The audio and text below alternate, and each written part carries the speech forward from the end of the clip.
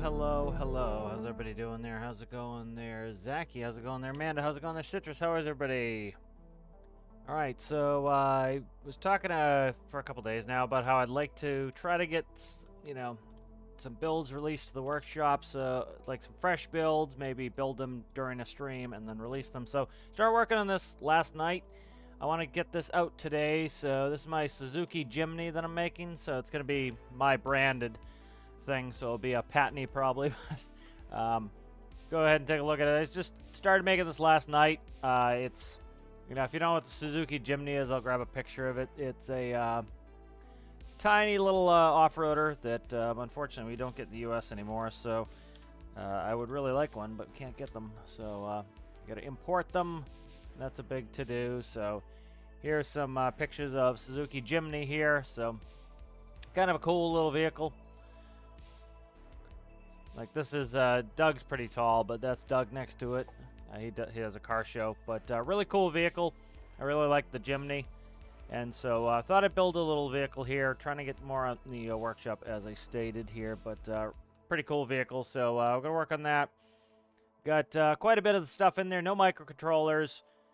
Got the engines in there, fuels in there, scaling and general shaping I like. Came out pretty good, I think. General scaling's pretty good. Let's, do I have a hole in the window? I think I did. Okay, yep. So, pretty good in here. It's going to be 4 seats. So, let's see. Stormworker math. Wait. Yep, I started doing Twitch probably a few weeks now. So that's, I'm doing restream, so it took me a little while to work out the kinks of restream, so that allows me to both stream on YouTube and Twitch, so I'm streaming on both concurrently. So, I'm currently trying to get affiliate on Twitch, so if you guys also have Twitch, if you wouldn't mind logging in and watching on Twitch as well. I'm trying to get 50 followers on Twitch, currently at 41, and I need 3 concurrent viewers on average, and that way I can get affiliate on that as well, so that people can find me and watch me where they prefer. All right, so let's go ahead and I'm gonna work on this build a little bit here, and then I want to do some crane stuff. I want to, a bunch of people have been asking questions about the crane, and do a little, not necessarily a tutorial, but some crane info on that. Trying to see if I want to put on. I think I do want to raise the hood on this as well. Let's see. I'll probably put it right there and raise the hood. So let's go ahead and put a pivot on here. Let's grab this black blick right there. Pivot. Pivot. Okay, there we go.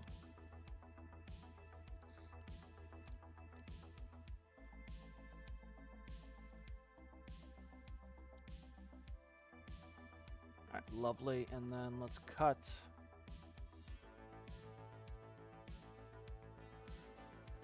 Cut all of that. Where is it?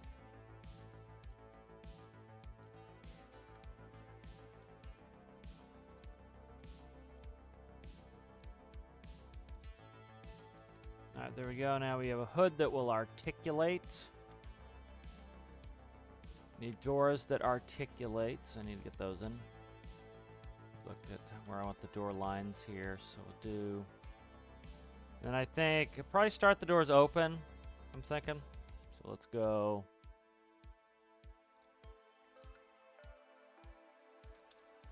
I don't want that much, let's go like that. I like it how you just grab what you want there sometimes, select tool. All right, then probably right here, I'd say.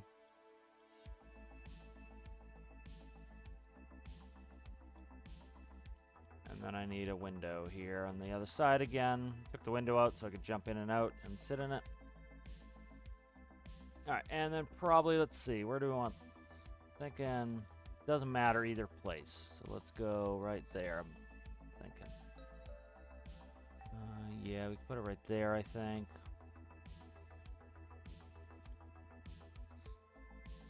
Alright, let's grab another pivot.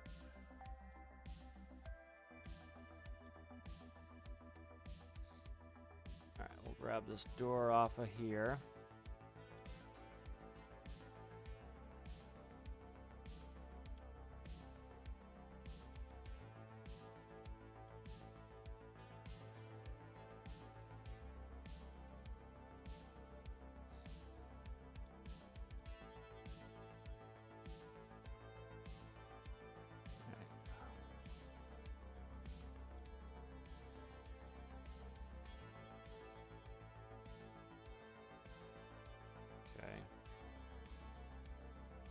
Then I'm trying, let's see if I can get some chimney interiors.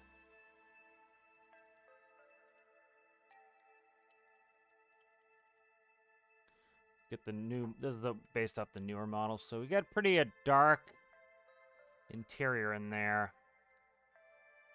Probably run it a hair lighter than it is. It's like it's like pretty dark in there. So I'm trying to run it a little bit lighter, like a gray. So like maybe that. Try to run that inside, I think. That's probably pretty good. All right.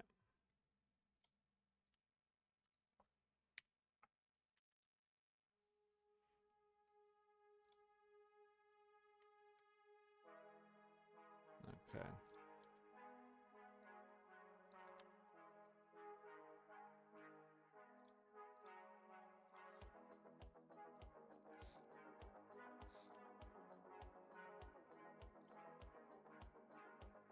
And then whatever the interior color is, it's going to be that. And then we want, oh, Jesus, man. Let's fix this here.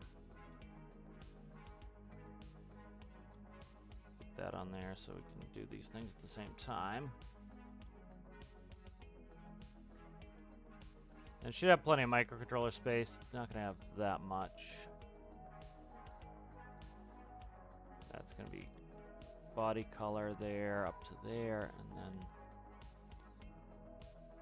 we're going to go whatever the door color is. We'll see how bright I might have to brighten up the interior a little bit.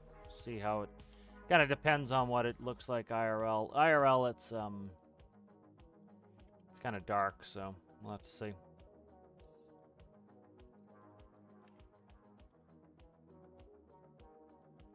Alright, so there's the doors, and then I'll probably put a, yeah, it's got a right turning hatch in the rear, so we'll put a right turning hatch in the rear here. Hatch all the way to the roof, it does. Okay, so let's go.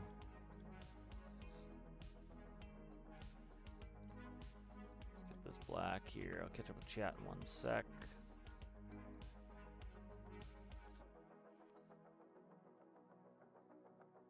And then that's a squared out door, so I don't really need it to start in the open position. It can start in the closed position because it's a squared out door. Oh, fuck, I did a color swap. You gotta watch that.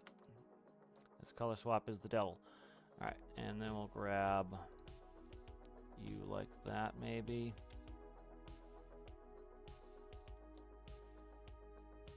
Let's grab all of it. Yeah, I might cut down the rear roof a little bit. We'll figure it out.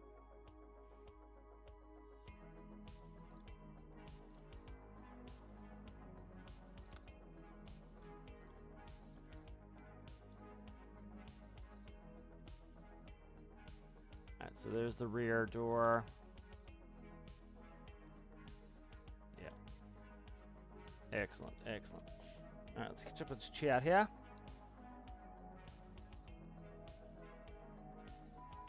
Yeah, I already know how to color my vehicles. Thank you. Appreciate it, though. I do darker color where the sun wouldn't hit, and I do lighter color on the tops. So I'm just not there yet. I don't finish it until it's done. Reinstallation of Windows. Delete. No folders deleted. Okay. Yes, Citrus. There will be a sync button, as usual. I give sinking ship survival people something to do. See. That will go like that. All right. Symmetry's off again. Of course it is. Why wouldn't it be? Why wouldn't symmetry be off when I need it on? Go. Okay.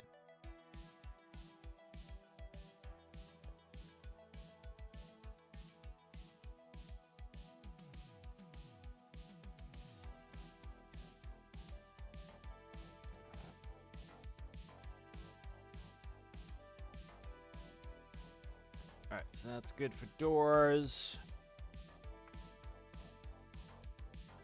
So yeah, it's pretty monochromatic inside. I'm trying to decide if I want to go a little bit far afield with making it less monochromatic. I don't know.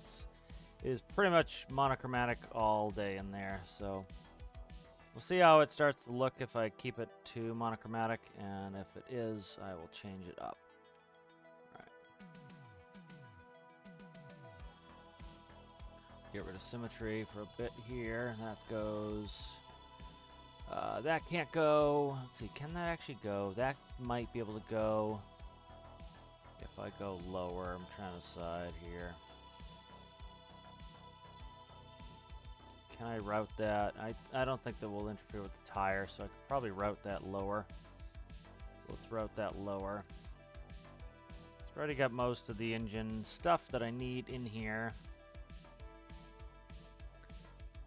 Fuel's in, air's in, everything's in except micros.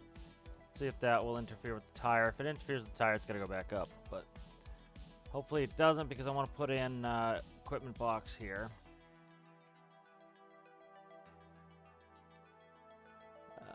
Empty was a better way to find it. There's empty equipment box right there. Okay, and then we get an equipment box there. Okay. Then I'm gonna do seat backs on that. Let's see. Let's go ahead and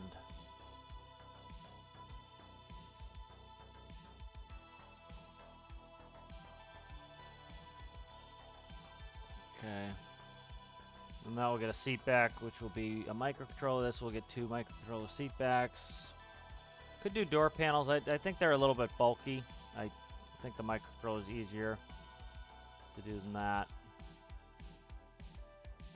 Let's continue doing interior coloring here. Symmetry. And yeah, it is like all literally... Okay, it's got a little bit of a lighter headliner, so we'll run out lighter headliner, but it's very monochromatic in here, which I usually tend not to do, but we'll see how it ends up looking, because it's like a very... I'll bring up the pics. You can see like some of the interior coloring on here is pretty monochromatic. It's like that is all the same color, you know, and so it's tough to get the detailing in there if I do that. So I'll have to do a little bit different between the floor and the ceiling. See, this is that's a chimney with a different interior. I kind of like that, but I can't do too many of the interior elements of that, so I might throw a little bit different coloration on the seats. Here's a chimney with seat covers, so I'll probably change the seat color a little bit. But there's, you can see it's pretty monochromatic in there. Like some of these have the exterior color on them because they don't have any facade panels on them, so I may do that as well. So, bunch of ideas there to what to do to kind of zhuzh it up. No sync buttons, oh yes. Alright, let's see. I may go, I don't know. I'm not a huge fan of putting in the exterior color on the interior. Not a huge fan of that.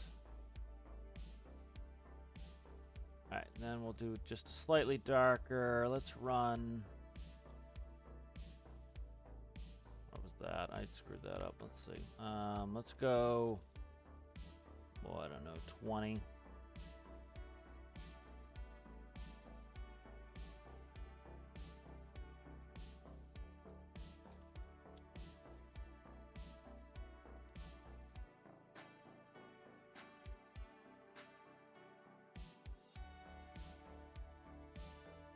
Okay. 20 like that, and then...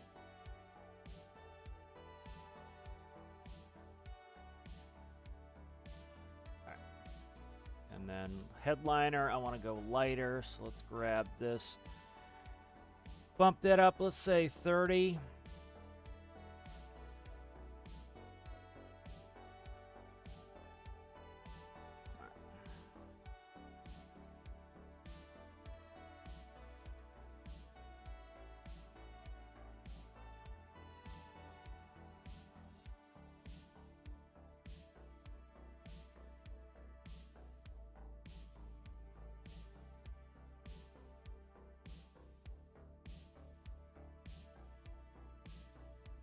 less monochromatic than it was.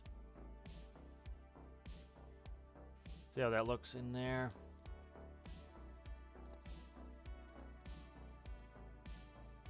It's pretty good.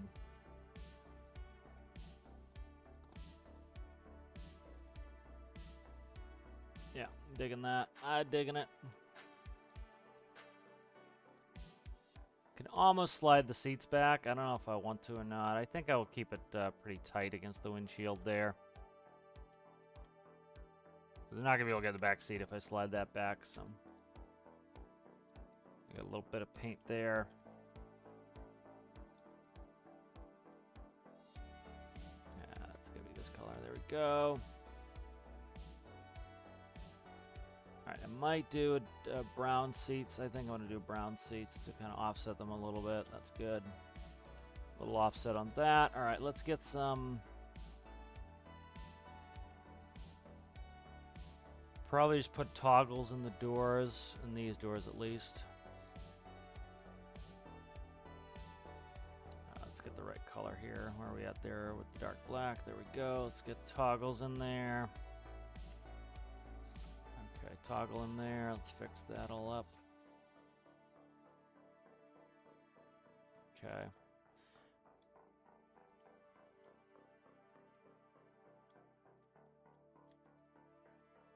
And then this will have a different button on that.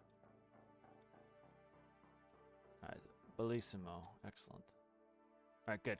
Let's grab door controllers. What do I have? Door. Which one are you? Your button. That's button. Okay, we'll grab that.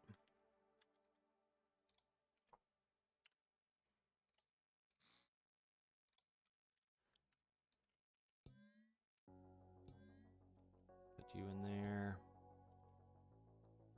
Put you in there. Let's make sure these are start, close. Perfect. Those are goob. All right, excellent.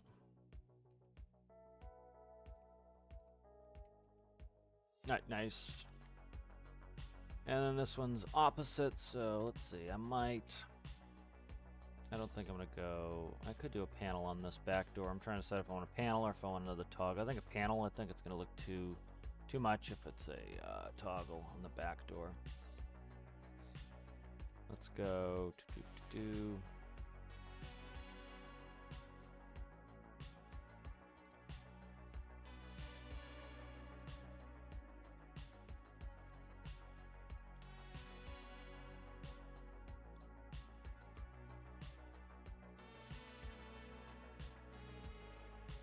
Say 3.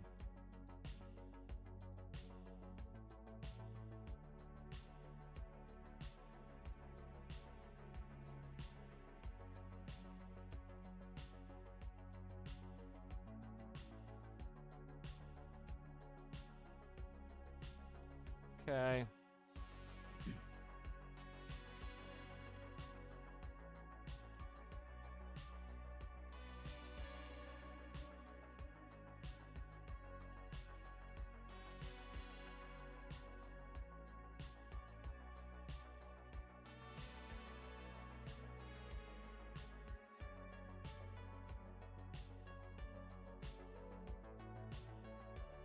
A little bit of something there.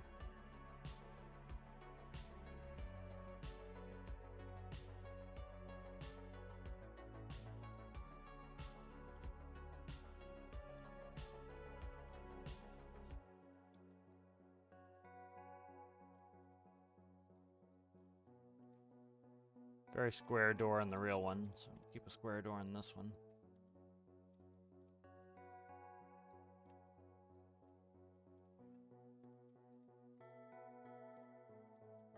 That needs to stay up one. Okay, that's fine. We'll cut that base plate back down. This will stay in there.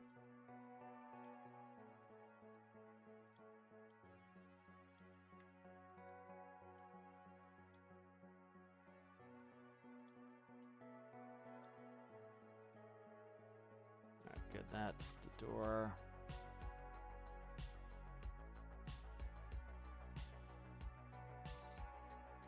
Nice.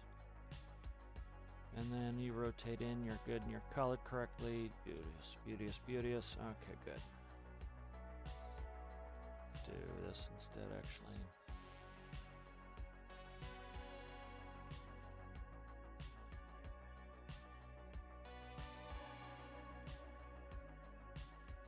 All right, nice.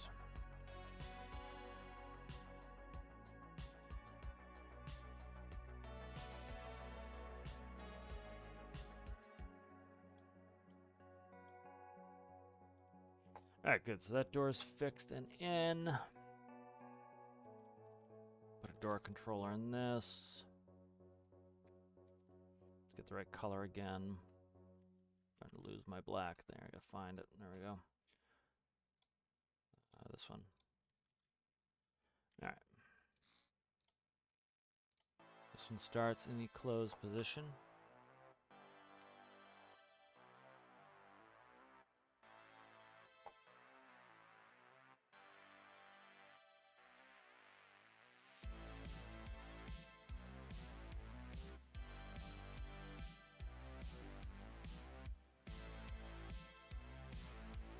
One. Alright, that'll work.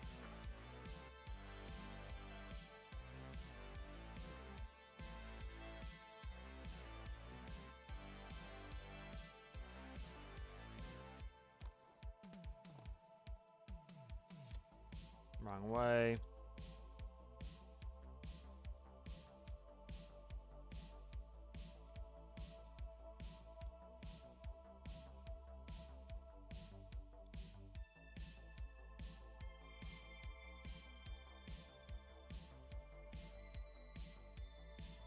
That should be good now. Might do a full handle in the back. I think I have space for it, so I will. Alright, good. Yep, we'll do a full handle in the back here. Let's see.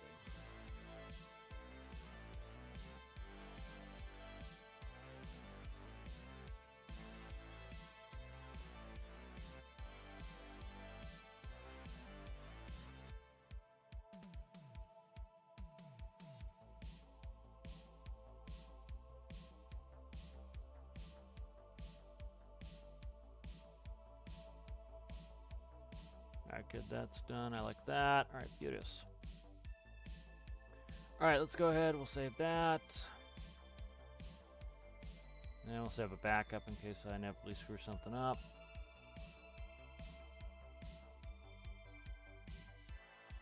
Check chat. How's it going there, Fabian? How are ya? Alright, good. So that's in. Alright. Let's see. Let's do steering stability controller whilst I'm here.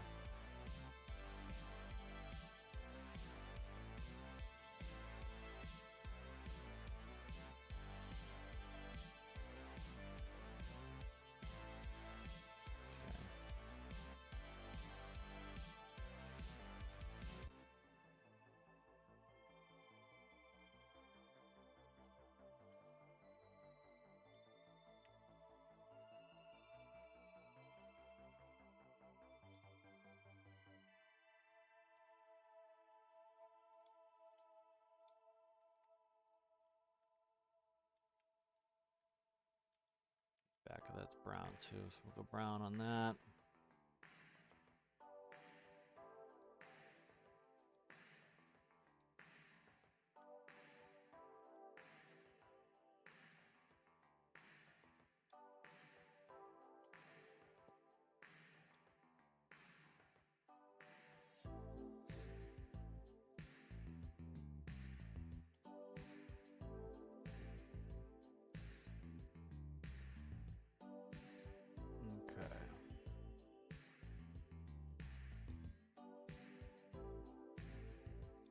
Configure the seat where I want it. So let's go up, down is reset 100%.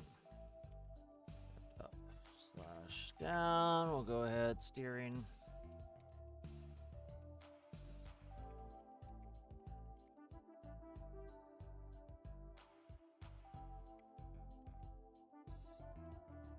Directional toggle. Alright, directional. And we'll see what else we need. That's good for now, at least. Alright, so that's in. Physics sensor. Let's get the wheel fixed here on the left side. We'll flip the wheel so that turns the correct direction. There we go. Let's get that plumbed in. Let's fix this too. I don't need left, right on here.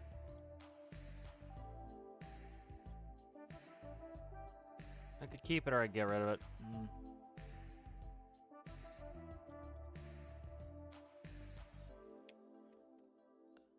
Trying to think.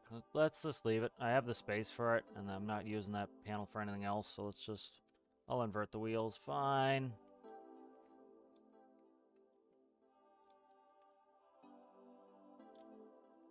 Alright, let's see. Steering there. Alright, there we go. Alright, so steering stability controller is in. Let's see what else we want to do here. Trying to decide what car I want to run. So let's go ahead and save this. I'm trying to think of the last car I've done that had pretty typical normal microcontroller. Because I made the last car I made was a hybrid, so it's got a little bit different microcontroller on it to run the hybrid system. So I want a pretty standardized car. Yank the transmission. Could just do the tutorial car. Let's just do the tutorial.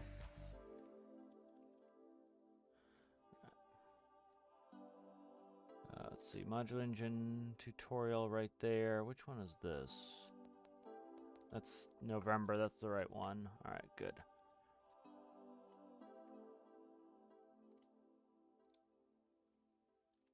Let's do that one, I think.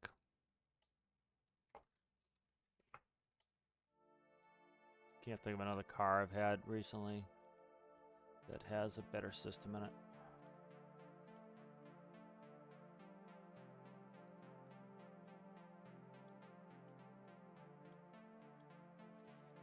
Let's fix this though. This is going to need a bunch of fixing as I have different systems in different vehicles. So let's go through and we'll rip a bunch of stuff out of this. Let's see. Radiator fan can go. Coolant pump can go. Starter clutch, fuel, RPS engine seat. That is all gravy. Alright. And that is engine, that is seat. Seat will come off of the transmission. I should update this.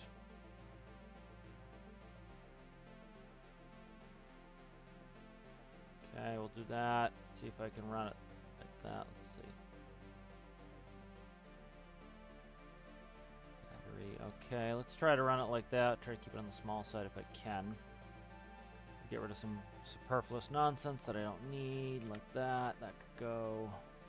Alternators there. Clutch, starter. You can go like that, and that can go there. 6 is gonna. I might run it off the. Trying to decide if I want to run off a key. If I do that, I have to make the microcontroller bigger. May or may not run it off a key. I probably will. I should update this microcontroller anyway for that. So I'll try to make this. I'm trying to make more modules, so I'm gonna try to make this module.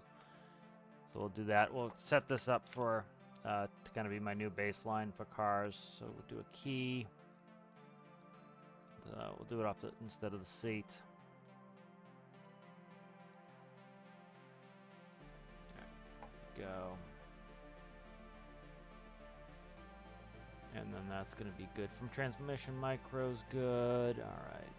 There's nice. All right, good. I think we're pretty much clean on that for now, and then I can add some stuff to it. All right, let's grab the transmission. Let's go ahead and we'll save this up.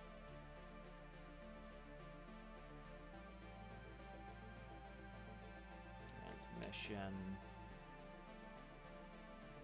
Let's see. This one I think is pretty good. Set up. I'll have to run the gears, but I'll have to check the gear ratios once I get it running again. We currently have a supercharging issue with the game, so we'll have to see what they end up coming up with to fix that. Talk about fixes and reworks next week's update, so that is, if I were to guess, that's probably when they're going to do some of that stuff. is seeing that that's kind of on the community's mind. And, you know, one thing, you know, to kind of just do wild speculation is I'm curious if they, you know, they've done this before where they've broken something and then everybody freaks out. And then the reason they broke something was they plan on changing it anyways. So, you know, I don't want to hype or anything because I don't know if this is the case, but they've broken stuff before and then they've come out with a different mechanic. Like they did this with filters. Like they took away the filter and people were like, oh, why'd they take away the filter? And then they came out with the oil update, which, you know, changed the way that works. So instead of a magic filter that just magically changes things, then we had distillation, you know. And so I'm curious if, you know, like I would love it if they were screwing with supercharging right now because they were going to put in turbos. That would be awesome, but you know, people have been asking for turbos for a very long time. It would be kind of nice if that was why they were breaking stuff, not just because they screwed up, you know. But we'll see. All right, let's do a couple things. Well, here, fins, semiometry, and then we want to go the opposite way up. See if I can get a couple in here. That is up. Nice. Okay, good. Can't really see those. Not really. Nope. Barely see them. Okay, good. All right, so let's hook this. Transmission's mostly connected. Gear indicator can go, but we'll see what if I need the space. So we'll go ahead. Seat. We'll go here. 2 engine micro. Engine. Nope, wrong one. Engine right here. Okay. Start hooking up some nodes here. RPS. The flat 4 is what I'm running. I was trying to do a straight 4, but I had a lot of lateral space, and I needed the height. So air manifold, fuel manifold, klutch, alternateur. Bat will go in later. Starter is there. Key I need to put in. All right, and then we should be hooked there. Let me make sure this transmission. So I'm gonna make this my small car build. So I will make modules because again, I'm trying to do I want to start a series where I do like a weekly build and get it right on the workshop. Whether it can get out every week is to be seen, but you know, when I do it, so it's not gonna be every week. But what I'd like to do is when I start trying to do that build, that I will try to get it out that week.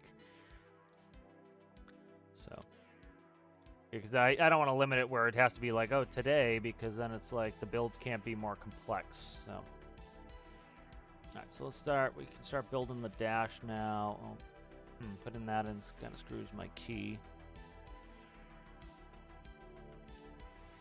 I might not do a key on this one because I'm going to be hurting for dash space. Yeah, I'm going to be kind of hurting for dash space, so let's do... kind of plan on no key on this one because I will be hurting for dash space, I think, so...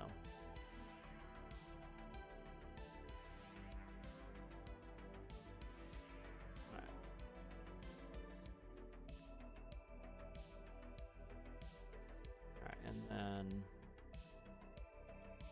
yeah, I think I'm going to be hurting for dash space, so I think a key is excessive.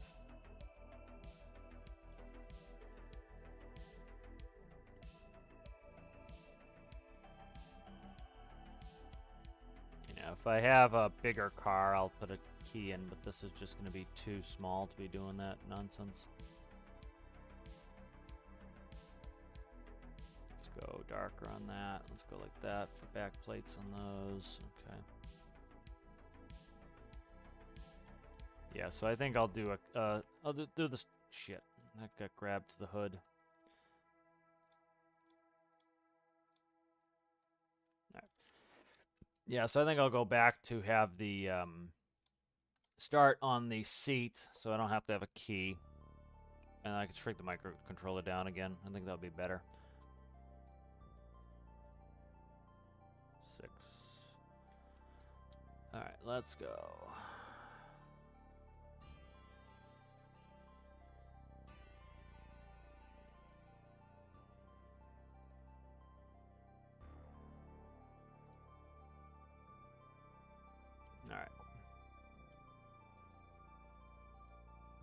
So let's figure out what we want in here.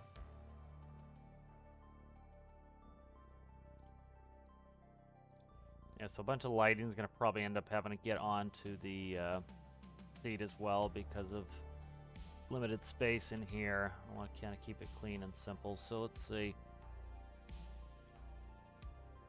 Okay, that's got battery on it. They'll have delta. So we'll do. Trying to see. Do we want a big speedo tack gauge? I don't know how we want to do that.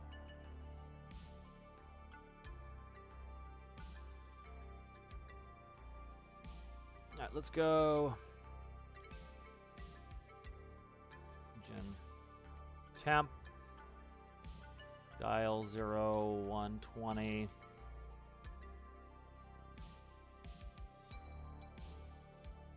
RPM, dial 0. Let's say I want to do 1200. And let's go volts. Dial's good. 3. Battery. Gauge.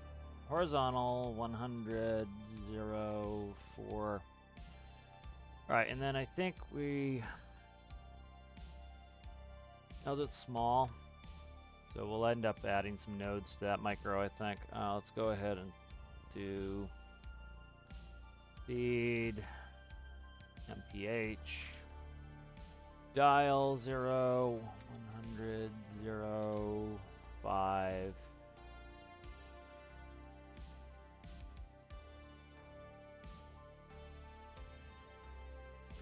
What do we want here? Not going to get accurate fuel, so I don't really care about that, I don't think. Speed there. What else do we need? We could do low volts.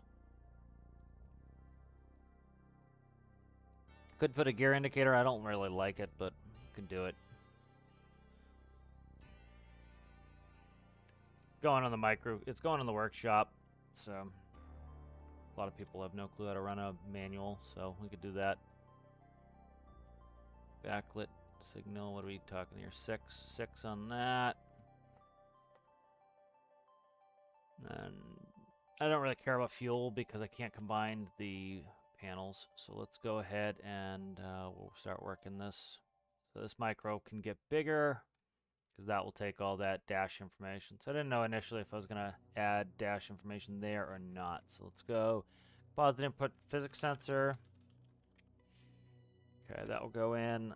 What else do we need? So we get temp, bat, tack all go on the standard. Speed goes off the physics sensor. Gear indicator is going to come off of the transmission, which already hooks into here. What do I want for the bottom 2 gauges? I could put the park brake, theoretically, on that. But I think I'll probably just put the park brake on the seat. All right, Amanda. How's it going there? Timothy, good to see you. You have success, Timothy, with all the syncing stuff. Things are going well. Things are going well. Building a little Suzuki here. It's going to be my own branded version. All right, so that's good. So let's we'll run with that for now, and I gotta have a couple nodes there in the event that I need them. So let's start putting out writes. So let's start writing. I'm gonna write. What do we have now? Let's go 8 for now, and we'll see what happens. So the first one is going to be temp, I believe I have on there is temp. I think the first one's temp. So let's run...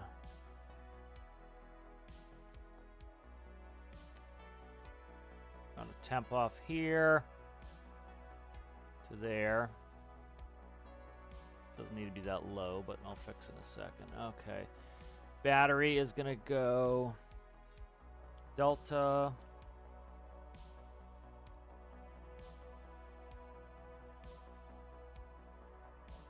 Okay, battery, delta. X times 3600. X times 100 for battery percentage. That's going to go, what do I have? So it's temp RPS. So let's do function x times 60 for RPM.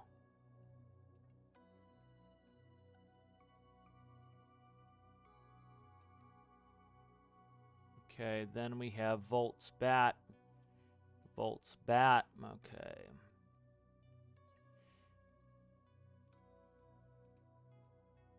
All right, volts bat right there. And then we're going into speed. So we want to read channel 9 meters per second. We'll put a conversion in there. X times 2.23 for MPH. There's MPH off 5. And I have not decided what else I want. Then we have gear indicator, so I need to work that and fix that. All right, so this is going to be... I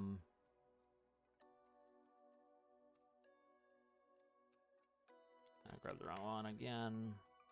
Let's go for 26 on this.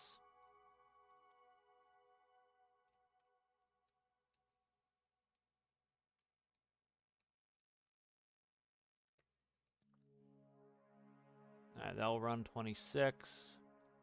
Let's get rid of, move this. We'll get rid of gear indicator. I can make this panel shorter. There's no real need to stick that on there. Go like that. Go like that. All right, I'm going to have to update some of the gears now. That's all right. And I need to replug in something that I just moved. So right here, 2-engine micro goes right there. And then physics sensor is right there. Beautiful. All right, so we'll read off 26 here.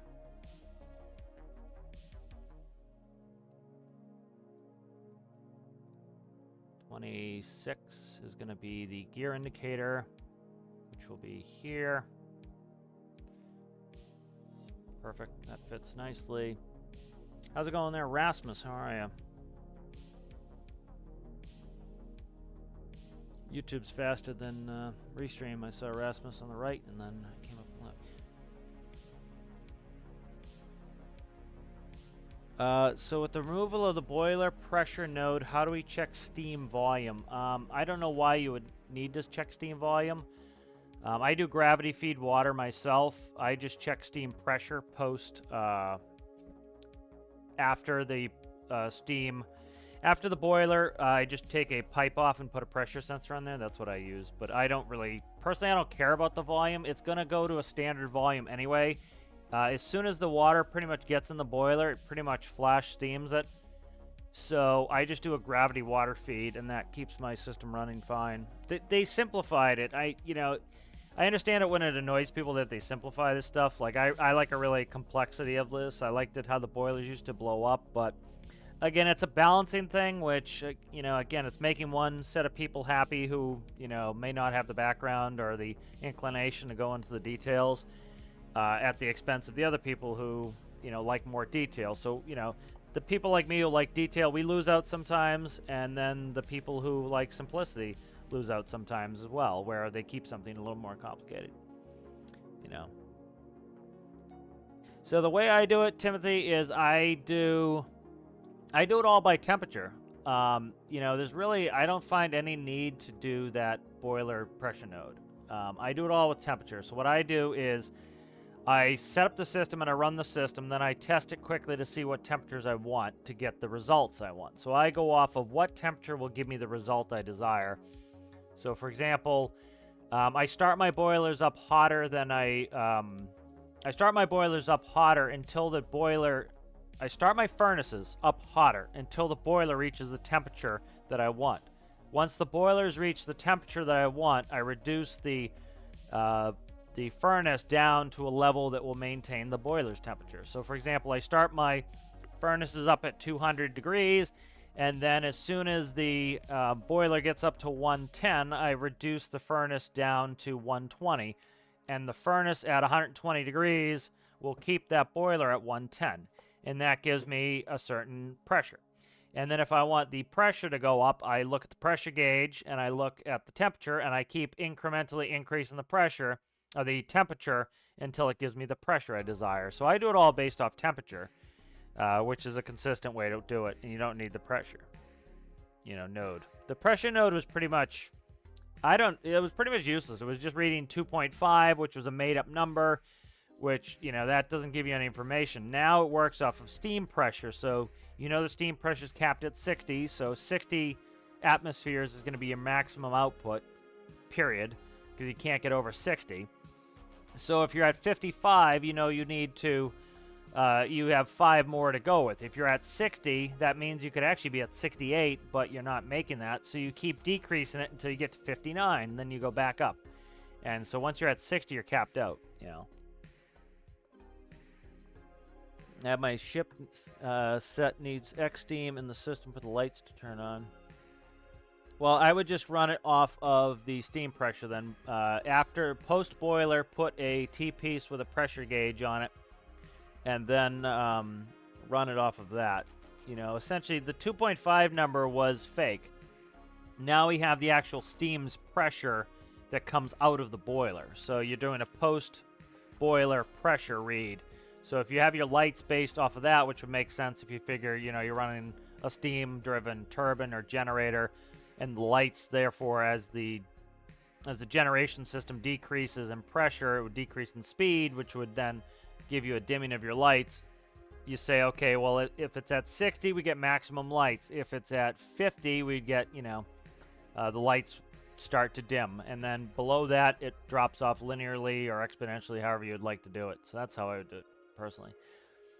All right, so we have gear indicator in, then I don't know what the other two are. I'll probably do some sort of light.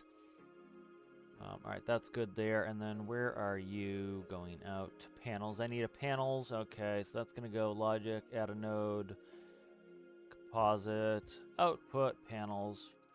But yeah, that's what I would do. All right, panels right here. All right, good. Goob and goob. So that will read most of my panel information there. All right, let's see. We have the panels go here and here. If I wanted, I could put the starter back on by running the panel back, but I don't know if I want that. Most of the lighting's going to get run off the seat, I think. I think that's probably wise. I don't know what these last two nodes are going to be.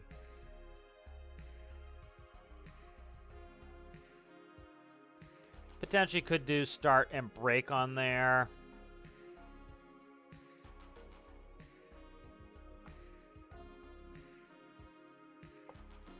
I might do that. Let's go. We'll do, yeah. Let's do 3 as park brake. See, I can't run a park brake. I can't run a park brake off of that.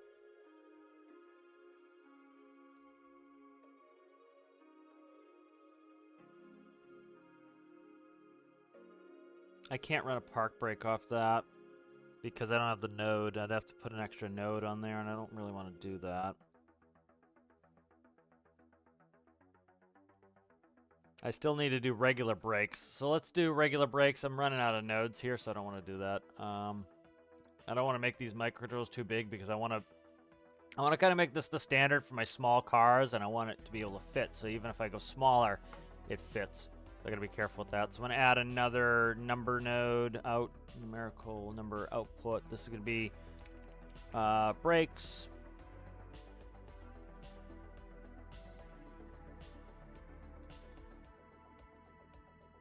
Variable brakes right there. Okay, variable brakes. And then I'll probably put in, let's see.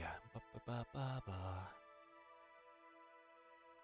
right, so I'm going a little bit more detailed in my braking now. Let's see. So let's go.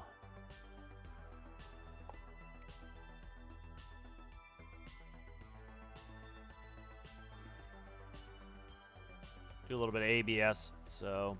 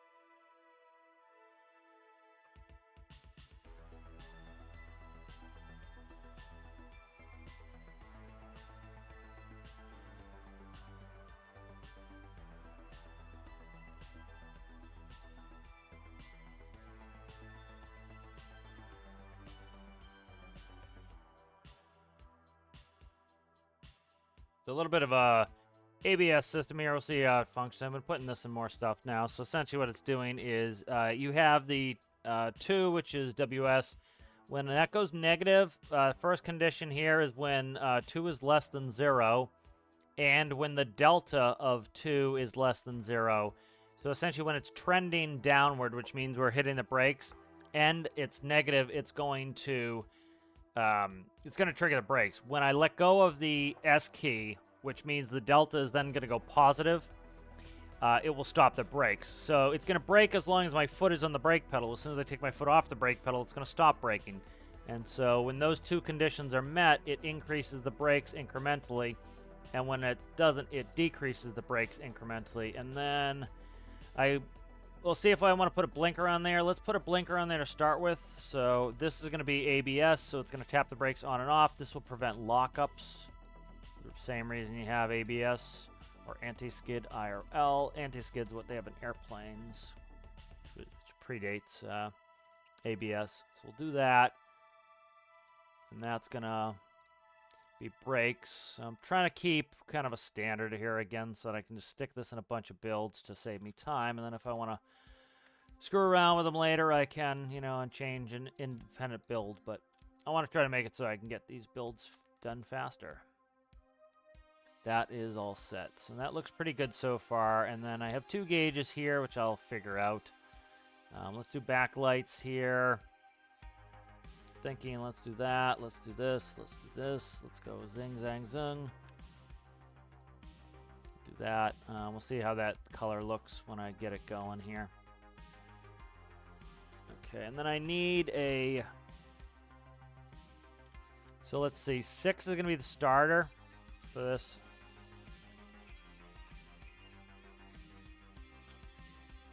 Start/stop toggle. Alright, so let's go off of 6. And 6 is going to do my backlights. Nope, headlights will do my backlights. Copy that. We'll hang off on that. 5, I think, is going to be the park brake. I don't know if I want spacer. 5.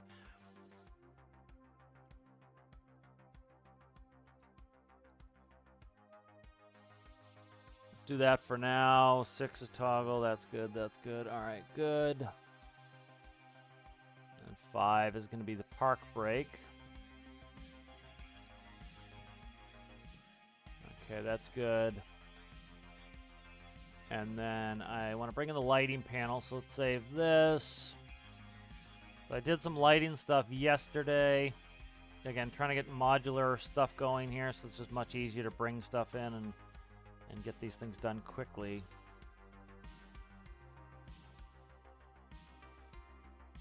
Let me see.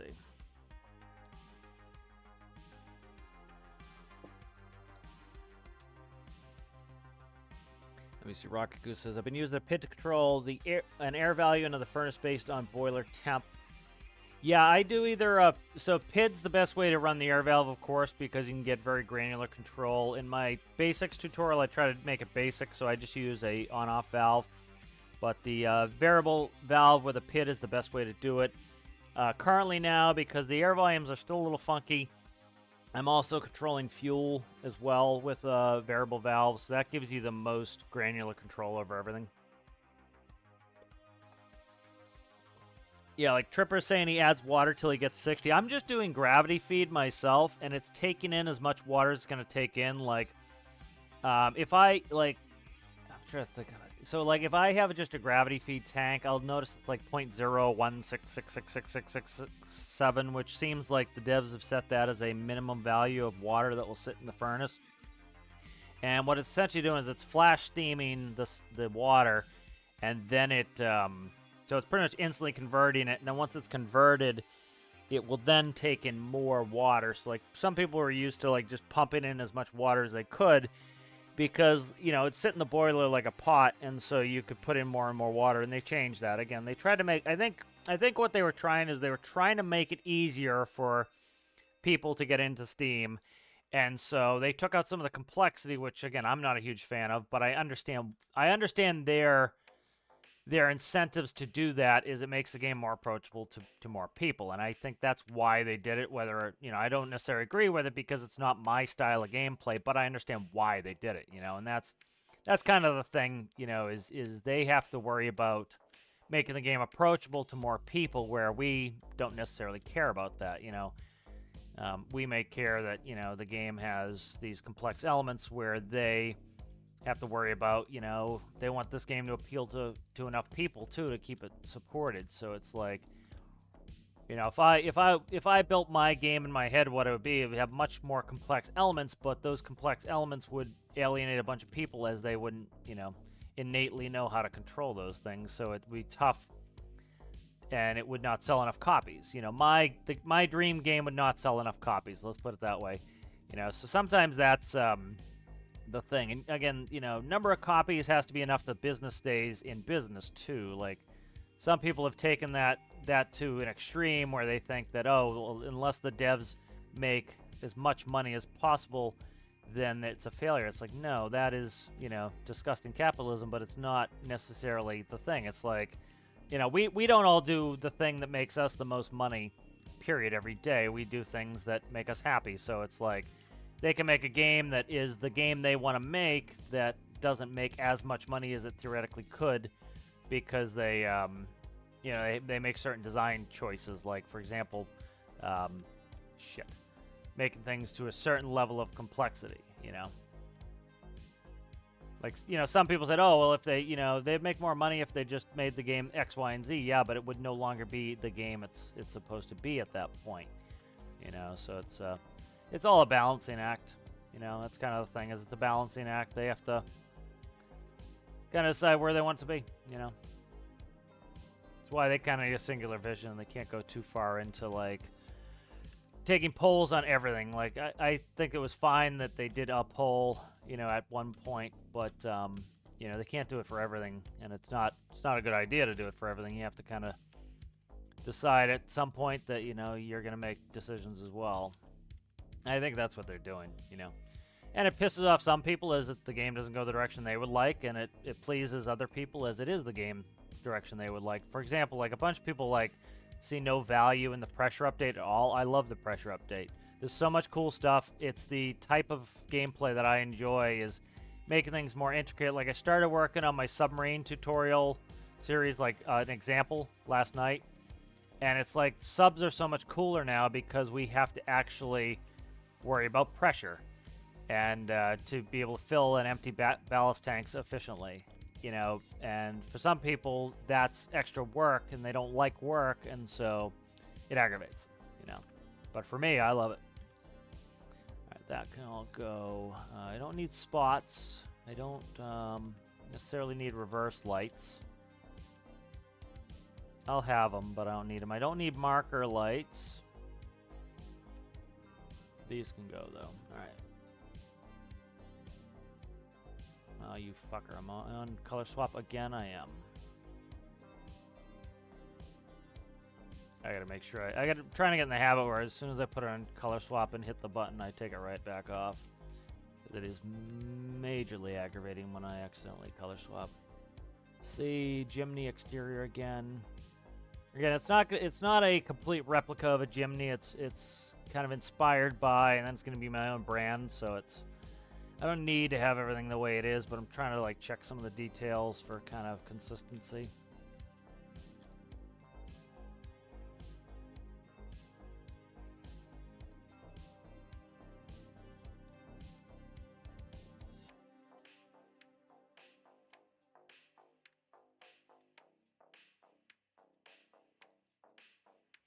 You know, like, I like the fact that boilers could blow up, because it was, you would add in relief valves. It was pretty simple, but you saw people that were like, my boiler blew up, I don't know what to do next, you know, oh my god, the game sucks. And, you know, so it's a constant battle with, like, you know, do we make the game overly complex? Do we not? You know, so it's tough, you know. And there's it's a balance, you know. It's kind of the whole heart of compromise, you know, thing, where it's, you know, you have to compromise, and you get to a point where, god damn, color swap.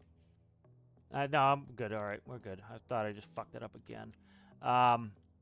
You know, it's kind of like with all compromise, you know, you're not making everybody happy. You know, people don't need to be 100% happy. They need to be a little bit happy here and there. It needs to come out where people are like, okay, that works, you know. like we talked about yesterday with the flooding. You know, they didn't want to completely alienate the sinking ship survival community, and they didn't want to, you know, alienate the people who are actually trying to like have a vehicle that doesn't, you know, break down constantly. You know, so it's tough to get that balance correct. All right, let's see.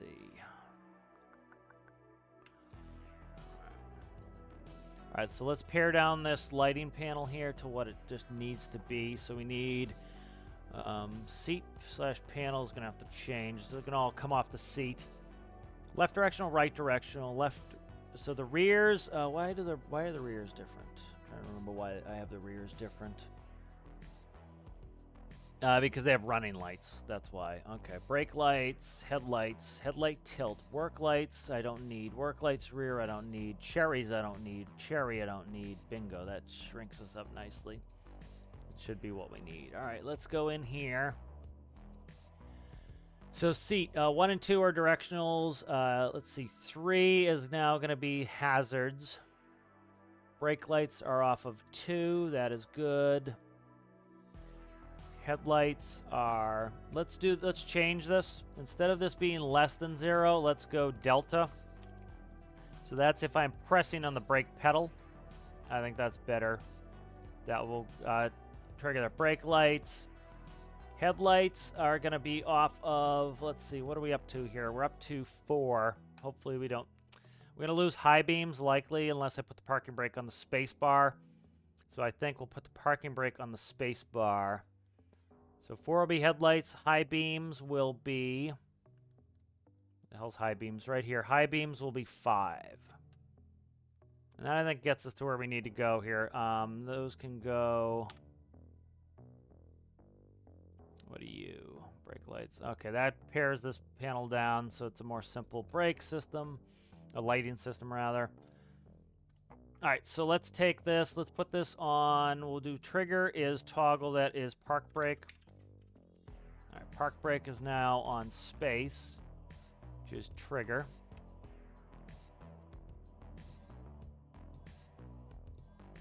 Okay, let's go through the seat. We'll label that up. So 1 is left directional, right directional. How did that get lowercased? 3 is going to be hazards. Toggle. 4 is going to be headlight. Toggle. 5 is going to be high beams. Toggle. Perfect. All right, and then we want 4 is headlights. Can't reach it. There we go. Headlights. That's going to also be the backlights on there. And then let's see. All right, so that should run all that fine. Beauteous. This needs to plug into the seat. What are you? That's headlight tilt. Beauteous. Like, that was another really... I love the gimbal update. That really made things cool, because we used to have to put everything on a pivot, and that was friggin' annoying. Yeah, that's a good working thing. So, like, for example, this is actually a system... I just kind of thought this up the other day, and I think this is a good way to, for example, to fix some of the remote control problems. So, like, not that necessarily a problem, but when you use the remote control, it is by definition reset only. And so with this system like this, using the delta and the regular raw value, you can turn an auto reset system into a sticky system. So that's going to be good for doing remote control stuff. Yeah, exactly, Rocket. Like, you know, Rocket's, you know, like, talking about my point there. He's like, you know, my version of the game wouldn't sell enough copies because it would be too realistic. And it would be too realistic, too complex. And so the problems would be, for example, like, in order to create an airplane, I can create an airplane pretty complex because I have a degree in aeronautical science. So I can make the airplane very complicated. But for the average person who doesn't, you know, have that experience, you know, if they didn't put their center of mass properly where it should be, if the camber wasn't correct in the wing, if the angle of attack wasn't correct in the wing, they'd be stalling all the time, or they'd never get off the ground. And so you'd have to, like, spend 40 hours learning how to work aerodynamics to be able to even make a plane that just got off the ground. With stormworks being more simplified, and actually I don't I don't advocate for a game to be that complex. I don't, because it takes too long even for me to do it. I would go be running go be doing an actual simulator for that stuff if that's what I wanted. But so to vastly simplify some of the stuff, it makes it so it's more approachable for everybody, even me. Like I don't want to go into too much detail every second of every day either. It's like I would love to be able to get into a modular engine and change valve timing and stuff like that, but that would mean that I would have to spend, say, 20 hours making a really good motor, and then instead of me quickly building a new motor for this car, I would have to then take my motor, copy it, and put it into this car because I don't want to go through valve timing again, So that's kind of the thing, And that's the thing, is every game has to have a balance where it's approachable and it's complex enough and has enough depth. For some people, this game is rocket science. For other people, this game's a piece of cake. And it all depends on your background, your level of understanding, and your level of give a shit. Because, like, some people, like, they don't give a shit enough to go watch an hour tutorial. Like, I get comments all the time, like, I'm not watching an hour tutorial. It's like, okay, then, don't know how to do it. Then don't learn how to do it. That's perfectly fine if you don't want to learn how to do it. But the point of the tutorial being comprehensive is that you do learn. And some people want to learn, some people don't, and that's perfectly fine. People want different things out of the game. But, there's a limit, too. Like, I wouldn't want to watch a 10-hour video to go figure out how to make something in game. That's excessive. So there's always a balancing point. And sometimes they're going to hit the balance perfectly nail on the head the first time, and other times they're not, And other times it's going to be a frickin' mess, I think, let's see. I think I want to set up this. They got a hood, but that can wait. All right, let's see. We have most of the systems in. Let's quickly. I'm gonna slap some of this. Well, how did? I did do a color swap somewhere. Fuck. I did the color swap. That's a standard color. Damn it! I did do color swap somewhere that I didn't want to. Bastard. Okay, that didn't change that much. That's all right. All right, we're here, and then. I think this was a standard color. Yeah, this was a standard color, so that's not too onerous to fix. I did do a color swap somewhere. I knew I did. It sucks. Whatever. It wasn't that bad to fix it, so. It's just dash coloring, so it's not too bad. Like, the color is still even right there on that panel if I needed it.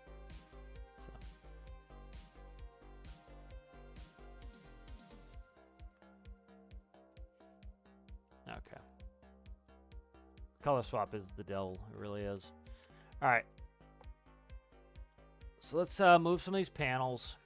We'll do a quick test. I want to get this up and running, make sure it's running, make sure the lights are working. Oh my God. And then we'll go ahead and we can start buttoning it up, and I can put this in the workshop, and then we'll move on to some other stuff. I want to kind of go over some crane stuff. I might record this as the crane tutorial. People have been asking for a crane tutorial for 100 years, and it would be nice to get it done at some point. All right, so let's go. Infinite electricity should be on. Fuel can be off. I already have fuel in there. This color needs to be done. All right, let's go ahead and pause the music so I can actually listen to what I'm doing here. Turn the volume up. Let's go 6 to start, stop. All right, so we're up and running here. First gear.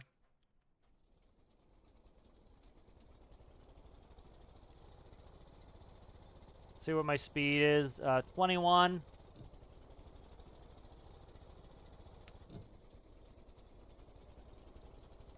I could put speed up top and in digital. I don't know. Could do that. 53. 61. 62. All right, so it needs to be down geared a little because my top gear is actually decreasing in speed. Again, this should be supercharged. Currently, we're having a problem with supercharging, so it's not really working. So should be more powerful than that. So I can redo the gear ratios when need be, so. Trying to get the speed back up here. So I probably should down gear all of it by a little bit. And then I can always move the gear ratios as we get a more powerful engine in there. But good viz on this. I like it's kind of, it feels small like it should. I like the general look of it. All right, slamming the brakes before we hit the dog.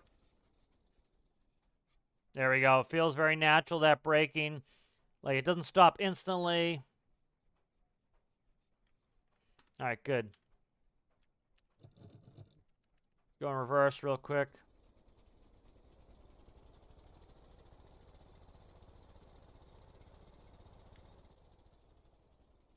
Hit the brakes. See, it does this roll forward shit, which I need to stop. So I need to figure something out in there. So let's work on that. That's something that I need to put in. The problem is that,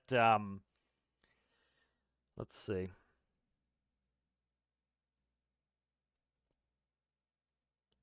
Try to think out the best way to do this.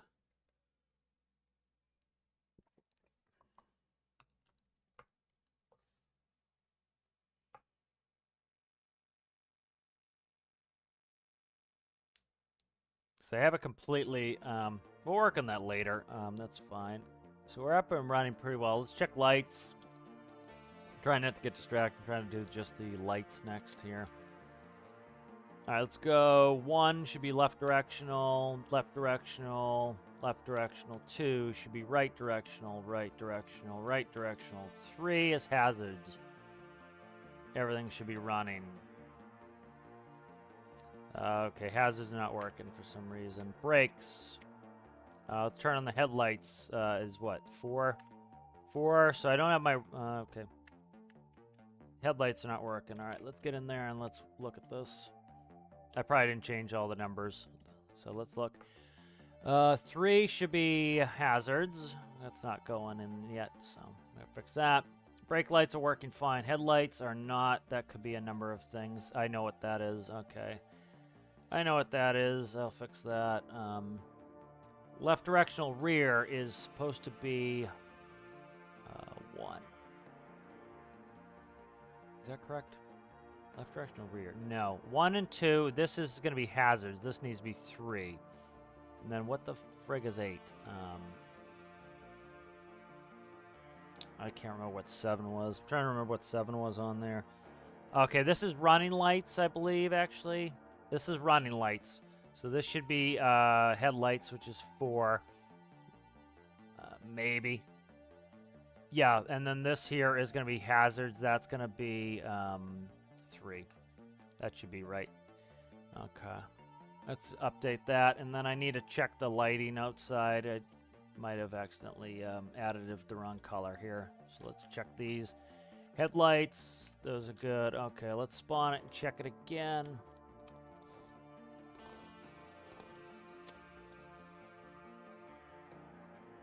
All right, so let's do 1, 2, 1, 3. There we go. I fixed that. 4 is headlights. I cannot tell. Nope, doesn't look like 4 is lighting up the headlights, but the markers are coming on. So the markers are coming on. Probably just didn't plug in the headlights because I used different headlights and I deleted them. That would be probably what's going on here. Where headlights, brake lights, headlights. They just never got plugged in. That makes sense. Okay. Check that last thing, and then I need to do high beams. So we'll go nighttime. It's tough in here to see. I have a flashlight, I do. Okay, let's check this.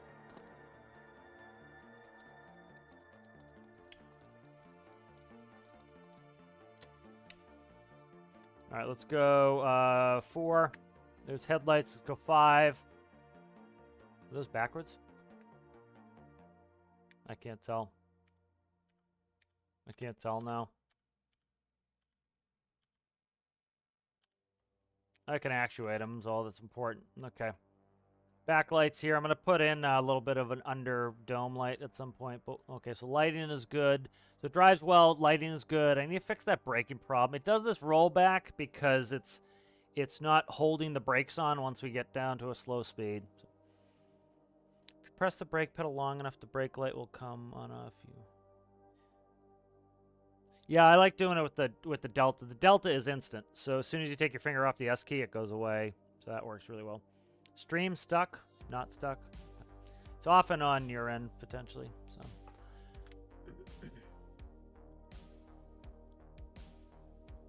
All right, let's see. Do I have any quad panels here? I do not have a quad panel. Don't have any quad panels here. Let's see. So I need to start banging panels away. Let's see. We got a couple big Johnnies. That's a 3x4. That is a 2x4. 3x4, 2x4. So we got a floor space there that can take quite a bit of beef. That can take the 3x4, I believe, right there.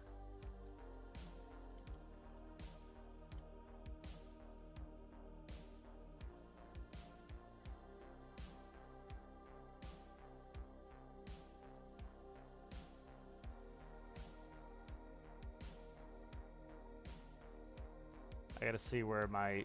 am I running the pipe there? I can't tell. Yeah, the pipe's running there. I gotta be careful here. I can't put that there because of that. So that's gonna get the lighting panel probably. This can take this big old John here. Starting to run into... where's the back? Okay, good. That is in there. That will fit there. Perfect.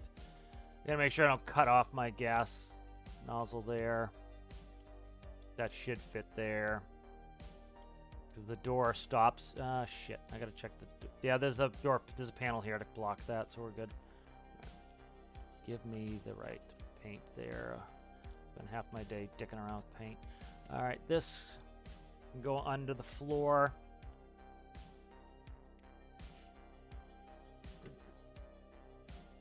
Alright, in this spot here.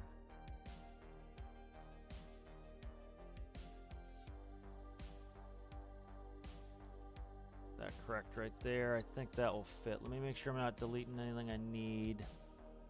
Yeah, I'm into a pipe now. Can that go forward one? Not be a pain in the ass. That should work there. I can't see for shit. I think that's good right there. Famous last words.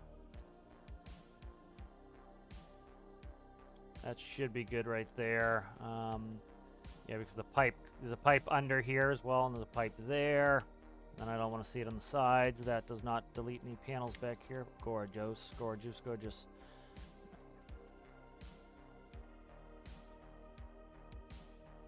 Right, there we go. That is in. Nice.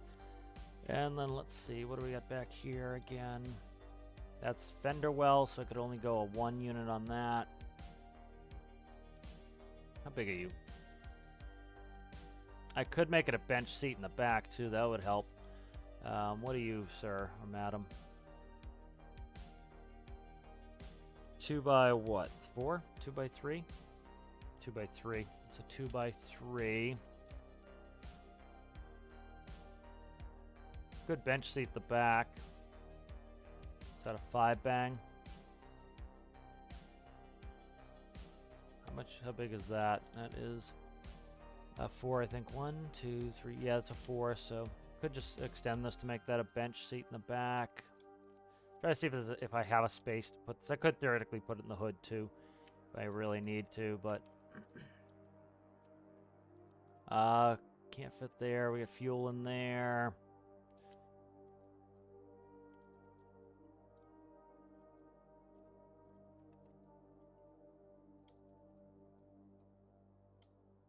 Yeah, so that's probably gonna. I would say just make it a bench seat. It's gonna be the best thing to do here.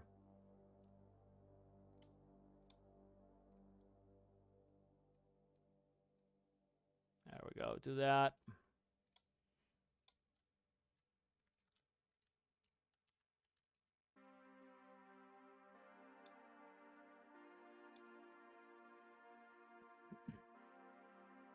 Yeah, make it a bench in the back. That will fix that right up.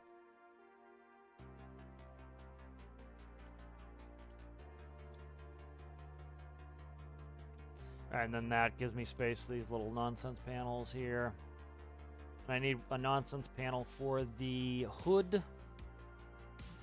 So that means the hood needs to probably start in the raised position.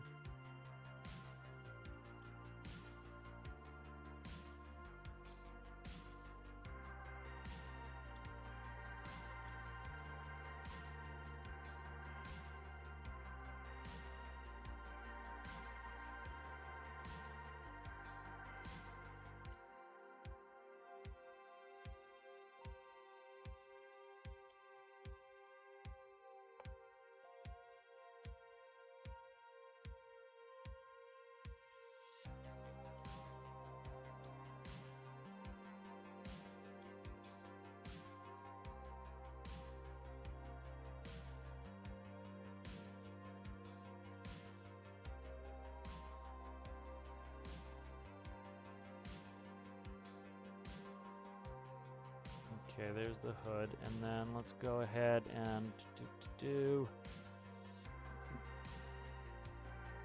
So let's go. Symbiote tree off.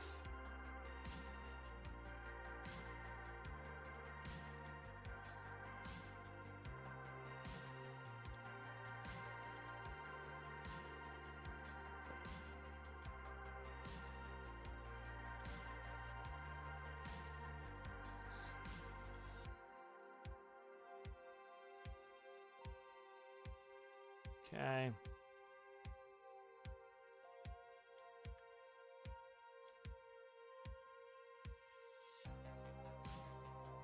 There we go.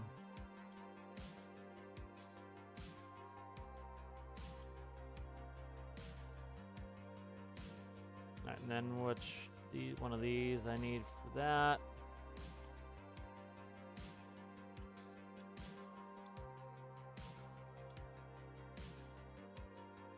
Find it. There we go. Alright, and then you are the bouton for that. El bouton. Alright, so that'll be the hood there. And then I'm going to change the numbers on that. So let's go, and I'm going to change the doors too. So let's see. The doors should be...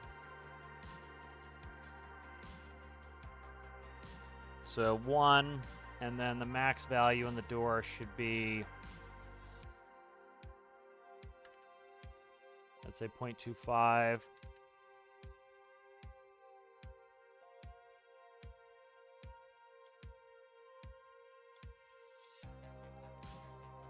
That way they won't open completely 90 degrees. Open up like 75s.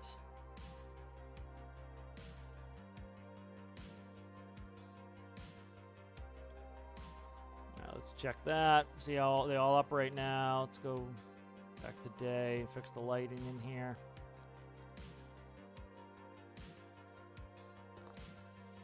There we go.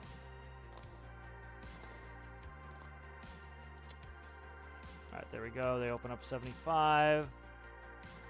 I color swap something again I gotta dick with now. Good.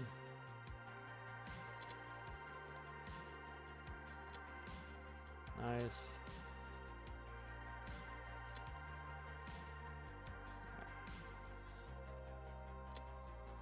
Good, just, alright, let's fix a couple things. Need the black dot on those sides there.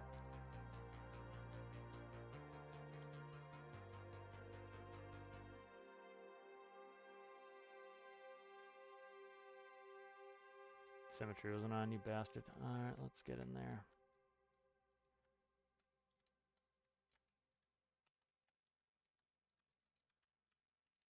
Glad I screwed this up too here. That's nice. Let's see. Did I get the right color there? I didn't. Okay.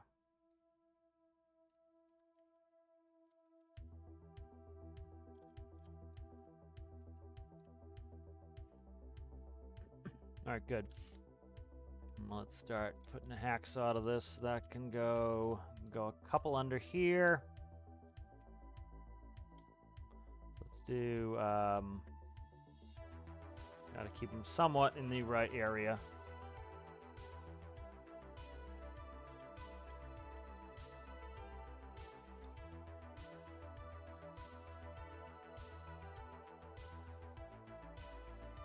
One arrow I did not want to grab, I grabbed. One that had no reason to be grabbed, I grabbed. All right. That's going to stick out there, so shiza. That's too much there. Do one of them. Could do headrest too, so I could do these with headrests. Let's do that. Makes it easier. Gives the seats a little height. There we go.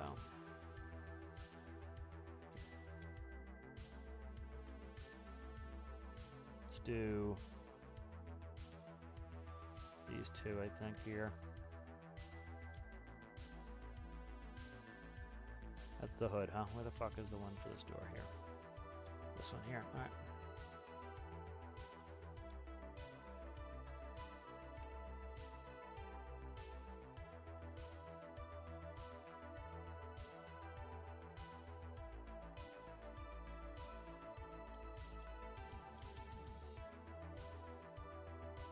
Back door, you are.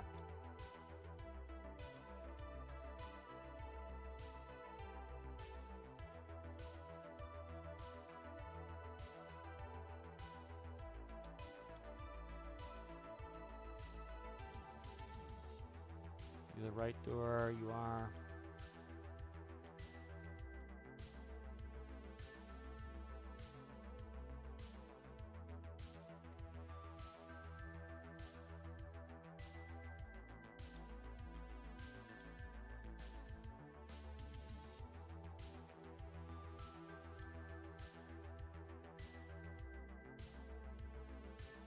We just have hood left that can hide somewhere.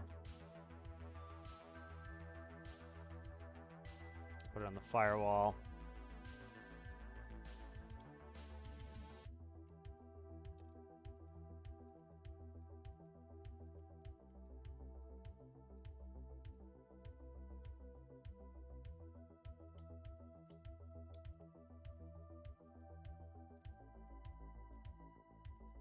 All right, physics sensor, where do I want you there, son? Let's see. Doesn't really matter too much. We'll find a home for it. Go right back here behind this fuel tank here in the center line.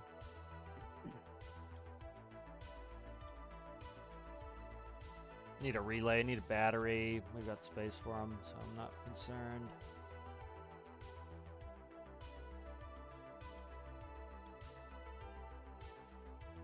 There we go.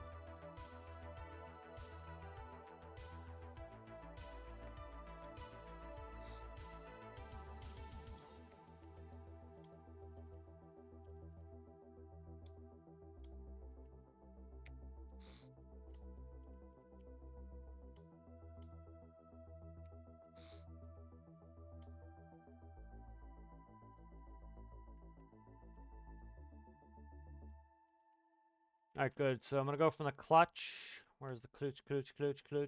Right here. I'm going to go from the clutch to the fins. That will, when my engine's engaged, essentially, it will give me active arrow. Do that. What else do I want? That's hooked up. All right, we need a battery relay. A relay, and then we're gold, I think. Gold, and gold here. Goldest of the goldest. And I probably want to move something if I do that. So do whatever I just did there.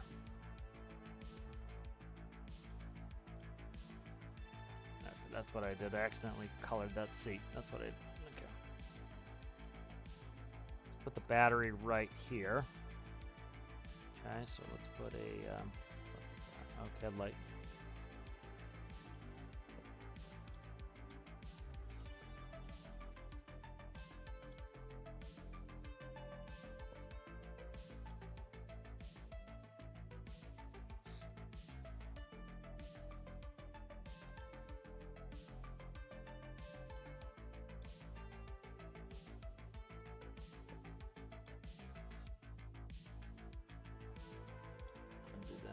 Grab the right color the first time. There we go. All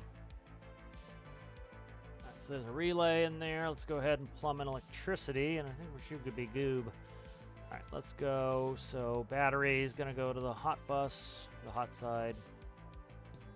All right, let's get active arrow plumbed into one another. Lighting, let's finish the lighting. How did you become red? Something. Oh, it grabbed the. How did it grab the interior color? That's weird. Okay.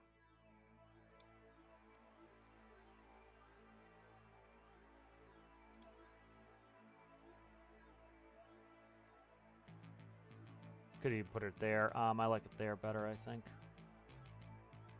No, that's all right. Where it is. Let's go ahead and grab.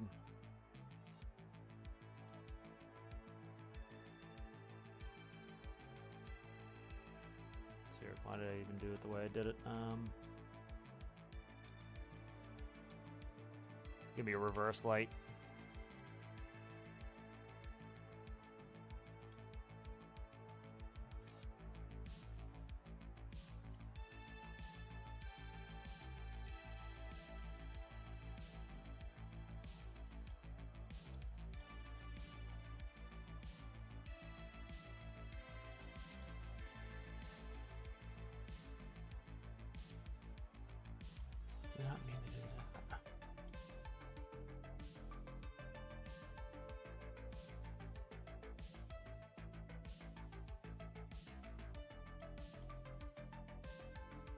that's good. Good, so that's reverse light. That will get plumbed in to here, to here, to here. Yeah, we can run those all together. That's fine. That will then go up to this light here. That goes there. This then goes to there, to there. There, panel indicators. All these lights can go to the hot bus. Right there, hot bus. Starter, that goes to transmission. That then goes to the cold side of the bus. Let's see, we have door handle to door pivot to door pivot to door handle to door handle to door pivot to door pivot to door handle, and those go to the hot bus. Panel and panel, they go to the cold side of the bus. Cold bus. Did I do engine already? Yep, engine already. That's done. Lighting's connected. That can go to the hot side. Control fin can go to the hot side. Yeah, the cold side rather. Keep saying the wrong thing. All right, let's catch up with chat here.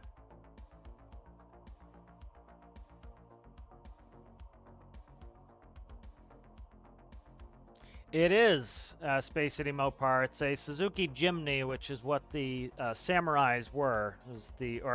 I think it was called Jimny in the UK and in Europe, and then in America it was a Suzuki Samurai or a Sidekick. And then unfortunately Suzuki pulled out of the US, which sucks because I really want a Jimny. So they probably call it a Samurai if it was here too.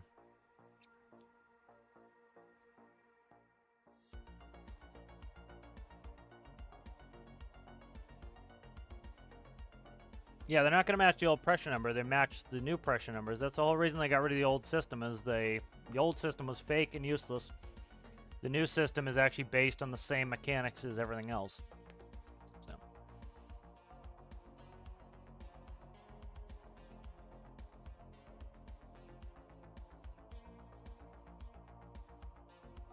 Well, really, if you think about it, if you're making 60 atmospheres of pressure, it doesn't really matter the volume that's in the boiler. What matters is the output. The output is 60. So, like, if you want less, you decrease generally your temperature, and you're going to get lower steam output, you know.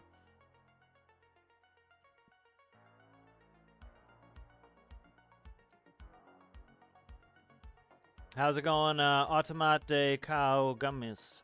How are you? How are you? Good to see you. All right, good. So I think we're plugged in electrically here. I think everything's plugged in. Let's go ahead and give it a run with no infinite electricity. Make sure everything is going. All right, so hood should open because it's hot bust. Doors should open because they're hot bust.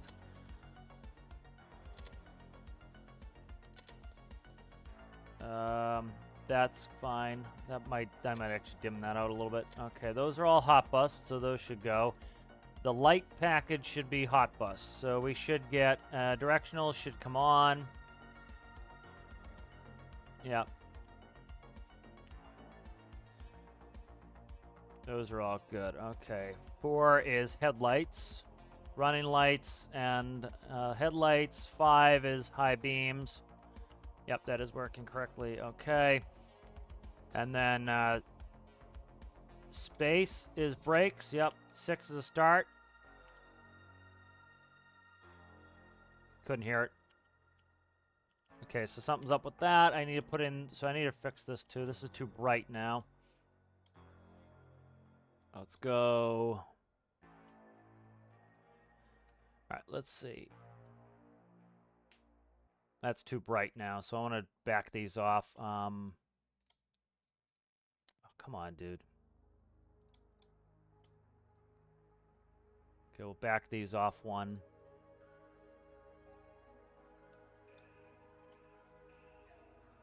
All right, that's better on that.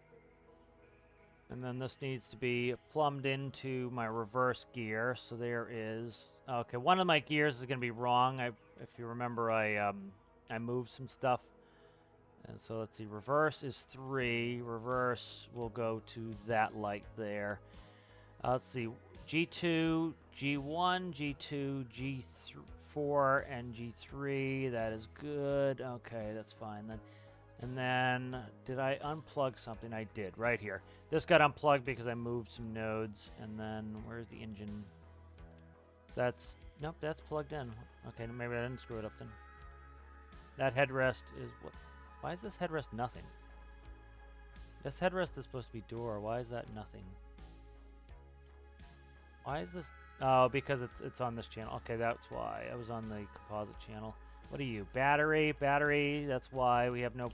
We are having issues, I think. Battery goes there. Relay, I didn't trigger the relay. That's why we're not getting any power, which is on 6. So 6 now. All right, that should fix that. Let's save that.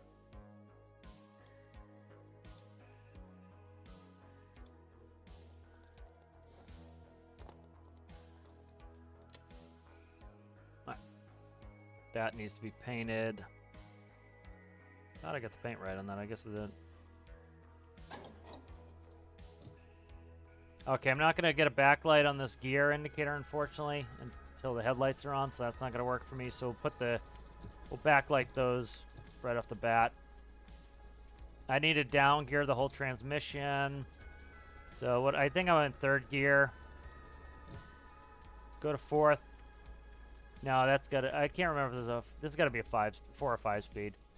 All right, so we need a down gear. I need to fix that. Let's check something out here. Sound like a Canadian there for a second. I don't know why. Go in reverse. There's reverse light.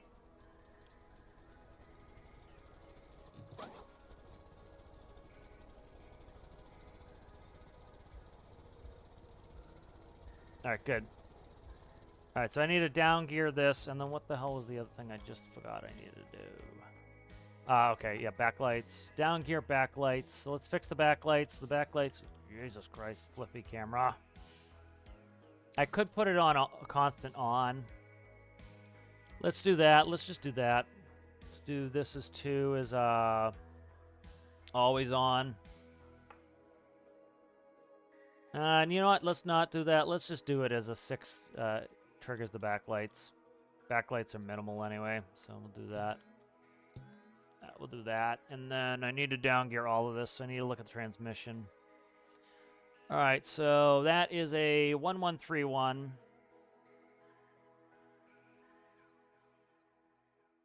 That's got to be reversed. Yeah, that's reversed, so it's a 6.5. Which way are we pointing? Toward the engine, so that's an up gear. I want to drag everything down.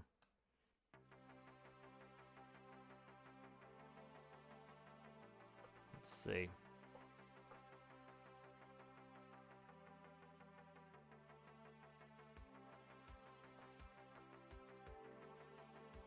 What are you?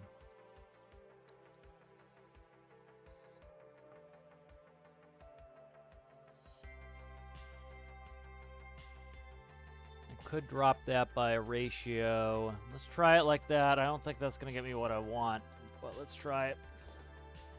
Might have to retool the whole gearbox. Not a big deal.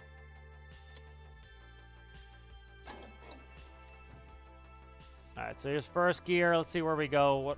So we're from 0 to about around 18 miles an hour at first.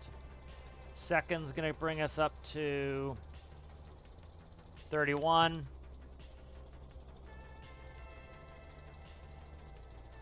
50-ish, 47.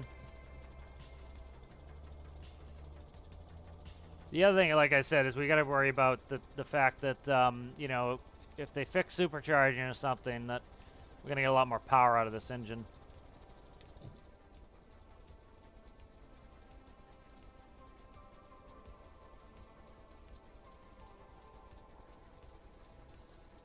That's going to be the current problem, is we're not getting that boost that we'd normally be getting.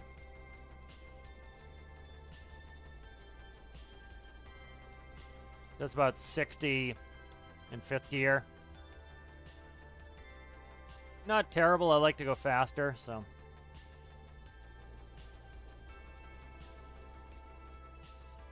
See if I don't know if I can down this just a hair. Let's try down it just a hair and see if we can drop the whole ratios again and see if that will actually give us a little less stress.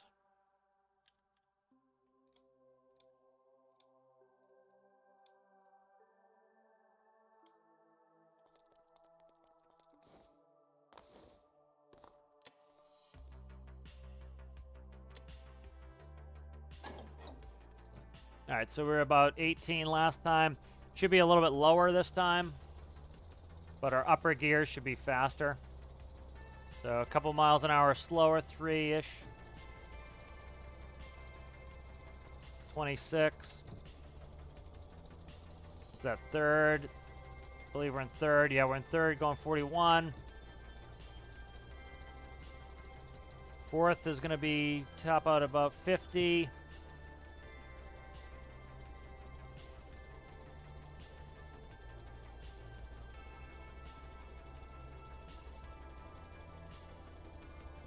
All right, so let's play with a couple things here, and we should be able to get some performance. Again, this is not supercharged. If they bring that back, then we should be pretty good on being able to get power out of this. You know, I've got plenty of 4 cylinders that completely slam. Like the hot hatch has a 3-cylinder, and it screams. So it's not really an issue with that. Let's go ahead and we'll drop down to a 3.2. I'm going to check the engine. You know, we're currently under stressed. I have max RPS of 15. Let's go up to 20. So we're going to down gear and increase the engine RPM. So that will de-stress the engine plus get us a little bit more revs. All right, so we had 15 last time. Did I down gear this again? There's 30. There's 47 in 3rd, 57, and here's 5. There we go. Nice. 76, so I'm good with that. I'm happy with that. So probably it's going to need a little weight maybe, a drop in center of gravity. Holy mother. But you see how it lands flat? That's because of the active arrow. Those fins keep the car flat.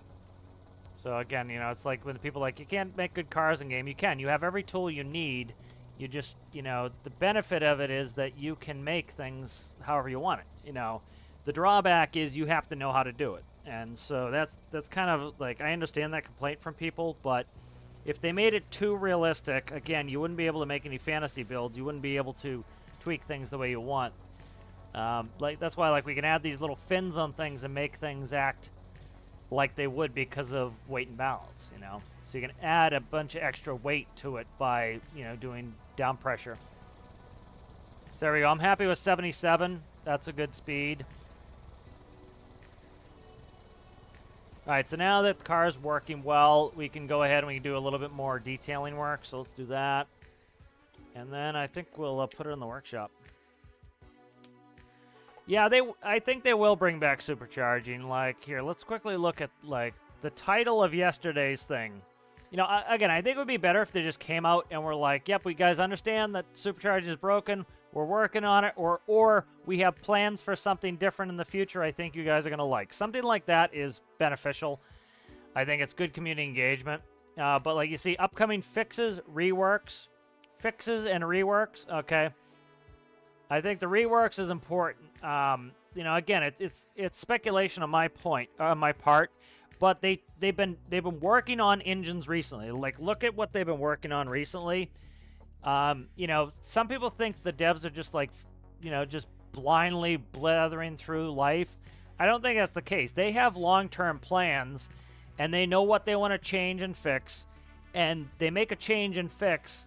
And this has happened before. You know, they took away the filters out of the blue, and people were like, "Oh my God, why'd they take away the filters? They're so dumb. They're so dumb."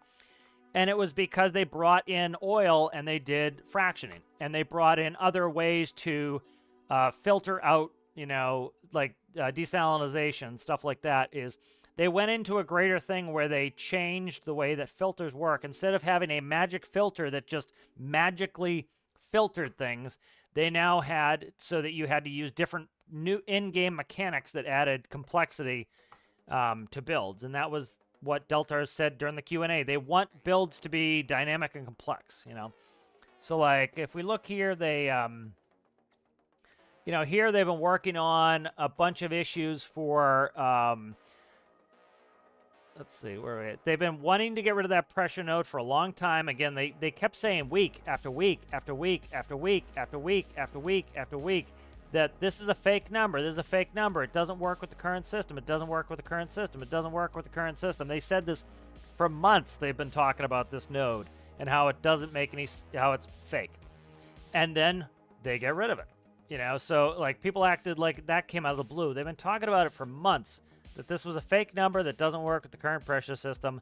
And they keep buttering people up, telling them, and it's a hint what they're going to be doing next. Fixed engine fuel consumption issue.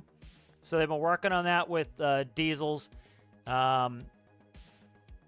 know, updated approach to exhaust colors. People acted like they were just a bunch of idiots who took out the black smoke and stuff like that. It was a long-term change because they had the issue where carbon dioxide, as carbon dioxide came out of the vents, it looked like exhaust. So they changed their approach to exhaust production and exhaust color.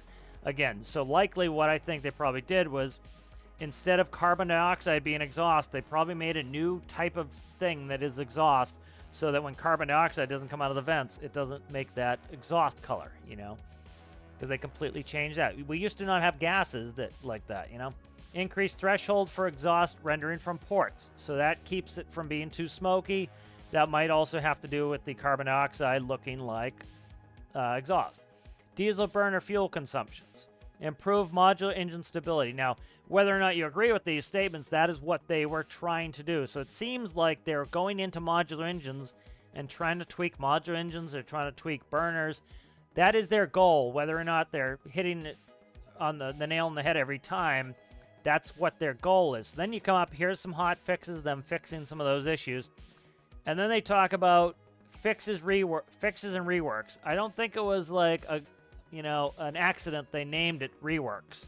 I think they are trying to rework a bunch of systems, and that's where we're coming at. So, like, is it a shocker that supercharging is no longer working, and then they say we're coming up with reworks? I don't think it's a coincidence. I think what they're doing is they're in modular engines. You can see for the past couple weeks they've been working on modular engines and other type of power plants. And so I think that's part of their longer-term rework, is they're going through and they're reworking these things. So do I think we're getting quote-unquote supercharging back? I would say probably. You know, it's something people want. They've been vocal about they want it. I think the thing is, like say that 10% of your rework needs to come out this week, and then the next 10% comes out, then the next 10%. Eventually, you're going to get all your reworks out. And, you know, I would love to see turbochargers. People have been asking for turbochargers for a long time. You know, some will act as though the devs don't give us what we want long term. Like, you know, people wanted variable pitch propellers. People wanted gimbaled lights so they didn't have to put them on pivots. These things come. They just take time. It's a 4-person dev team. They got a lot of work to do. They get out what they can.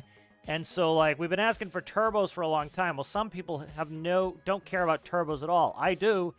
And so when they talk about the reworks, I'm curious what if they either put in, and if you look, it says, next week we will release a minor update with several important fixes and reworks.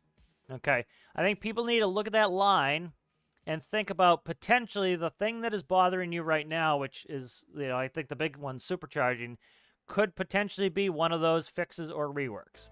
You know, so I kind of think of that is I don't think they're just bumbling all the time. I think, you know, things don't go to plan time and again, but, you know, they have these longer-term goals. They have to plan out for years where we don't. And so, you know, maybe we get turbos. Maybe turbos are coming. So you pipe in exhaust gases on one end, and you get, that spins the turbo. So an exhaust gas goes in one end, and on the other end you get a air in, air out. And so now you can make a turbo. So you pipe the exhaust through, and then you get the you get that air in. So maybe you have a turbo block that will do that. Who knows? Maybe they give us turbo functionality back to impellers. What was I trying to do here? Okay, this was all set up, detailing. Okay. So, I don't know. I don't like that. I don't agree with that, like, they're just bumbling fools narrative. I think it's just like a lot of the stuff, it takes longer, is more complex than, some of us realize. And it just takes some time to get some of the stuff done, frankly. Trying to look at some Jimny pictures here. Okay, let's go.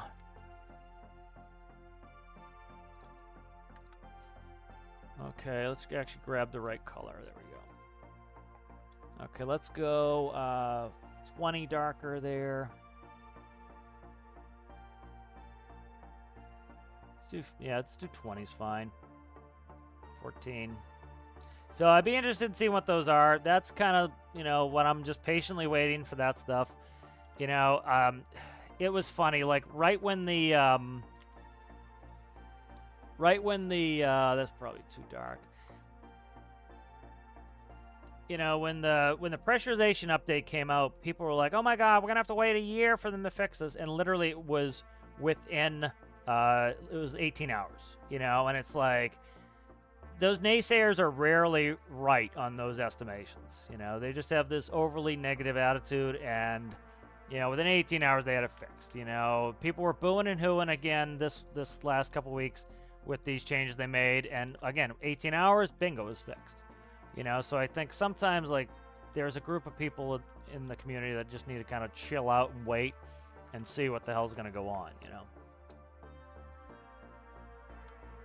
Let's go down 2, I think, on this one.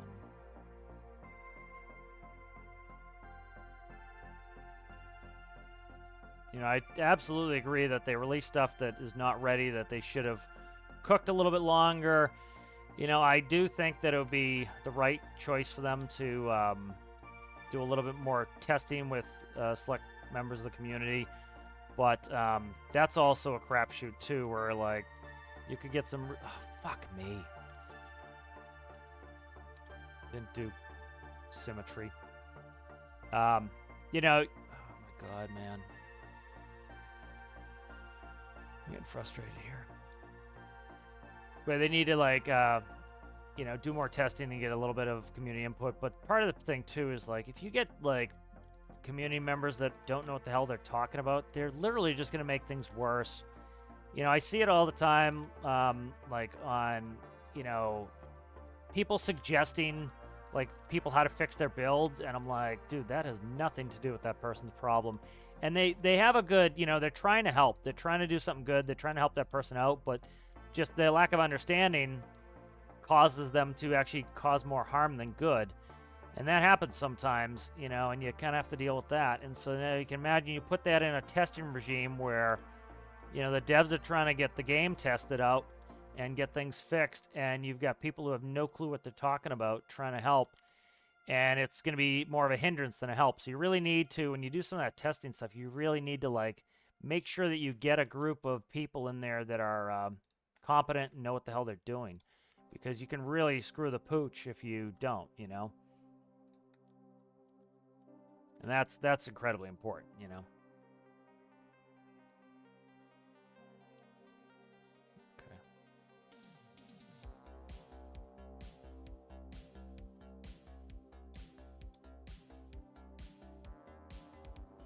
Alright, where are we on this color here?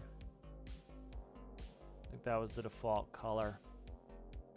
Yeah, that was the default color. Then we want to go, let's go, default color, let's go, I don't know, 10 on top of that, so 32, 44, 50.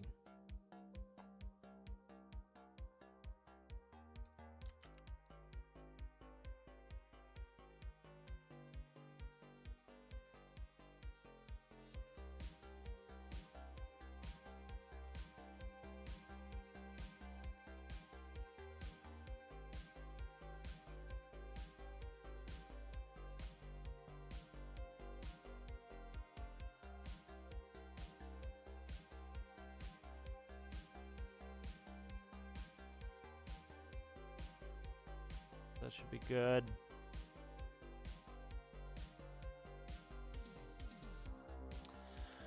What did I color swap now? That's fucked up that I gotta fix. This. Let's actually try interior color on that. Nah. Screw that.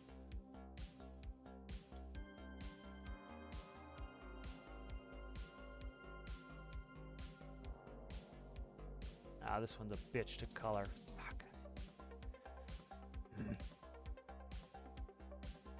Color swap is such a dangerous tool. It's just such a pain in the ass half the time, and I need it for like painted blocks, so it's tough.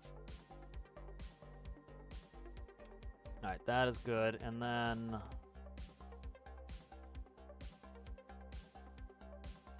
let's just go.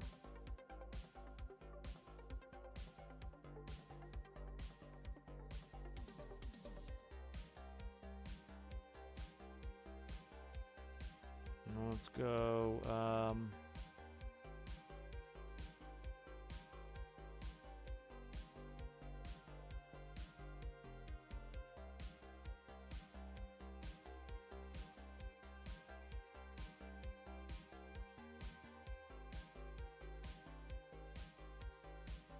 let's go another 5 on that.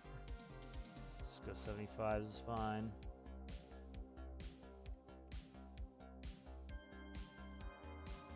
Alright, a little shading on there. I'll give it some depth of paint. There we go. It gives it some good depth there.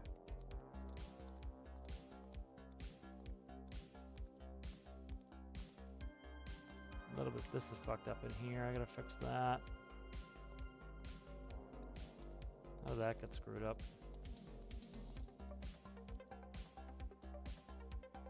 Looks, yeah, right there on that pivot. It's pretty much the other side the same. It is, okay, a little bit there on the pivot.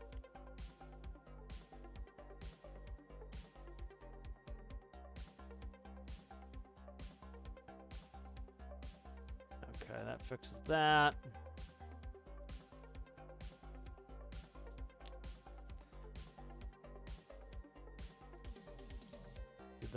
I did, you son of a bitch. Oh my god, what the fuck. Alright, I gotta do this. I hate color swap. I gotta just stop using it altogether. It's the stupidest shit on earth. It really is.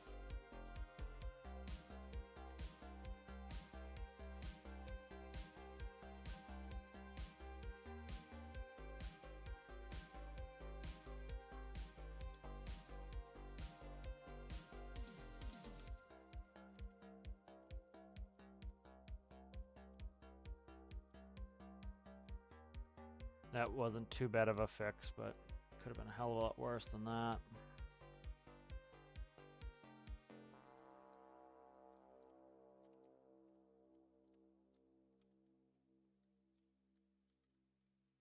That was my base color. I completely fucked up the base color, which is not good. What do I want for wheel colors on the gym? Something a little off base. Let's see. What do we want here? Let's do this. Try that. See how I like that. Yeah, I'm digging that. That's good. Maybe the hair darker.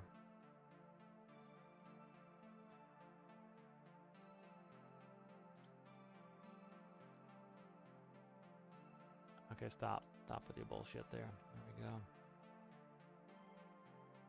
Kind of digging that. Let's see how it looks. Yeah, I like that. How did you get... Painting problems, painting dysfunction at the moment here. Symmetry on, no color swap. Thank you. Very good.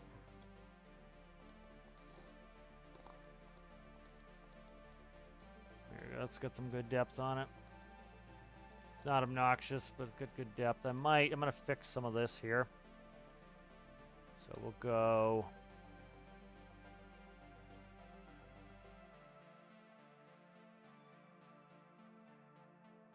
And then this has got to be layered more. This is just too much.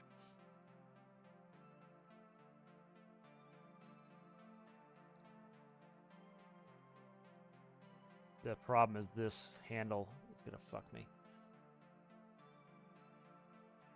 It's on a flat face here, so what I might do is just let's yeah, let's not go so bright on that, and then we'll go. That will fix that up. I'll fix that up, and then keep it a little bit bright on this face here, and then we'll go in and I will do that. See how that looks.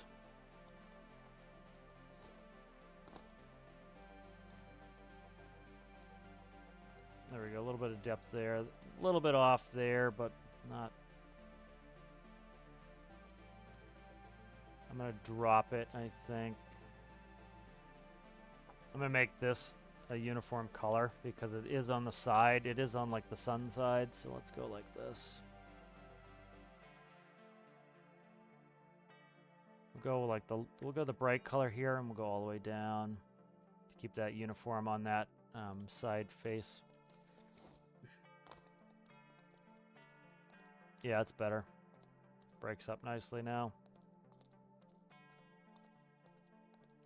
I'm liking this little car. This came out nice. Drives well. Pretty simple. Let's try to see if I want a dome light here. All right, let's catch up with chat here. How's it going, Sergeant Chaos? Good to see you. Yeah, that's what I'm trying to do. Citrus is I would like to set up a thing where eventually, you know, every once in a while I'll do a series where I you know, it's still a career build series today, but I haven't decided how I want to set this up. But basically what I'll do is I'll start a build, and the plan is to get it out that week. And so when I start that build, I'll work on that and get it out. So this is going to be on the workshop. This is intended to go in there. Yep.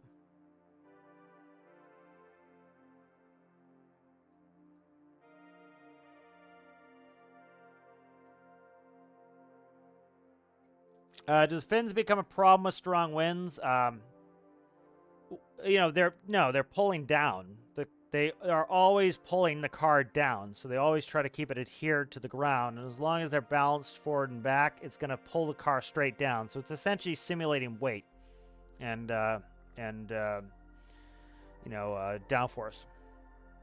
But turbocharger would be really cool. Like, that's what I'm hoping is, like, they've been making inroads into making things more user friendly. Like people act as though they haven't put out any good updates, and I'm like, you know, I think a lot of those people just aren't builders, and that's the problem. Is, you know, need to understand the different parts of the communities. Part of the community comes on, they don't build anything, they don't know how to build anything, they download something from the workshop, and so they get ultra frustrated when the thing that they downloaded from the workshop that they have no clue or no inclination or no desire to learn how it works breaks because something gets changed. And then they have to wait on the person who built the thing to fix it. And oftentimes, you know, once something's in the workshop, I often don't work on it again, or I have my own copy of it, and I don't want to take the time and effort to go put an updated version in the workshop.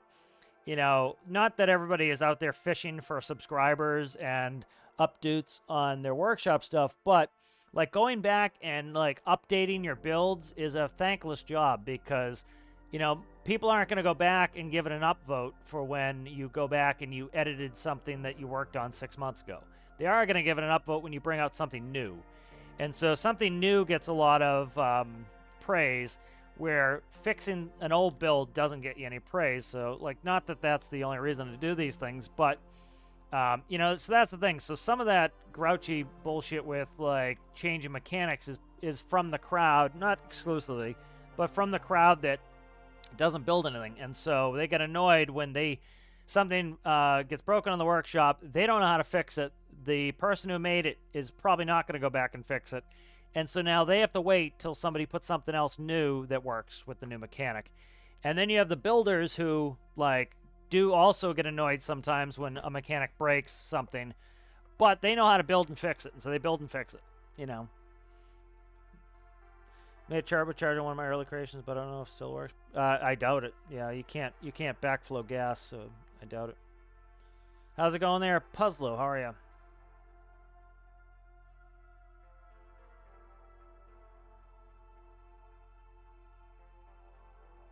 Well, no, you got to read what Sargent said. He said he made a turbo. Now, if a turbo works on gas pressure, so we gotta watch our terminology because, yeah, like he's talking about an actual turbo. You used to be able to spin the impeller backwards if you ran the gas backwards through. So you could actively take an impeller, run exhaust gas through one way, out the other. It would spin the RPS node backwards, essentially. Then you would hook it to another impeller that would then suck air through, like a real turbo works. Here, let's get our, let's look at our terminology here. All right, this is why it's tough when people don't use the right terminology, because like somebody will tell you like, I'm trying to build a turbo in game, and you'll be like, oh, you can't build a turbo in game, and they're like, well, Bob said you could build a turbo in game, and you look at Bob's post, and Bob said he built a supercharger, and that person thinks they're conflating the two terms. So you got to be cautious with your terms sometime, because people will people will be answering a question that you're not asking, because you don't know what question you're asking. So this is how a turbo works. All right, so you have exhaust gas come in. All right, there's a single stage axial centrifugal impeller, a turbine on there. Let's just call it a turbine. That's what it is. It's a turbine. It comes up. The exhaust gas come in. They spin the impeller, and they exhaust out through the exhaust pipe. Then on the other side, so if you notice, it has a single shaft going through. So on the other side, it could be geared, but on the single shaft comes through, there could be a gear reduction or an increase in gear. And then you have another single-stage axial centrifugal impeller on this side. And so as the exhaust gases turn this impeller, it's shaft-driven to turn this. As the exhaust gases turn this turbine, it then is shaft-connected to an impeller, which sucks in the air and compresses it and then blows it into the engine. That's a turbo, all right? So a supercharger is often geared or belt-driven. So, like, this is a... gonna be a pain in the ass to try to find these pictures here. Come on, dude. Images. These images suck. All right, so here's a supercharger. Oh, my God, dude. Just bring the thing up. So here's a belt crank. So this is the belt connection. So this goes on the engine. It's hooked into the belt system. It turns this. This rotates, sucking in air, and it blows it in the engine. So I'm trying to see if we can get a diagram. You theoretically could have an electric supercharger. You can have a geared supercharger. Often they're belt-driven.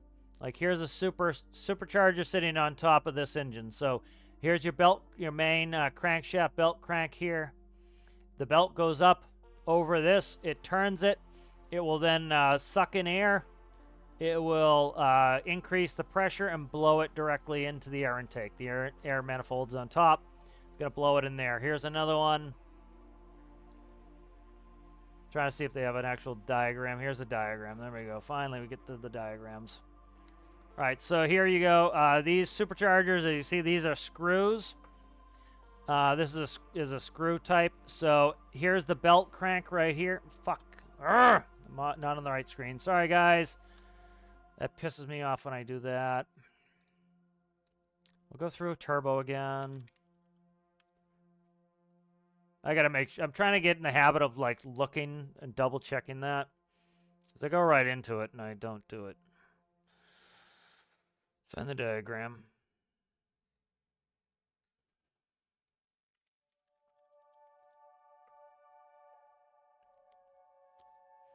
Alright, we'll use this one. God damn, that's small. They always use the smallest picture, so you have to go to their website. It's annoying. That's because it's off a video. That's the picture I essentially used last time that nobody saw. Get off of that shit in there. Trying to find the same picture I had last time was a good picture. It always takes me time to find one that is at the right. That when I open it in their new tab, it's not tiny. I literally just had one and then screwed it up. So essentially here you have a single stage axial turbine. The exhaust comes in, it turns the turbine, and then it goes out the exhaust pipe. This has a single shaft going through, sometimes geared, that goes to an impeller. The air comes in, goes through the single-stage axial impeller, is then spun up, compressed, and pushed out the air outlet to the engine. That's a turbo. A supercharger, there's a bunch of different types. This is a screw type. It has a single belt crank here. So there's a shaft. This hooks in the belt. It goes around your belt drive on your engine. It spins this screw on here. They're geared together. It spins.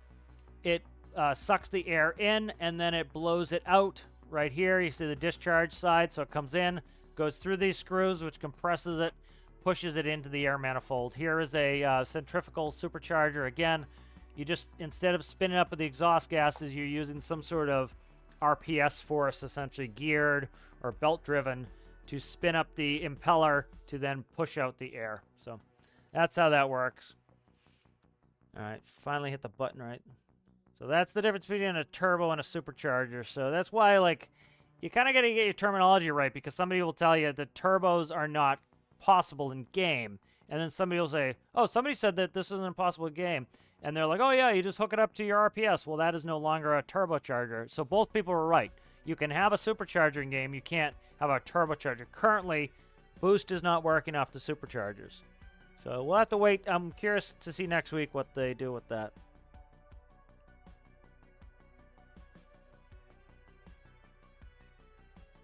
Yeah, it was quite a while ago that turbos worked. It was very long ago, so.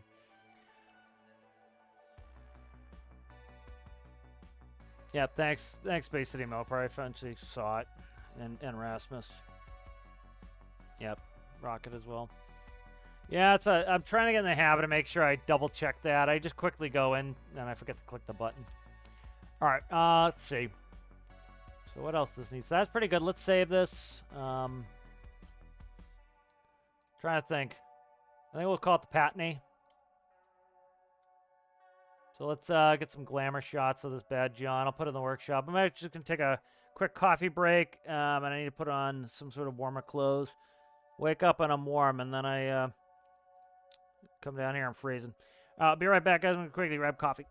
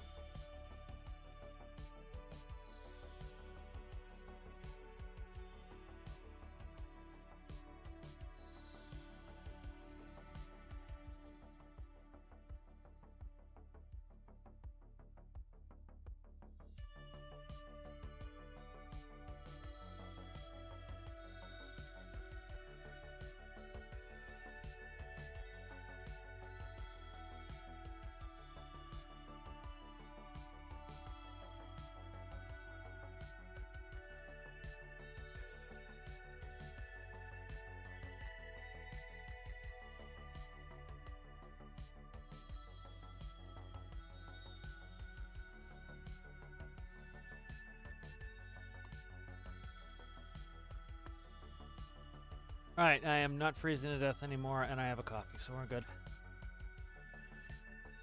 And City is trying to grab me. Alright, so let's see. Alright, let's go back here. I want to get this in the workshop. Let's get some glamour shots.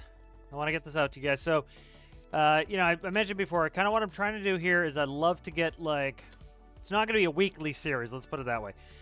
But, like, the plan is I would like to, every once in a while, have a series where, like, the plan is I'm going to build a build, and I want to get it out within that week. And so that way I can, you know, I'm not going to do something super complicated, but, like, something like this or a plane I could get out in a week. And, you know, let's not put it to a week. Let's say that the point of that series is something specifically built for the workshop. That needs to be colored differently. And so like this, you see, so like I'm doing this today. The whole plan of this is to get this out in the workshop. So make something cool for you guys. I might add a channel in the Discord for recommendations. I'm not doing voting or something like that. Like, if people vote for something I really have no interest in building, it's not going to be a great build if it's just not something that catches my attention. But might put a channel in the Discord where people can put, you know, recommendations. That way, you know, if something does interest me, because, like, building something you're not interested in is not going to be, it's not going to have a good result. All right, so, like, see here how it's, like, doing a little wobble there? See how it does, like, a little stutter? That's because the p-value is too high on the steering stability controller. So p-value needs to go down a little bit. See, like, I'm actually able to oversteer more than I want. And so, like, normally what you can do is decrease the p-value, increase the seat sensitivity. I think the p-value can just go down, the seat sensitivity can stay where it is. So, like, you can see how, like, the steering stability controller, it fixes my issues. So, like, the best thing to do IRL and the best thing, the best thing to do IRL and the best thing to do in game when the car is getting out of control. In real life, what you want to do is, I need to increase the brake pressure too. Best thing to do is kind of, you don't take your hands off the steering wheel, let's not put it that way, but what you do is you kind of let the car stabilize itself. A lot of people, they wreck, they spin, they do silly shit like that because they over-control the car. They try to, like, fix it too much and they're actually upsetting it more. Often what will happen is if you just let the car kind of recover itself, it will take care of itself. So, like, the steering stability controller is essentially mimicking real-life stability, and so if we upset the car and I take my hands off the controls, it will fix itself. All right, and that's what would happen in real life, is as you take your hands off the controls, the wheels want to straighten themselves back out. The wheels want to be going in the direction of travel. So, like, if you upset your car IRL, if you let go, that's going to roll because we hit the train tracks. But if you let go often the times, or you release the pressure, the car will often save itself. Same thing with motorcycles. If you get in, like, a death wobble, you know, good name. Death wobbles are scary.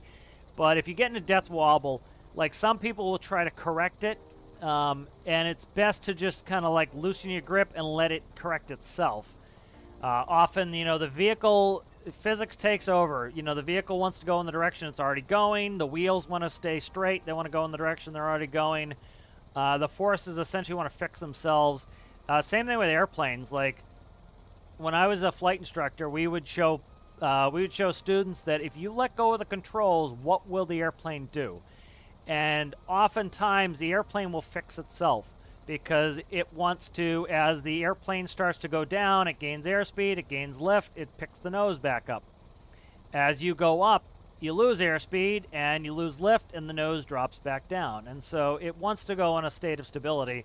Same thing with cars. So that needs a little bit less p-value, not a ton less, but a little less. A little less p-value there. I can use a little balancing. It's not terrible with balancing. I don't want to make it super duper heavy. I kind of like that it's fun and zippy. But I'll add a little bit of weight in there. A little p-value change.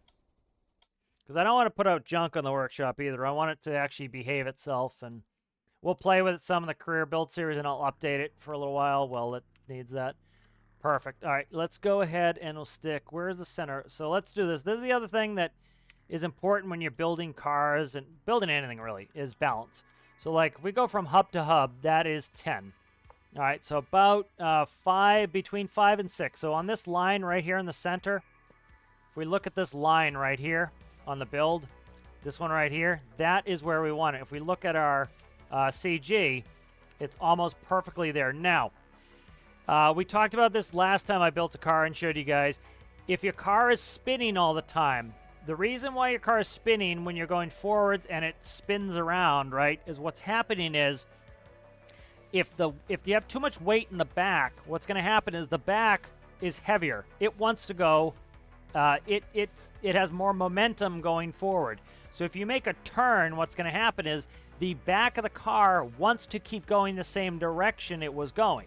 So as you change direction with the front steering wheels, the back still wants to go straight, and that causes you to spin out. And so now if you put the weight more front biased, the front of the car wants to go where the front of the car is always going. That's where you get some understeer. Oversteer is when the ass comes out. Understeer is when the front fights you on the turn.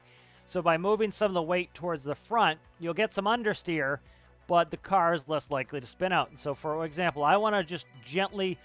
so you notice we're kind of rolling. The other thing is I want to get the center of gravity down and a hair to the front. So because of that... what I'm going to do is we're going to go ahead and we'll stick some battle cannons in here. And that's going to add 80 more mass. So, like, if we look at the weight right now, let's get rid of the pinks. We're only 446. Okay, so that's adding 10% of the mass. That's actually adding 20% more mass to this vehicle.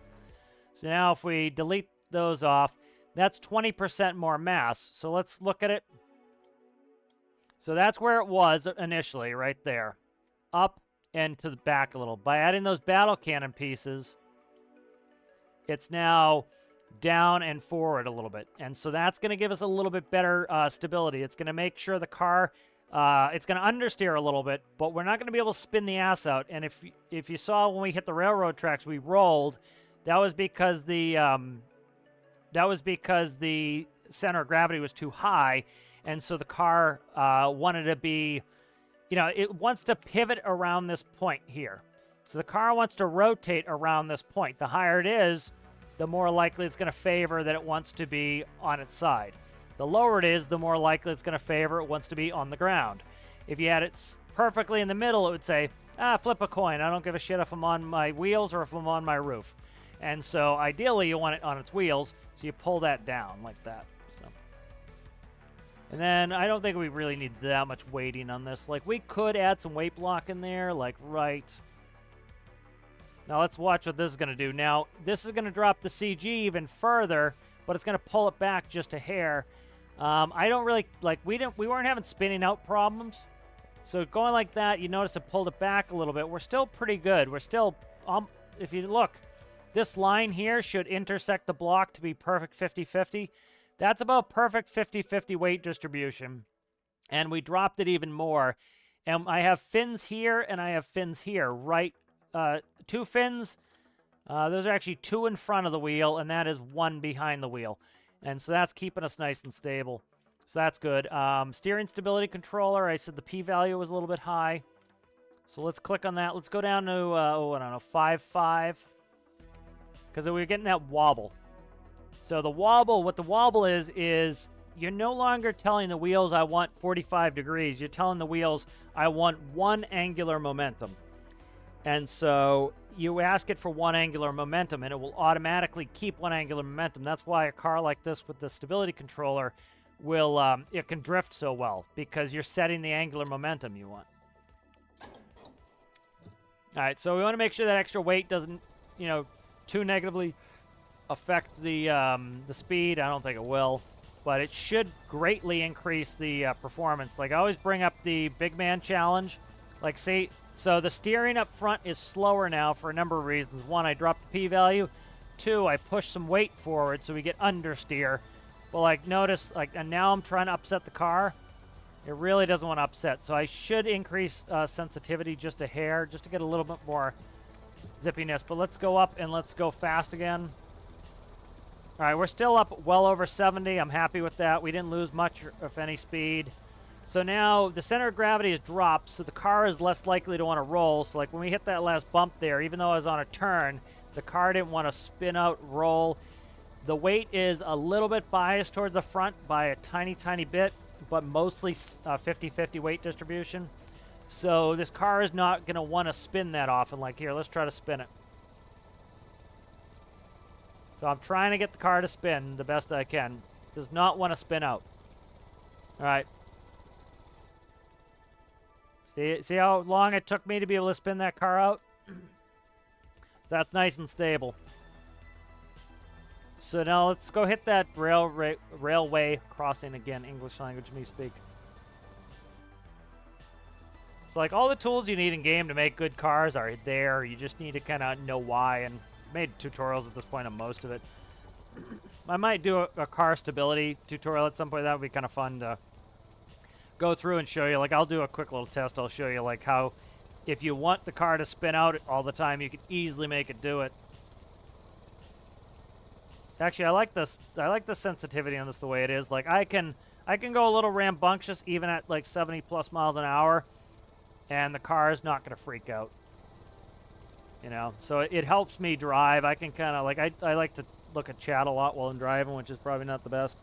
And you know, this is stable enough that I'm not going to wreck every 5 seconds and have to go get my tow truck or my cranes out.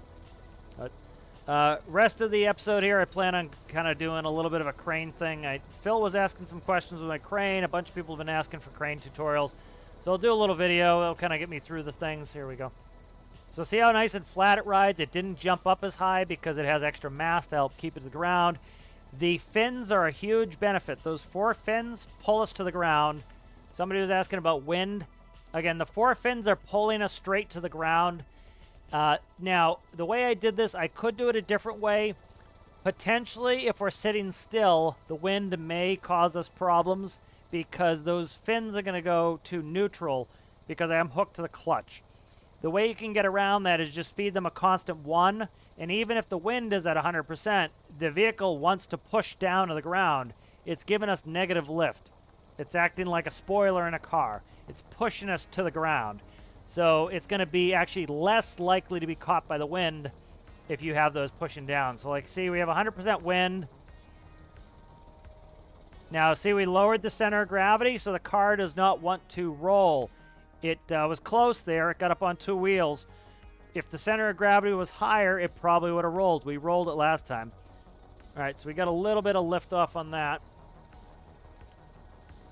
All right, let's get out. Let's see. We should be able to tip it with the door. The other thing to understand, too, is that max wind like this is hurricane force wind. All right, and so if you have hurricane force wind, you need to expect that, like in a real hurricane, shit's going to go sideways, you know. Let's get rid of that. I just don't want it in the water. You know, shit's going to go sideways in a real hurricane. You don't drive around in a real hurricane. You kind of stay in your house. And so, you know, you don't always need 100% wind to, like, everything to handle that. I have certain vehicles, like Tethy, should be able to handle 100% wind. Other stuff should not be able to handle 100% wind because you wouldn't be taking out a dinghy or a little rubber raft in a hurricane, you know, unless you have a death wish. You know, but as you can see, for the most part, 100% wind, it's running all right. You know, the clutch is controlling that. If you wanted, again, just feed it a constant 1. I just did the clutch because it saves me from having to put a block in somewhere. But, like, I could easily put that on the back of the seat there. You know, so I might actually do that. We'll do that. We'll put in a 1 somewhere. So instead of doing off the clutch, I just did that so that I'd have a 1 when I'm driving full speed. Let's go ahead and do this. Let's go. Like, I could do it off the door because the door gets a 1 value when it's closed, and you're not likely going to be driving with the doors open. You know, so that would change the fins. But what we'll do here is we have extra space here. I'm just going to add a node. It's going to be a number output. That's going to be arrow fins. Now, if you go backwards, the reason why we did get a little lift there was we started going with the wind behind us. that's going to cause the that could cause some lift. But again, that was at 100% wind. I'm not really concerned about it. Arrow fins, we'll put in a property here, and we'll go. And we'll give that a constant 1. And so instead of feeding off the clutch, we'll just go like this. There we go. And the other thing you have to keep in mind, too, is, like, look at how much this car weighs. It's 546. Our character weighs 70. So let's see, 546 divided by 70. This car weighs 7.8 people. So with something that light, you know, like, you know, you could worry about the wind, but likely, like, why do you really care all that much? Because at the end of the day, this car weighs barely anything. And so, like, you can see buses get blown over in hurricanes and tornadoes and stuff like that. And so we're talking, like, hurricane force winds here. Cars would get blown over. Certain cars would get blown over in those conditions.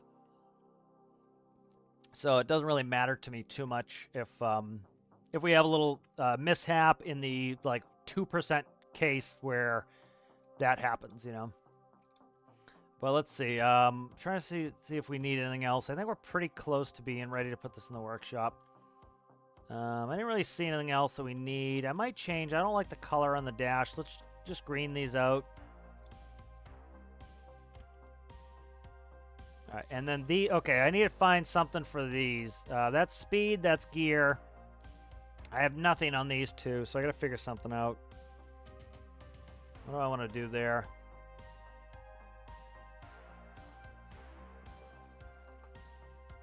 Let's see. I don't have any space on this. That is brakes. I could work on the ABS a little bit. So what's happening here with the ABS, again, to recap, is when you press down the S key, the delta will go negative. Also, this will go negative. So it's saying when I press in the S key, it's going to allow me to have brakes. And it's going to blinker it. So what it's going to do is I have a value in here, 0.0001. And so every time it blinks on, it starts increasing the brake value and holding it. And then so it goes brake on, or it's increase brake. And every pause keeps the car from locking up the wheels like an ABS system works. And then the second you take your finger off the S, this delta condition is no longer justified, so it zeroes your brakes. So it's like in real life. You put your foot in the brake, you push harder and harder and harder, right, to slow down faster and faster. And then as soon as you take your foot off the brake, you have no brakes applied. And that's how it works. So it gives you a nice natural feel. What we can do is increase this number. Let's go up to 5 on this. That will give us a little... Our brakes are a little bit slow to apply. Not terrible. Let's go test the brakes again. Let's get rid of wind. I want standard conditions for the tests. Try not to release untested shit on the workshop. All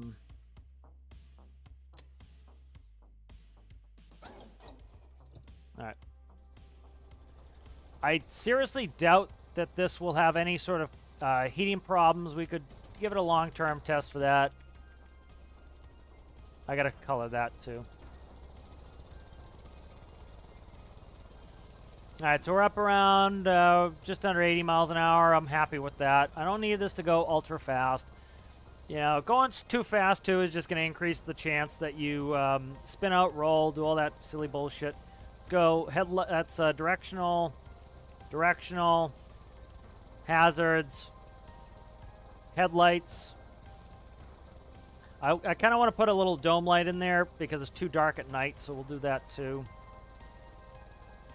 But I like this little car. Yeah, so we'll keep a quick little eye on the temperature. We'll kind of do a little run here to see what the temp is.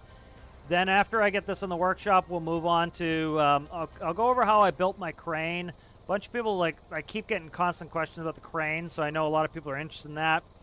And what that will do is that will let me get kind of a test going to kind of articulate it to you guys, make sure it makes sense, make sure you guys can see the method, and then I'll actually do like a tutorial video on cranes.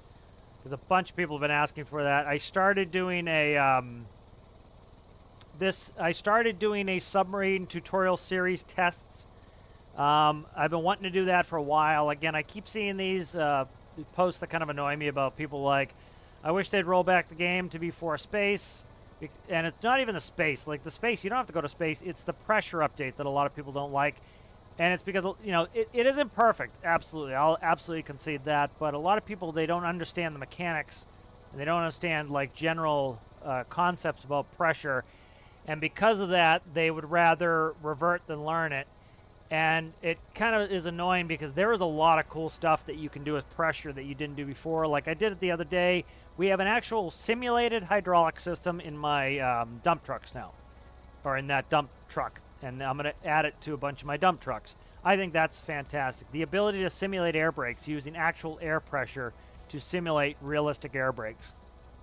You know, we don't have actual pneumatics and hydraulics, but we can now use actual pressure mechanics to simulate that. That's fantastic.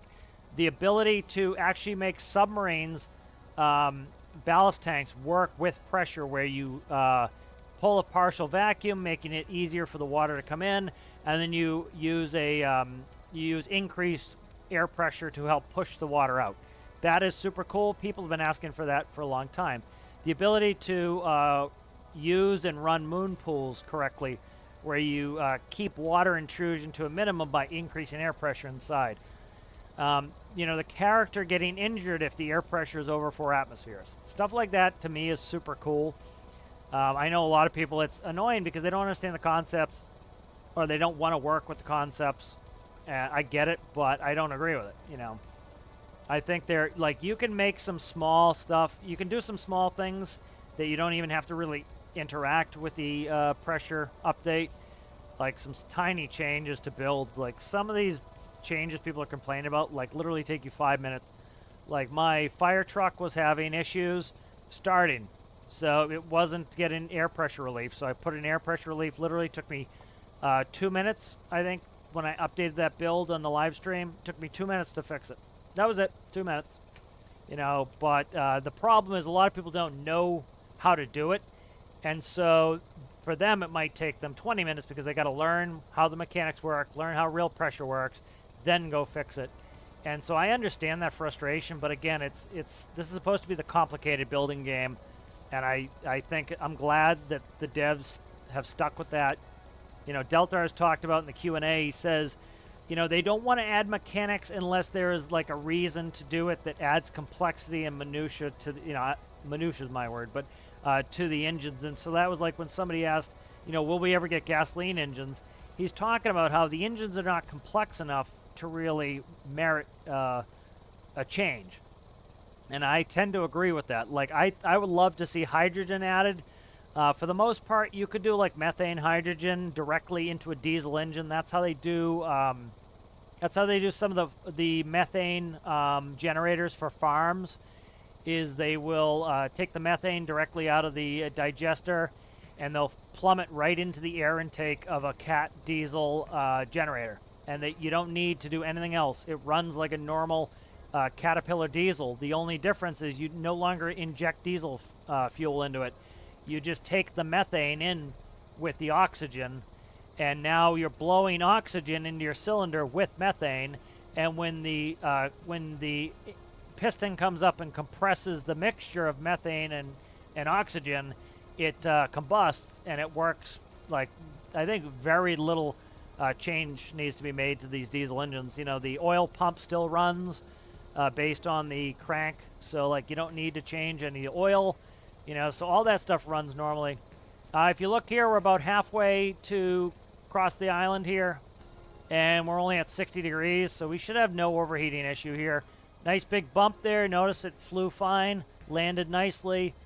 That's because, again, the fins are helping, plus the 50-50 weight distribution. You know, and because the CG is low enough, it didn't want to roll. It wants to come straight down. The ass of the craft doesn't want to go in front of the craft, so it's working pretty well. So we'll do the dome light, fix that. I think, what else do I need? These 2 buttons, I have to figure out something for those. The problem is I can't link my fuel tanks, and I don't want to just multiply them because I don't get an accurate result. And so I don't want, you know, I was thinking of putting in a fuel gauge, but that's not going to be accurate, so I don't want to do it. You know, like, these are reasonably hardy bumps, and we're going over them fine. You know, like there was some commentary on one of the forums, people talking about like it'd be nice if we had actual roads, and I understand that, especially on the Sawyer Island. It's a little bit it's the roads weren't well thought out, and they are just painted on, but it's more of a terrain issue. Is like I would like it, you know. I think a better way. Oh, watch this jump. Perfect. Look at that. See, we hit that little bump, no problems. That one sent cars flying before. The car's not set up right, so that one hit that bump really nicely, no problems. Well, like, for the most part, I think the arid biome has fantastic roads. Like, we get these little dips which make you have to actually build a car that doesn't suck and that has some stability to it. You know, when we hit these bumps so we don't go flying. Well, like, arid biome has some fantastic roads. And I think, you know, this shows the devs learned. I think what they did was, you know, they knew Sawyer Island was tough on roads, on cars. And so when they came out with the Industrial Frontier DLC, they made the roads wider. They made some flatter terrain where the roads were, so you could kind of do it. I don't mind some like really like hilly roads, but like the roads, like you'll have a big bend in the middle of the road on Sawyer, you know, and I think, is it worth their time to go back to Sawyer and completely redo the landmass of Sawyer, which would screw up a bunch of add-ons, which would make people have to do new saves.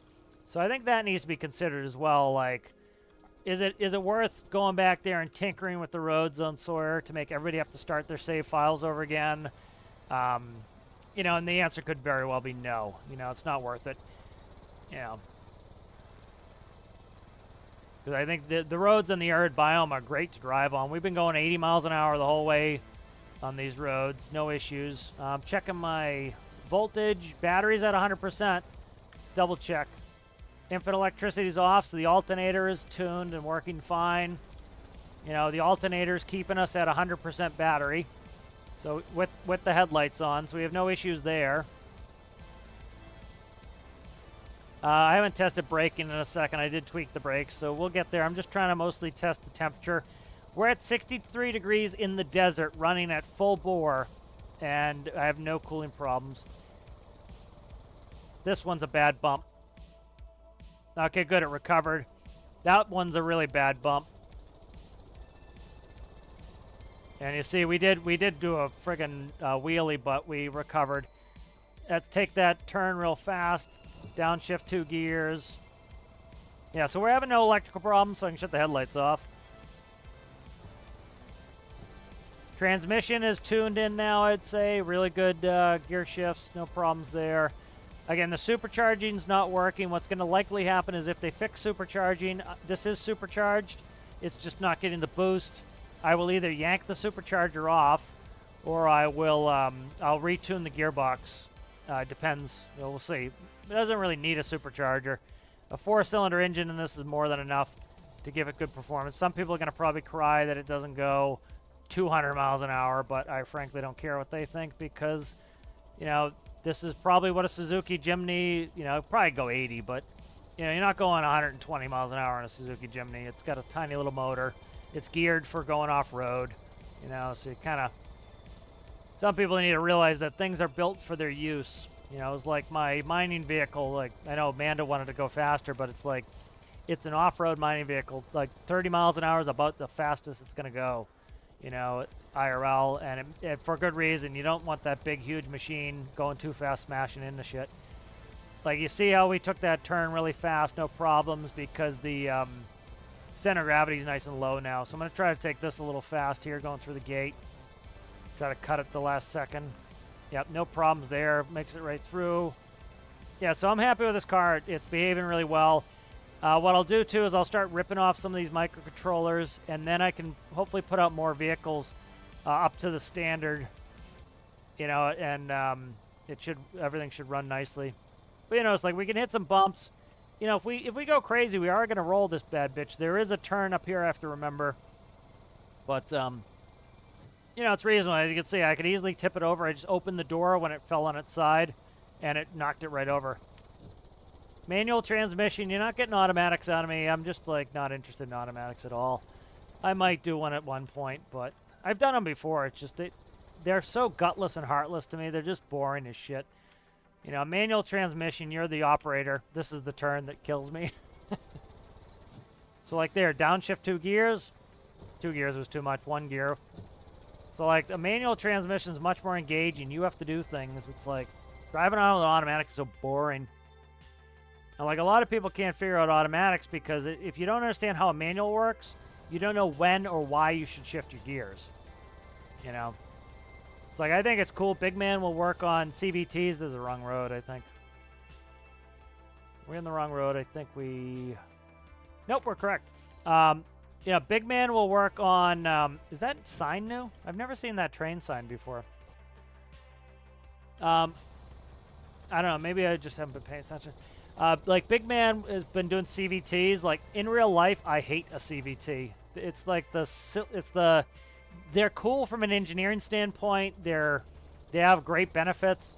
But, like, it is the most heartless, boring engine transmission as far as I'm concerned. It's like, it's 2 belt cranks, and they change their diameter in order to give you, like, not an infinite number of gears, but essentially an infinite number of gears throughout a band. And it centrifugally controls the belt, and it's just like the engine will maintain its peak RPM, which is just, it sounds terrible. It's just like, this is what a CVT sounds like. The whole time you're driving. So it's just such a boring sounding engine when they put a CVT on it. Like, you know, you want an engine to be like, and that's like interesting and engaging, and it gets you ready for the next gear shift. And it gives you something to do and something to look forward to, shifting gears. And, you know, CVT is just boring. There we go. Big jump on that one. Perfect. Like, it's recovering from those big jumps, no problem. You know, I just lifted off the throttle for half a second there. It fixed itself. Not bad at all. So, you know, but I think CVTs are like the most heartless sounding transmissions, and they're just like boring as shit. And so I think it was a great technical thing Big Man did with the CVT. It's just not something I would personally do just because I don't like a CVT.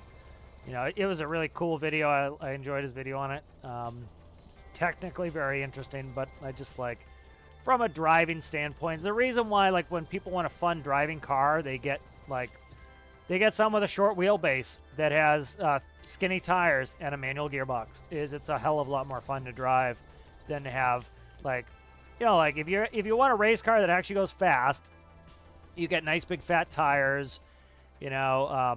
But like you want to have fun, like car slides around a little bit. You put some skinny little narrow tires on it, and it's a hell of a lot of fun.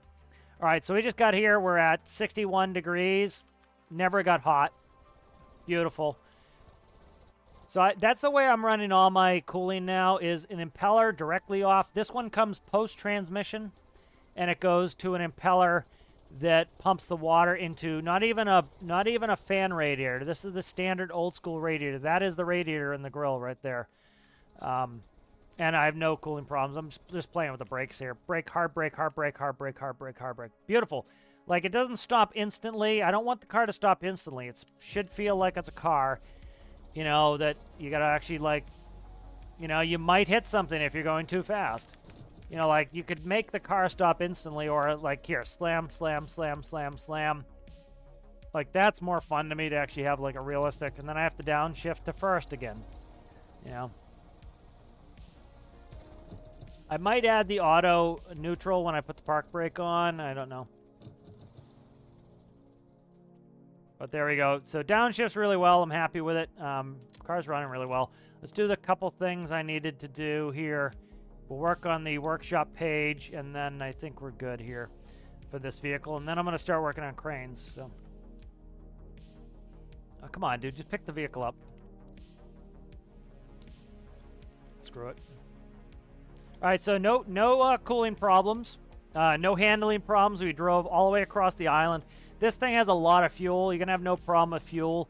It has 3 small tanks. I've been very easily been able to drive across the island with 1, so you have 3. Again, it does have an air burp on it right here. The filler is right here.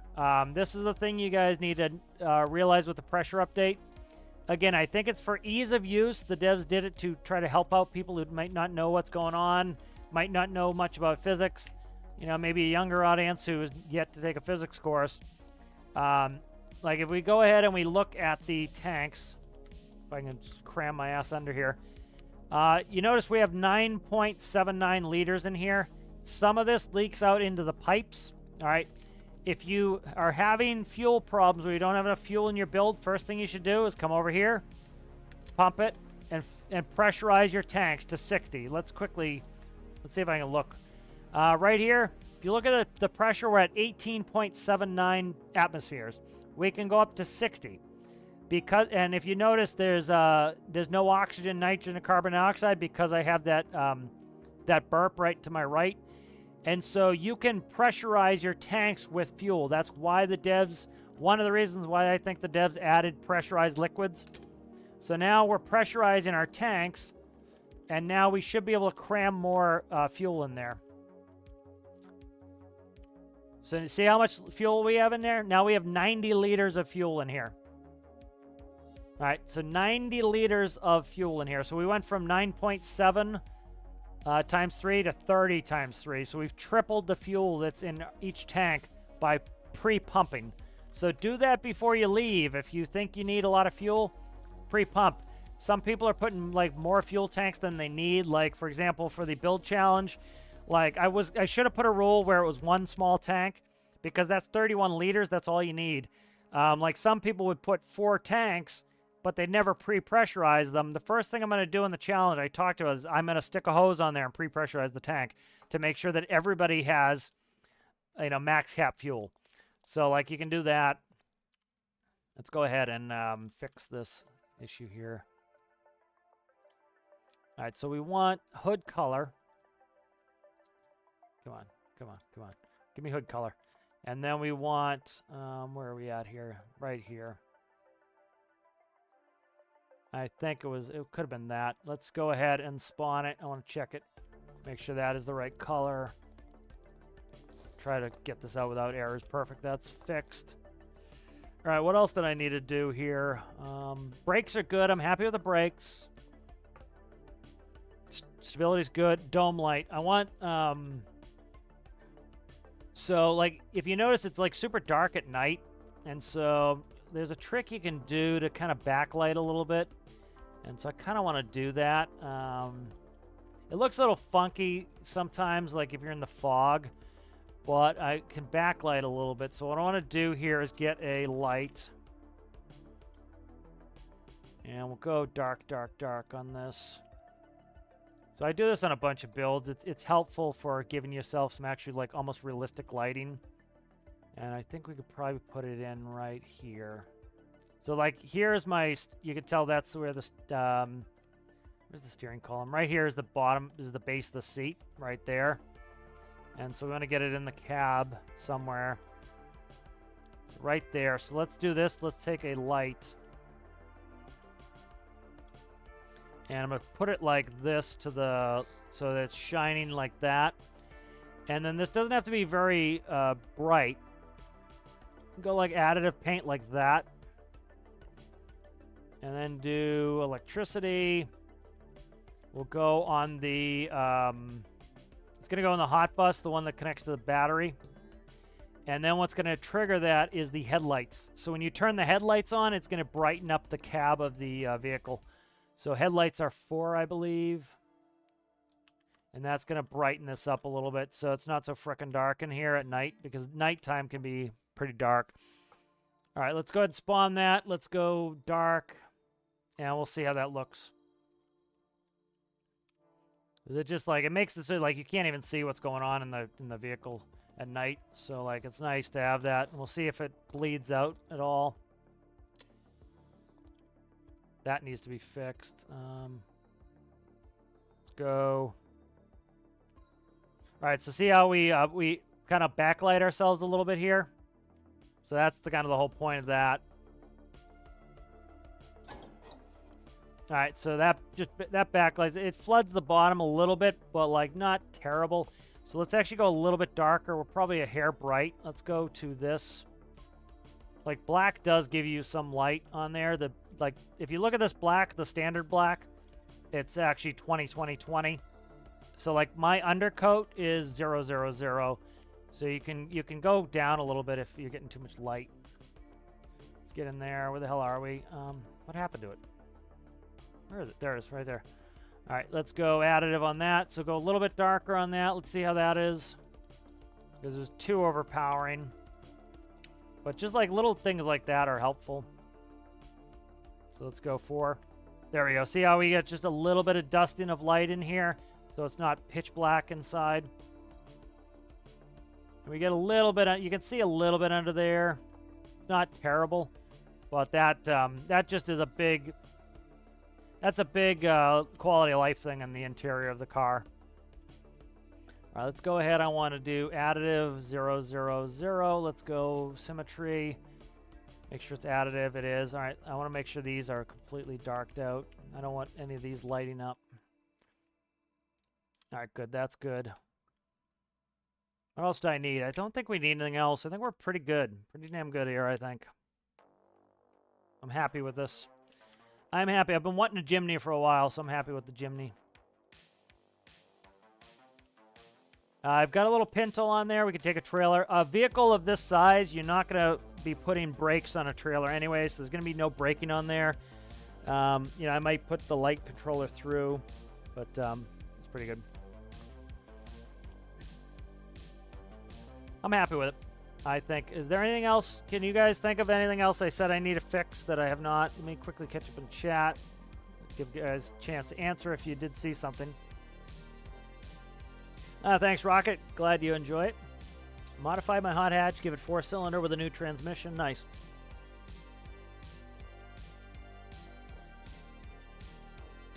I see.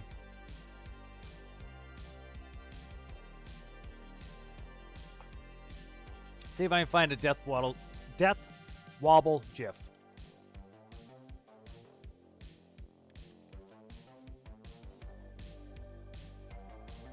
They also call them tank slappers. You'll see why. All right, here we go. Here's one. This is a death wobble. So you're going down the highway and you see how the steering wheel just starts going crazy? Is you start getting this wobble. And the best thing to do is gently come off the throttle and just let it fix itself. You know, there was something we had in airplanes called pilot-induced oscillation, PIO. And PIO is not good. PIO is when the pilot starts an oscillation, and the oscillation will get worse and worse.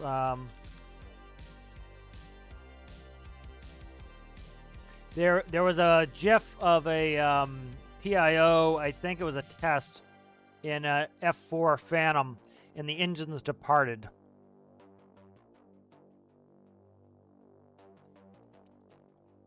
That's a PIO right there. So there's a PIO. Yep, that's a PIO. So you see, it started to stall, and he put it into an oscillation. You see, watch the canards. He's going too hard on the canards. Likely what he probably should have done is powered up. Just slamming a shitload of power would have decreased the sync rate. Would have stabilized it. Would have made, you know, not stall. But again, these things are like, they happen at the last second. Could have been a gust of wind, but the best thing to do is stay stable, max thrust, get out of there. Try to see, there was that's a YouTube. Try to see if there was a PIO video we watched in college that F4 had the engines depart in a PIO. Let's see, PIO engine depart. That means the engines came out and flew away. I thought it was an F4. No, I don't see it. But like, this is when you get this is also called push-pull oscillation, but it's a pilot-induced oscillation where they have a normal angle of attack, and they think they are afraid they're getting too close to the ground, so they pull up too hard, and then they push down, and then they upset the airplane, and now the plane goes into an oscillation, and they'll hit the ground. So you got to be careful of that, doing pilot-induced oscillation. So like in that case, what you want to do is increase the angle of attack, add power, go around, let the plane stabilize, come back again. Yeah. Transfer some fuel. All right, Citrus, enjoy your food. How's it going, Elsa Tan? How are you? Have you tried the Save Transfer Tool AZ stick guy? No. Nope. I don't know. Probably wouldn't have any interest in that, frankly. After I perfected my automatic gearbox, I find manual annoying. I get that. You know, it's not for everybody. You know, for me, like the technical elements, I want a plane to be very complicated. I want a car or truck to be more complicated. I find that to be enjoyable. And for some people, they don't. They want it to be, you know, they prefer having an automatic. That's more enjoyable to them. There's no wrong answer. Again, it's preference, you know. I think I'm going to change... Let's close this lid. I want to see what... I might change a paint on there. I should have taken some pictures while I was out on my drive there. I got to do some workshop pictures.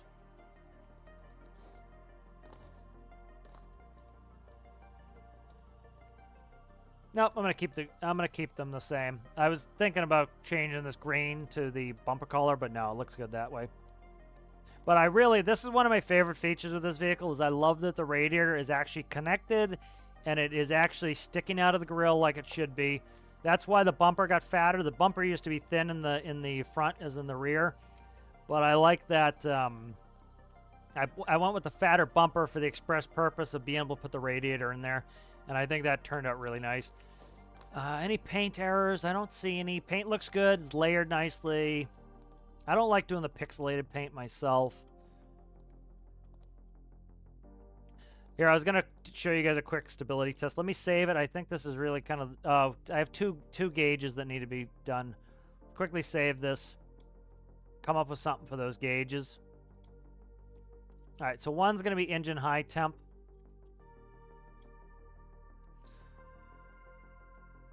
Let's see, low volts.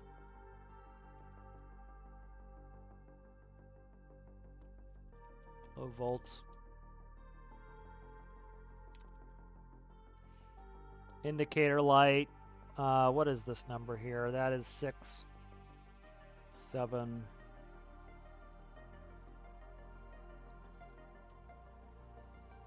Engine high temp. Indicator 8. All right, so the low volts is going to be a caution light. Caution lights are yellow, and then the high temp is going to be a red light. That's a warning light.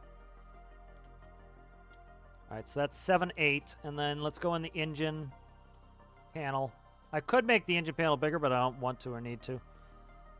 So let's go... what do you use? 7 and 8. So 7 and 8 is right there. I don't need to change this, but we'll bring it down to 6 here. And then what I'll do is I want a high temp and a low volts, which will be bat, essentially. So let's do a right on off. 7 is the volts.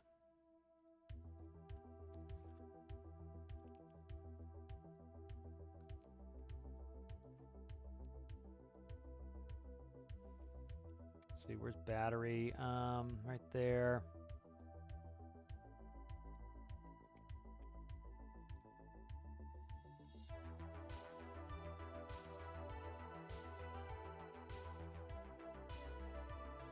So battery is less than, let's see. Let's see, low volts. You know, it's a 12-volt battery, so if the battery's at 10%, your volts are down, so that's why they still call it low volts. Let's see, 25. 25% on that one. I think we'll do this solid. Yeah, I'll do that solid. That will go there. Actually, no, we'll do it this way. All right, so that is now, that's going to be that. And then the other one is low, is high temp. Let's see, this is temp here.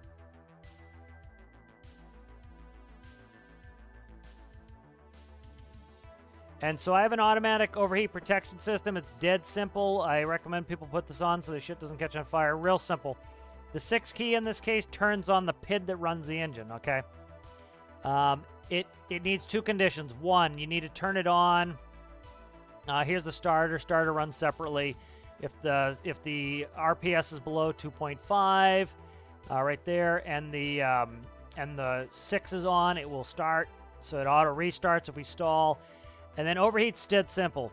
If I turn on the engine with 6 and the temperature is less than, and I put in 110 degrees, it will allow me to start the PID that controls the engine.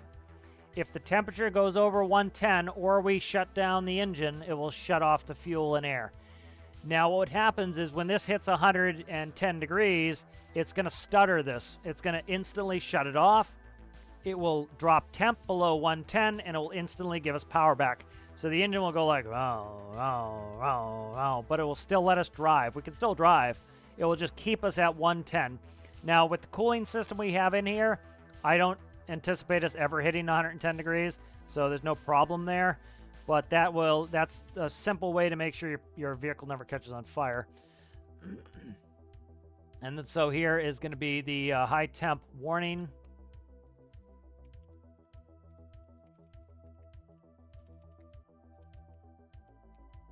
And that's going to be at 110. So that will also flash this light. You'll hear the engine revving, but that will flash the light. And I want this as a blinker.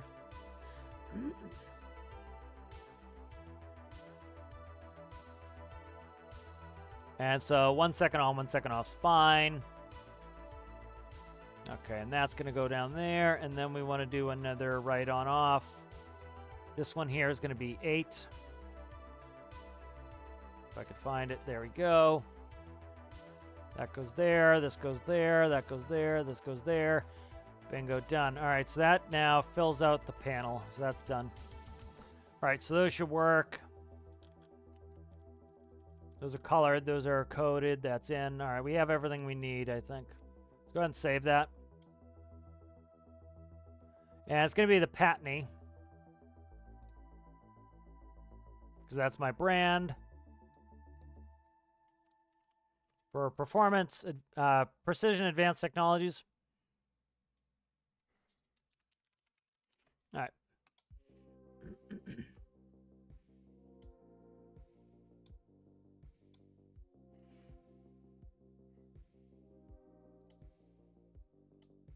All right, let's get some glamour shots first.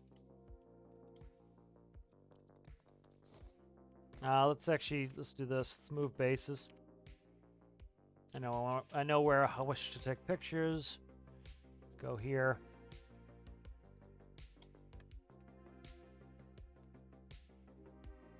Actually, I'll do it with add-ons. I'll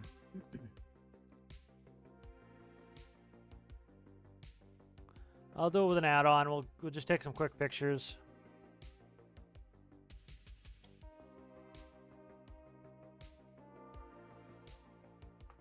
The fuck is that? Dog just landed from the ceiling. Well, wasn't that special? Let's see. Liam's. I'll be in the add-on editor. That's why you guys can't see it. Let's see. Patney. Promo. Okay. Meyer Islands. Where are you at Liam's garage? I think you're pretty far south, so just check that out.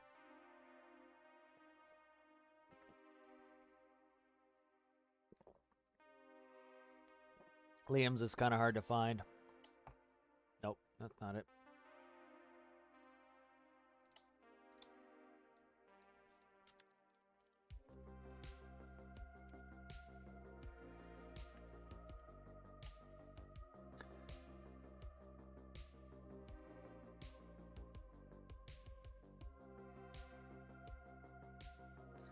Let's see, where the hell is Liam's? Liam's is always a pain in the ass to find. I had to do it for Vice, and it was a pain in the ass to find Liam's. It's like just a tiny little piece of road there that Like, there's not a lot of defining characteristics of the terrain. Is this it? Please be it. Nope. All right, I'm gonna quickly back out and look at the map so I can find it. All right, so double crossroad here. There's a little piece of hill there and there. Okay. All right. Let's see if I can find the sucker.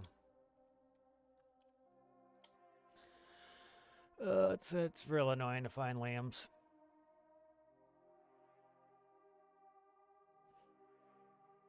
There it is. Got it. Okay. Beauteous. Ah, no, it isn't. You suck so bad. Ugh, pain in the ass. It is so hard to find lambs. It really is. I thought I had it. I was all excited. Damn it.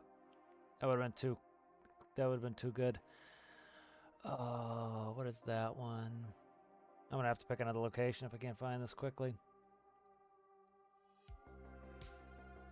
Damn it, damn it, damn it. This is a pain in the ass to find. It really is. These being a little bit better labeled would be a godsend. I can figure out where the hell I am on the map. It's pretty, I think it pretty much goes north-south, so like I was in the right area, but it's like trying to find the chunk that it's sitting on is tough. Tough, tough, tough. If I can find one of the other gas stations, I'll just go there. Wanted to do lambs, but whatever. Whatever. Keep looking. I'm trying to find it here. Ooh, is that it? No, it's not it. Yeah, I think I'm in the north, more the north section now, so it's not where it is anyway. But try to see if I saw one of the other gas stations.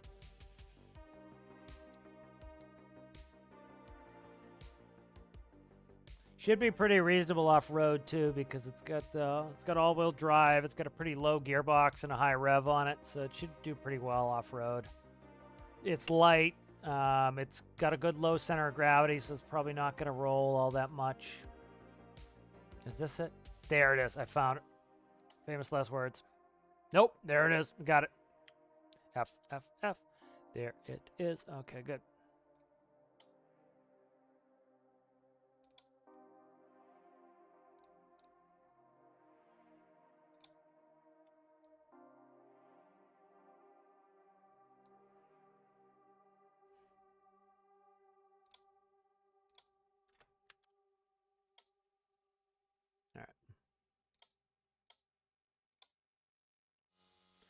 Here we go. We'll get lighting fixed and everything else. Let's stand next to it.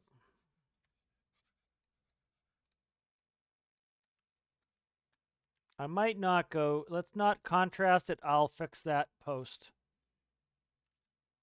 Yeah, that's what we'll do.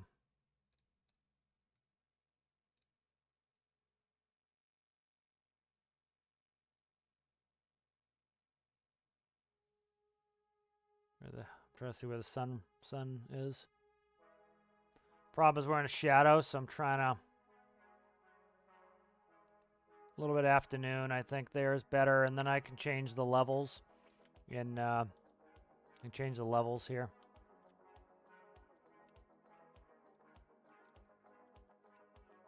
Want to off-center it a little bit there. I think that's pretty good. What do you think of that? It looks pretty good there.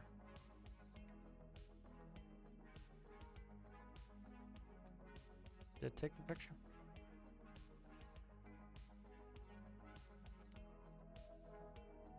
There we go. All right. Now I got to try. I'm going to take another one. I actually edited it up.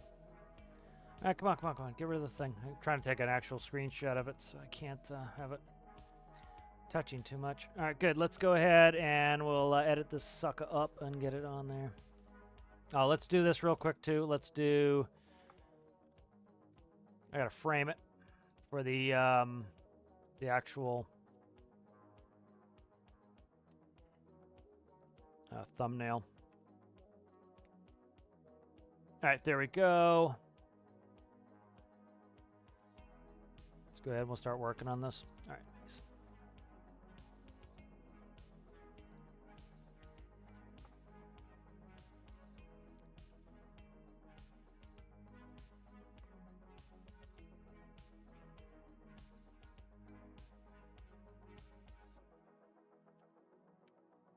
That's one of them, and then I'll open up the other one in a second here. Let's see.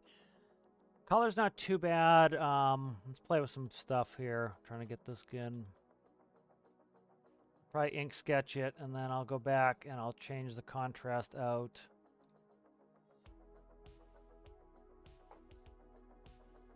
There we go. Okay, let's play with saturation a little bit. Game was a little bit.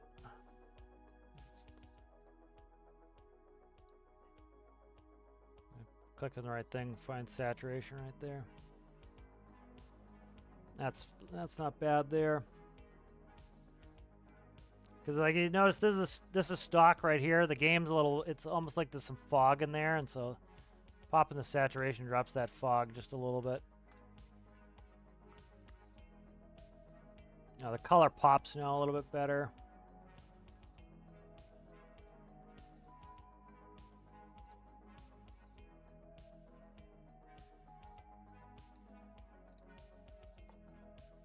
I'm liking that. That's looking pretty good.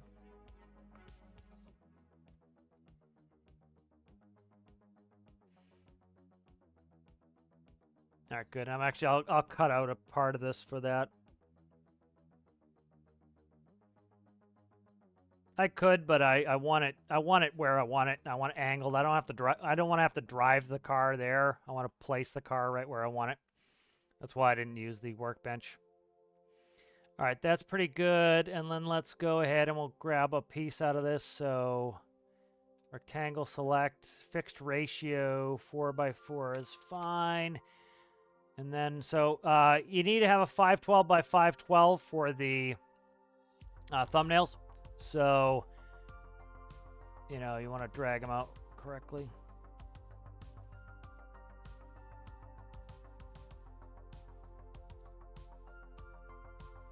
I think like that, maybe.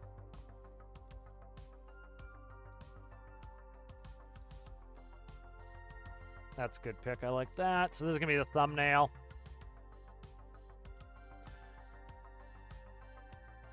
All right, let's go ahead and do...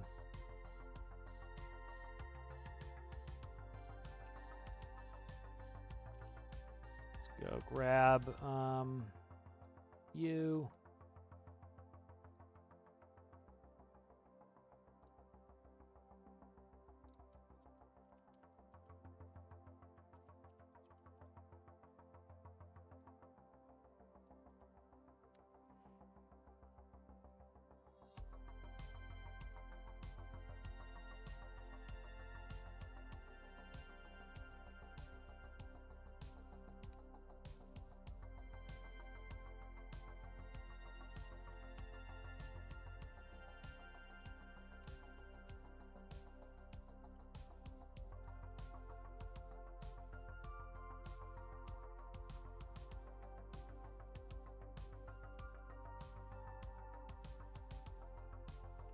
Okay.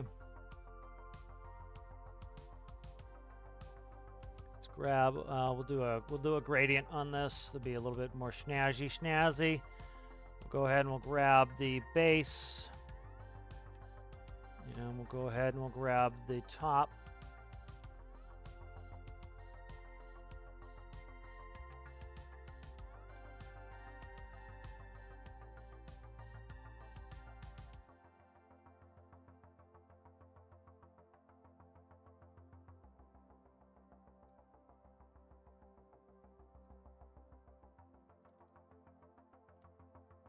That came out all one color.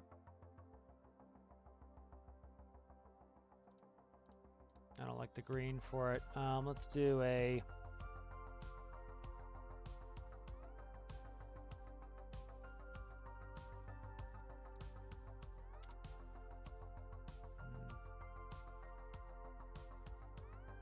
Shit.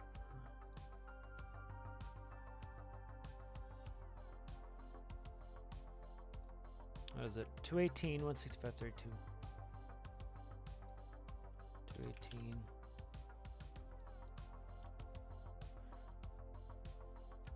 Okay. 0.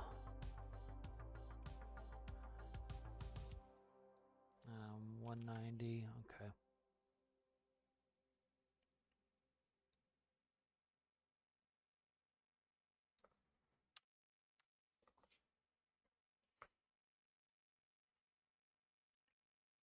Oh, piss right off with that. Let's go magic wand here.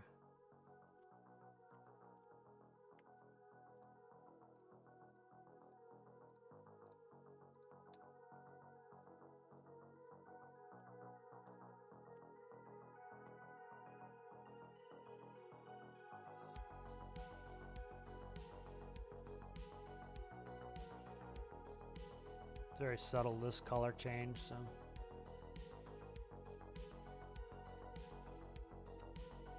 I think the patiny might get a different color. I don't know, let's figure it out. That's kind of my brand's color, though, is based off Caterpillar, so I kind of don't want to dick with it too much. It's kind of its brand color. Oh, fuck off with that. Right, let's go.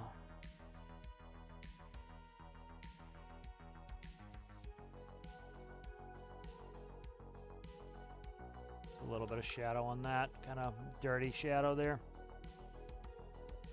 Kind of crisp and clean. I'm liking it. And then I might border this a little bit. I'm trying to think how I want to border it. Can I get a blur border? That would be interesting.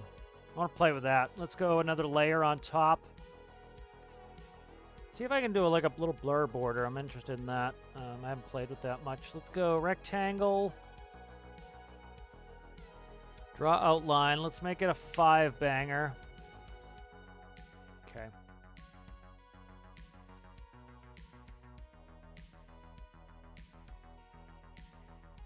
So I just want a little bit of a border, like maybe a dark border or something. I'm trying to think. Very tiny border, just a little bit of, you know, Sousson or something. Something like that. Kind of make it pop a little bit. Let's try going a dark on that. Doesn't do it for me. Let's see. Oh, fuck. Come on. Get in there. That's the dark border. I'm not digging that.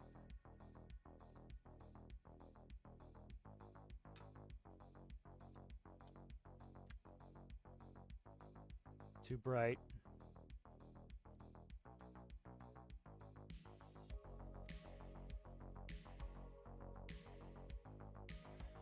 Maybe a transparent border.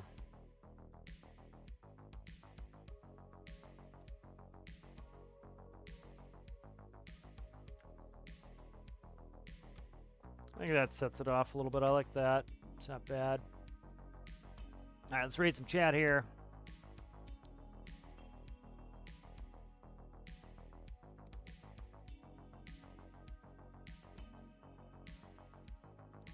Paint missing under the hood. I doubt it. It's probably the hinge. I'll have to look.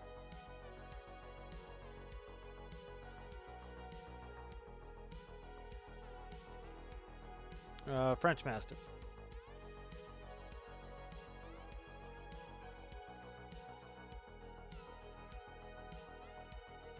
Sinkable, yep.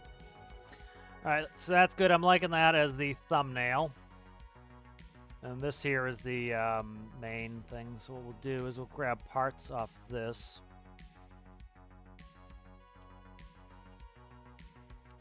Actually, I'll leave that as a regular. This will be a rig pick. That's the pick we drew from. All right, good. So I like that. That's a good thumbnail. I'm digging that. It's on brand with the lettering and the coloration on there. I like the wheel color too, so that came out nice. One thing I was thinking of checking out on darkening up the wheel wells, but I don't think I want to. All right, that's pretty good for kind of promotional stuff. So now I recommend you make this big and do all your lettering first.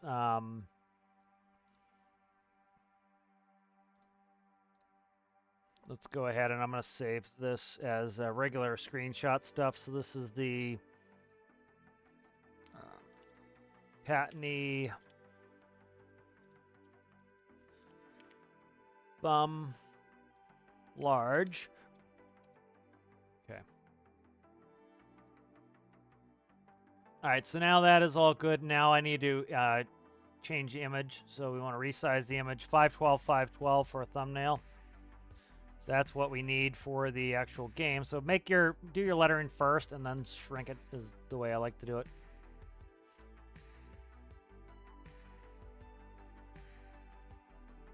Just makes it a lot easier so you can actually see what the hell you're working with, and it doesn't over shrink it. Yeah, if you expand it, it's gonna look funky. If you go down, it's not bad. And then those need to be PNGs. So when you save them for that. Okay, that's good. And we'll save this just as a screenshot.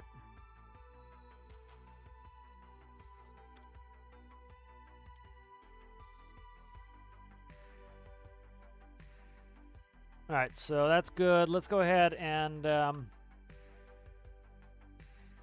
get some more promo stuff, and then I'll work on the workshop page. So let's go add-on editor.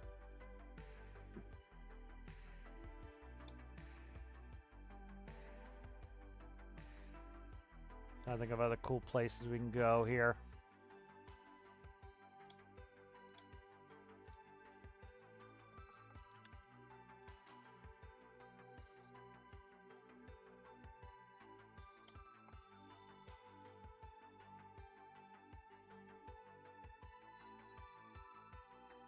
I think of it like a cool seaside place this can go.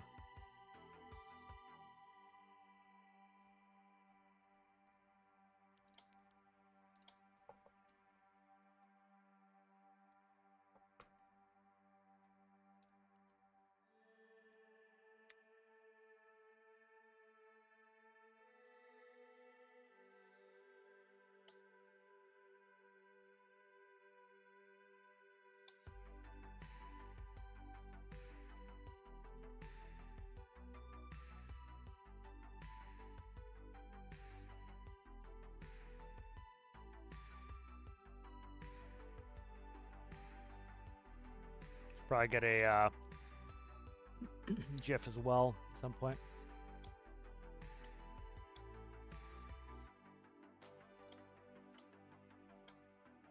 All right, I'm hoping it's this one. If not, I have to find it. I think it's this one, but we'll see. That's where I want it. Nope, wrong one. Shit. That's where I wanted it. Where the hell is it then? Where the hell is it? It had the rock. That's how I thought I figured out it was that one. You over there? That's the one I wanted was over here. Where the hell is it? I thought I saw this rock and that's what I was lining up on. Oh, it's this one. Maybe it's this one. I don't know. I wanted it one of these. I can't remember though. You down there? You down there, guy? Shit. Somehow put this in the wrong one, so. Where the hell is this? Which one is this? This one has this small rock to the south of the train. Small rock south of train. Should be this one here, right? Can't see the other one. Oh, right here. It's right here. Okay, that's where it is. All right. See if this works for us. I'll see you there, Rock Goose. Thanks for hanging out. All right, let's get the add-on back, and then that's fine. Ah, would have bet money that was where it was. Damn it. Where the hell is this thing? Nope. There are only so many bridges. How am I not finding this thing? Where is it? Where are you? Where are you, guy? Damn it. Damn it. Try to find. Let's find like a scenic place here. I like this one. Looking at the power plant. Let's just redo it. Put it here.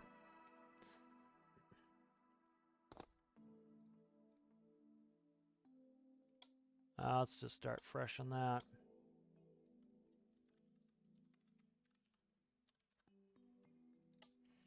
Let's find the Iron Wind power plant bridge. It's not that one.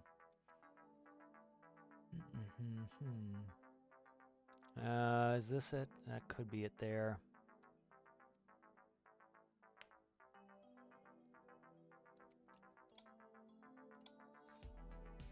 Nope, that's not it.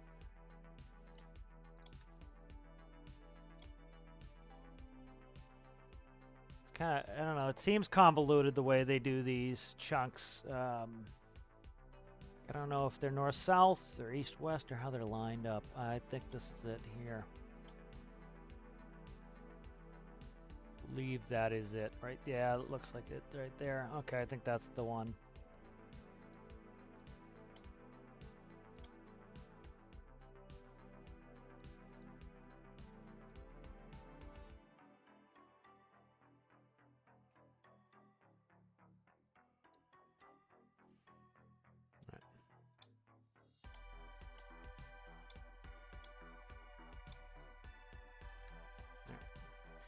Business here.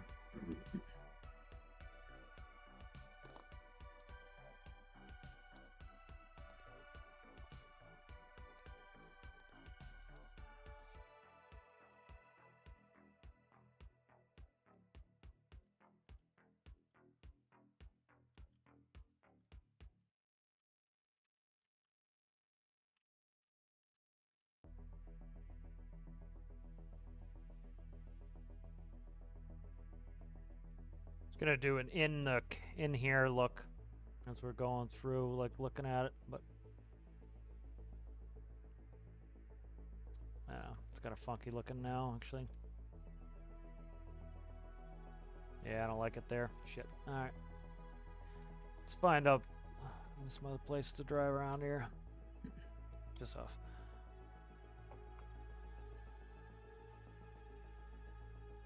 Olsen Bay. Oh, I won't do this, hang around and do this for that long, but just want to kind of get this done. Right, where's Olsen Bay? Trying to just get a couple promo pics to throw up.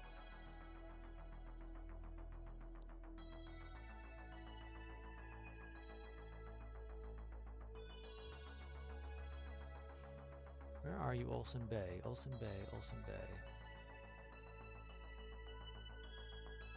Holt would be good too. It's so hard to find these chunks, it really is. It's miserable trying to find the right chunk. I find it very frustrating. That's okay, that's left.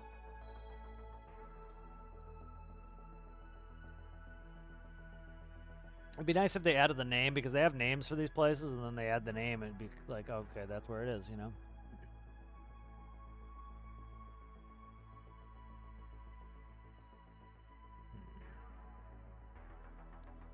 Oh, so hard to find Olsen Bay. Let's do here.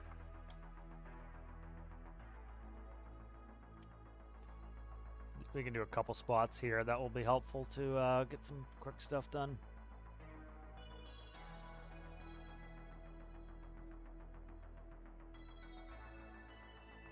Okay, let's do one here.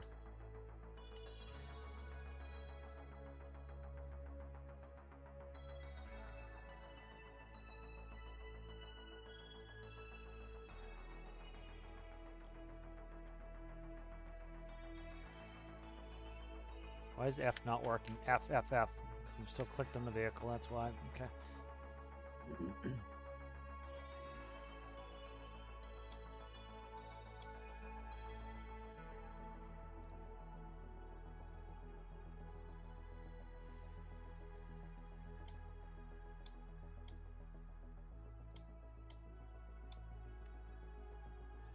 A little bit of greenery here.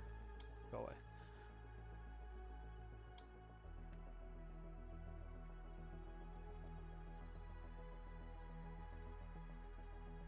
Yes, the fake lifeboat's there so that OSHA stays off your back, and then they all drowned. And then OSHA gets annoyed. Oh, look at all those piggies! Picture with piggies would be fantastic. Let's get one without me in it.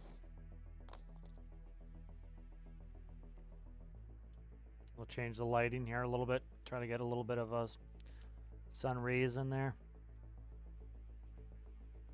And I don't need the square border anymore.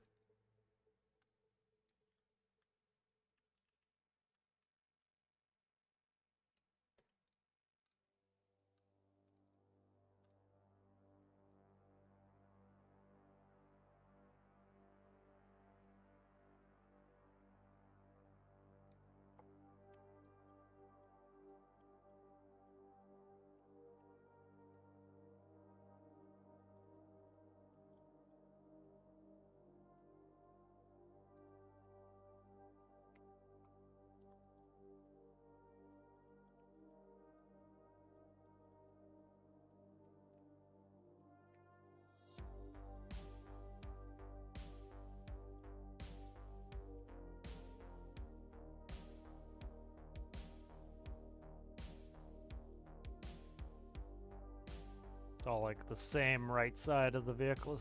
Taking all the pictures right side of the vehicle.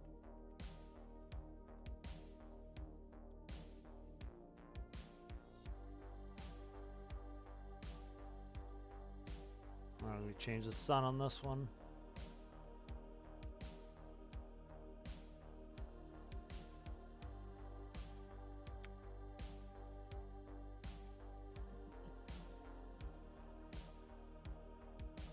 Angle's tough on this one. The way I angled the car is kind of funky.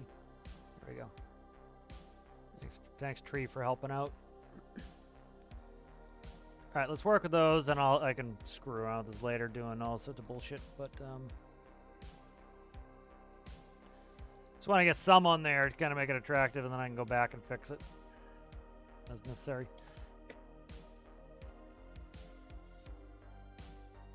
GIF would be nice, but I can make a quick GIF too.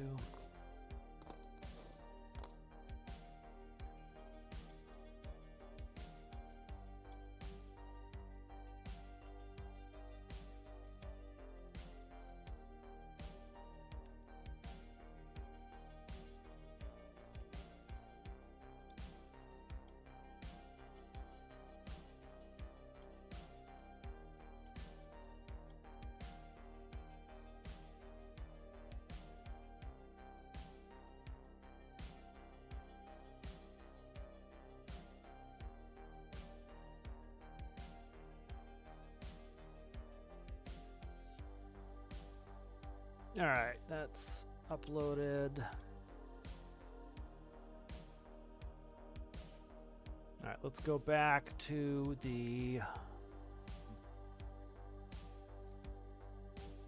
that way.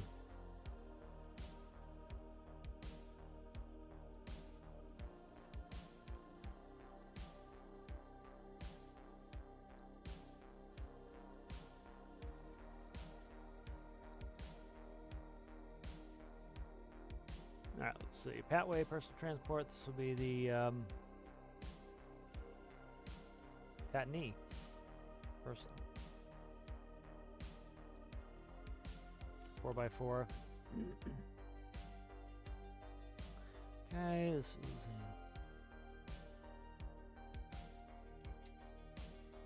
small 4x4 by the Suzuki Jimny.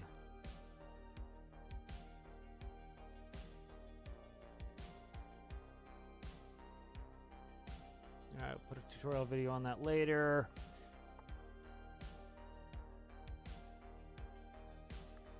See, is that the GIF? GIF, yeah, so I want a GIF on there. I need to do that at some point. So that's the GIF right here. Specifications, motor, Pat, the F4, flat 4. Check some dimensions here. I have no mirrors on it. I should probably put mirrors on it at some point, but we'll do that later. That is 175. Perfect. Same dimensions as the Patway. See what's the length here. 4 1/4. 4 1/4.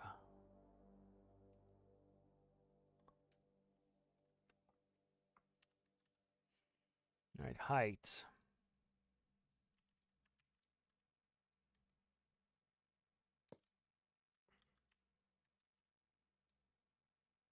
Uh, 2.25.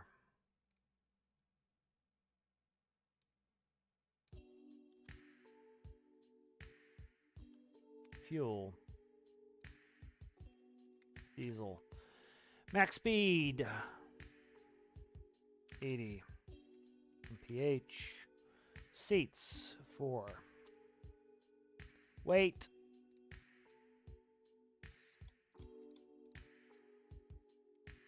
550. Nope. 525. I thought it was 547. 547. 547.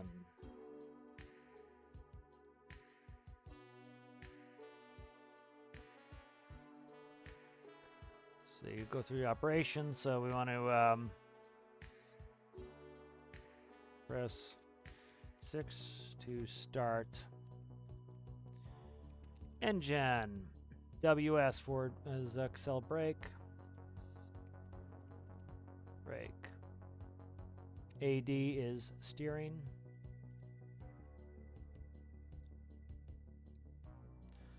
Up slash down is shift. Gears. Up, down, shift gears. Number 5 is park brake. 6 is going to be, let's see.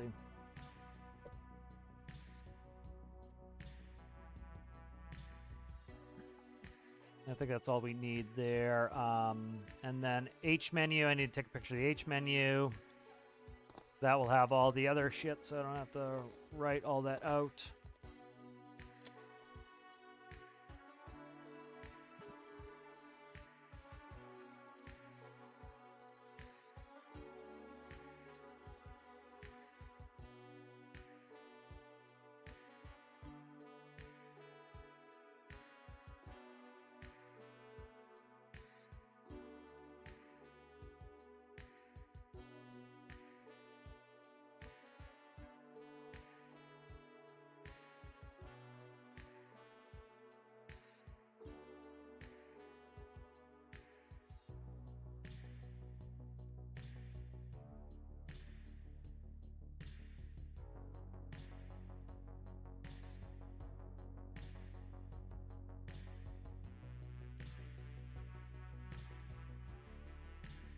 Okay.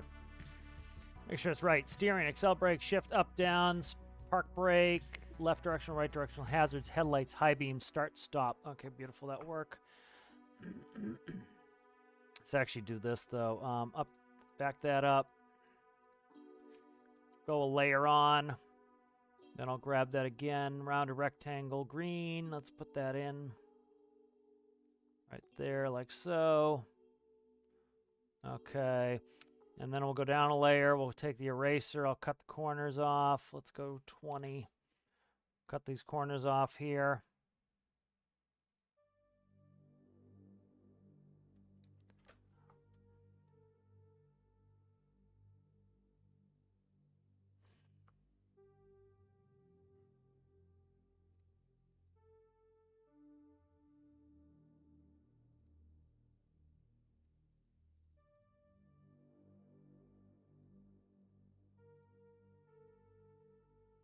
Yeah.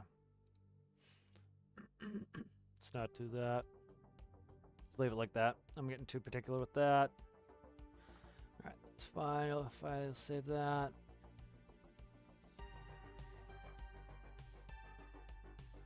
JPEG that. That will be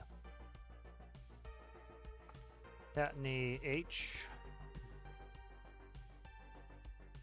All right, then we need to go to Imager.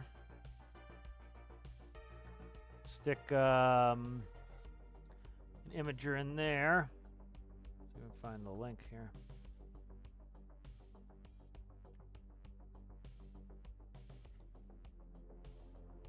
Okay. All right, good. Now we can stick that on here. Where is that? That's right here for the H menu. That's good. Let's save that. take a look at it. So there's the H menu. Okay, 6 start engine, WSXL brake, up down shift, park brake is 5. I'm gonna put a gear pattern.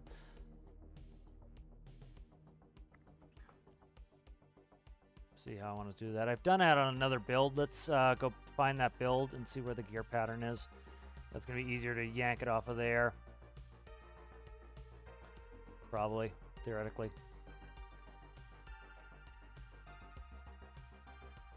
Probably in the fire trucks, the last one. Okay, I don't like that. So I'll just do it myself here. I don't care for that, how that's set up.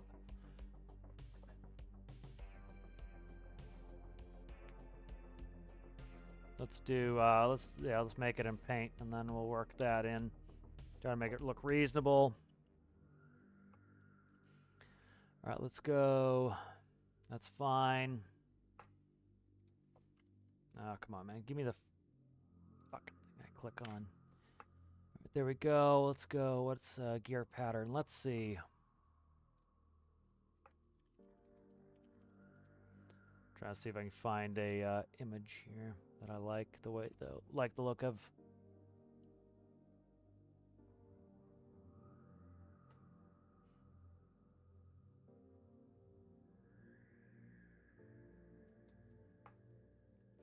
All right, let's do a round knob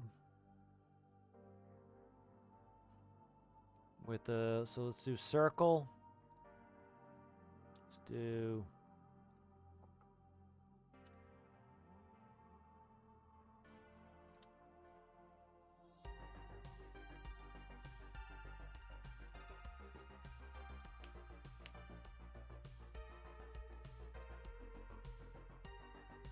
go dark, I think. There we go. All right, let's do that.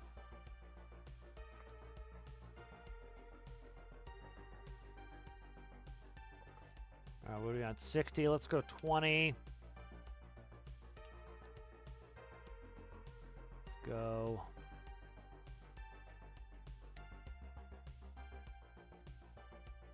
Okay, good. Oh, come on, man. Stop fucking around here. Let's go 40. There we go. All right.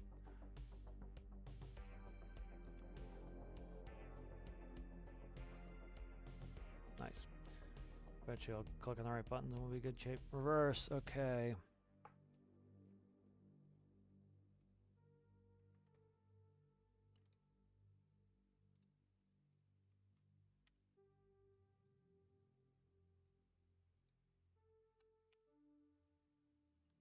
Literally click, click, click, click, and it does nothing. It's annoying.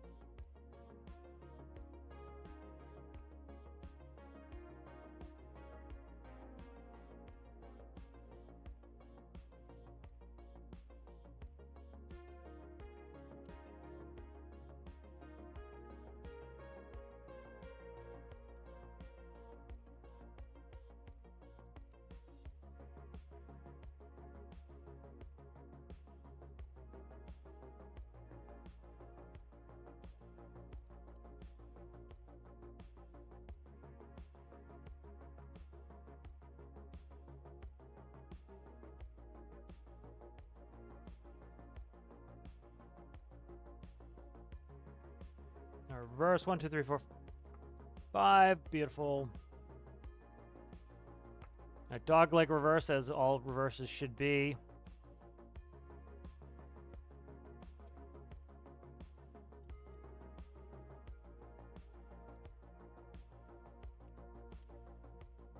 Okay, and that's going to be a PNG so that it shows the background on it. Okay. All right, good. Let's go ahead and back to Imager here.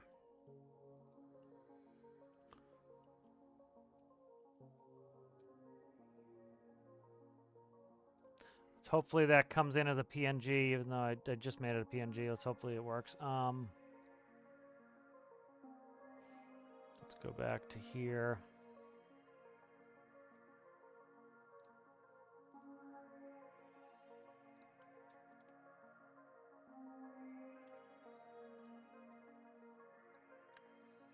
Let's copy all of this actually.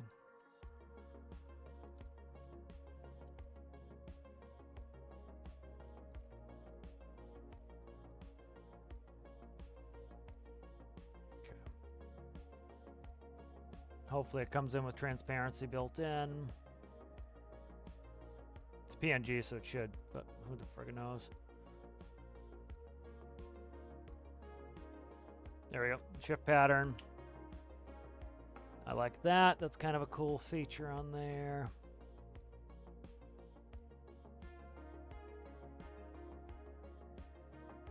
I could probably, here, let's make that smaller. It's spacing out because it's too big, so let's go like this. Go real tight here. Yeah, let's go start right there and then go down. All right, good. I'm trying to get this tight so that it aligns itself better.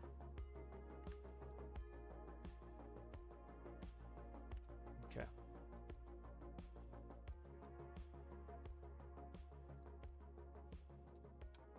Okay.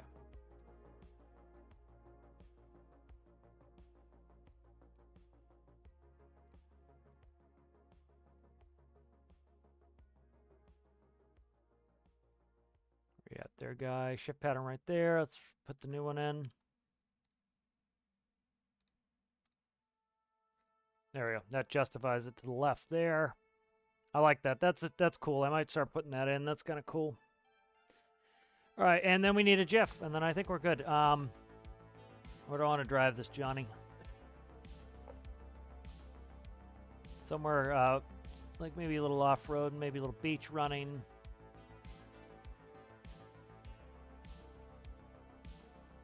Let's just do it here. I like the general area here, and we got some little bit of scenery here. Thinking off-road. Could be an off-road. I'm trying to find a good spot for it. That's all railroad tracks. We don't need to drive on the railroad tracks.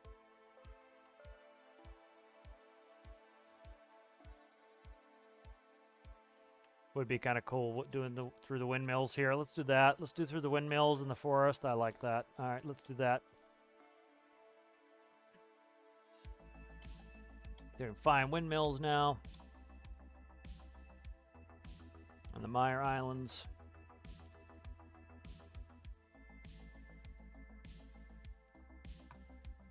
All right, windmills, windmills, windmills. Where are you, windmills?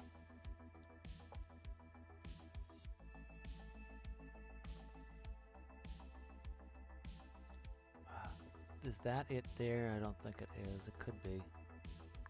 I gotta look at the map. Trying to see general shaping of it. Right here. Good. Just.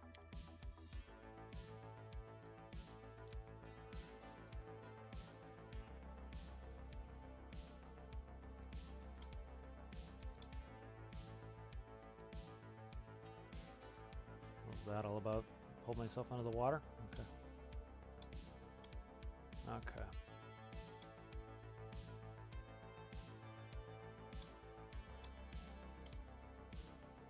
So it should pop up here somewhere. Right there. Okay.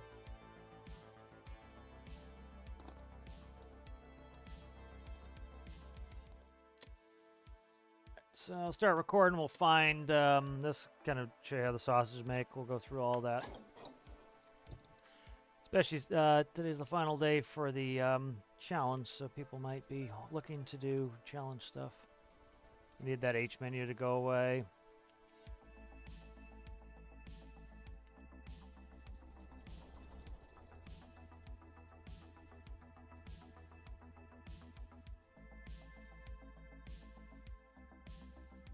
Stop the bullshit there. There we go. That's a good spot there. It's not. Let's fix the time of day a little bit.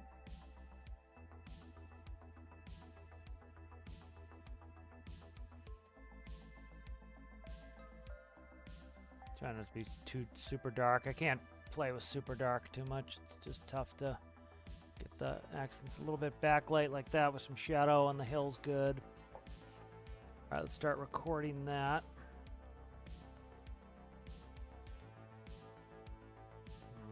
I can't drive like that. It sucks. All right.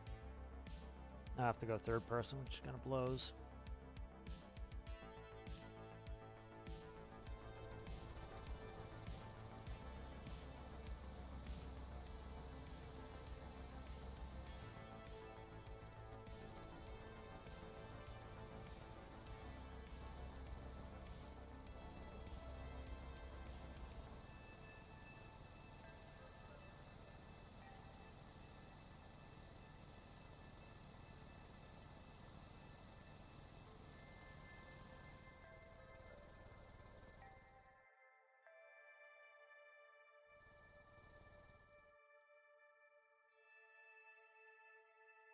Trying to get a picture of this sucker. There we go.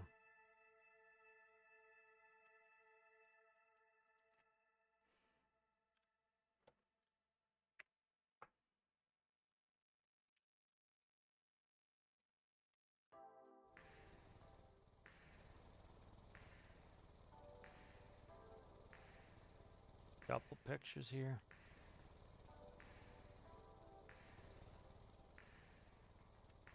The mountainous business. See if I can quickly stop.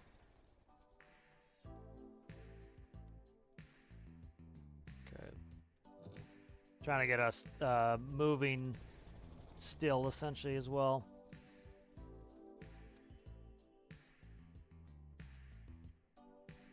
Let's set the park brake. Let's try to get it moving still here. There we go. That's gorgeous right there. I like that.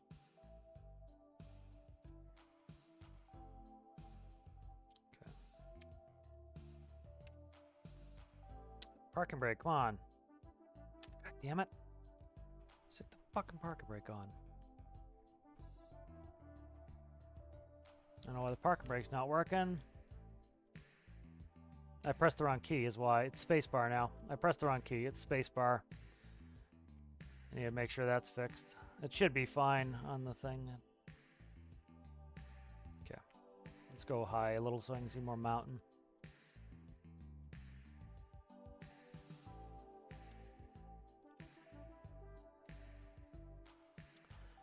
How the fuck is this not have a parking brake on? Why is it still moving? Trying to do a GIF. I don't want it rolling away. There we go. Fucking frustrating. All right, good. There we go. All right, good. So let's go ahead and we'll chop that up and we'll make some GIFs. All right, DaVinci. I know some people might not be interested in this, but kind of interesting to go through this. And I know a bunch of people are trying to build their workshop pages, so little things like this are fun to put in the workshop page. Is that friggin'... I want to make sure that's not active. You always have to switch this back down to hidden. It's still hidden. Okay, good. Keeping it hidden until the workshop page is done. All right, let's get DaVinci going here, and then we'll chop this up into a couple parts. That's the clip right there. Okay, change that.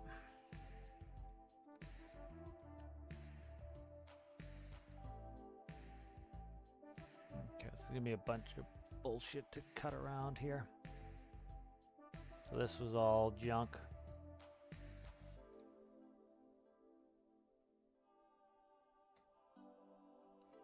Should have shut sit off for this.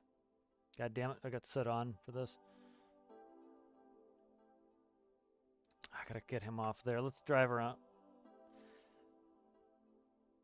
I forgot he was gonna be on there.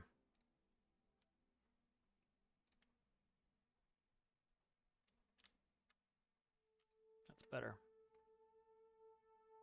I'll make some independent GIFs to be a little bit better.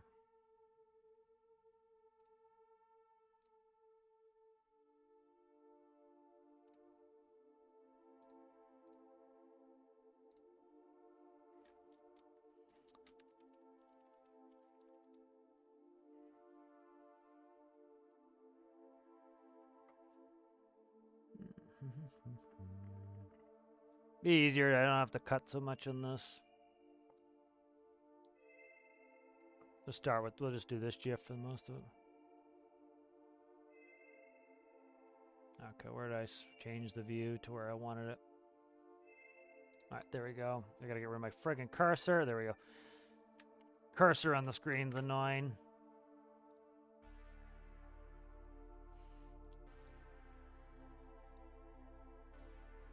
Okay, so if we look, watch the blade.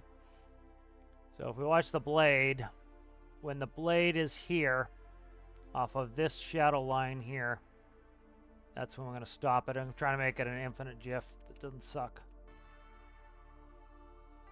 So let's see. Probably right there, I'm thinking. Okay, so actually, no, it's touching right there, so we need to go to there. I want to make this an infinite GIF. Right there, I think. All right, good. Let's export this.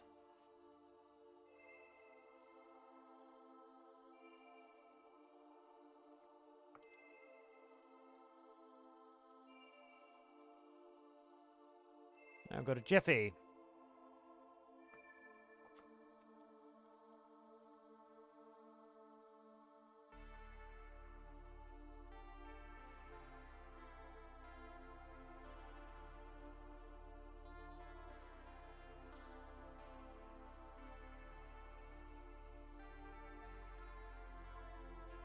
Oh, I gotta convert it. So you gotta convert your GIFs too, so I gotta do that first. I just use VLC.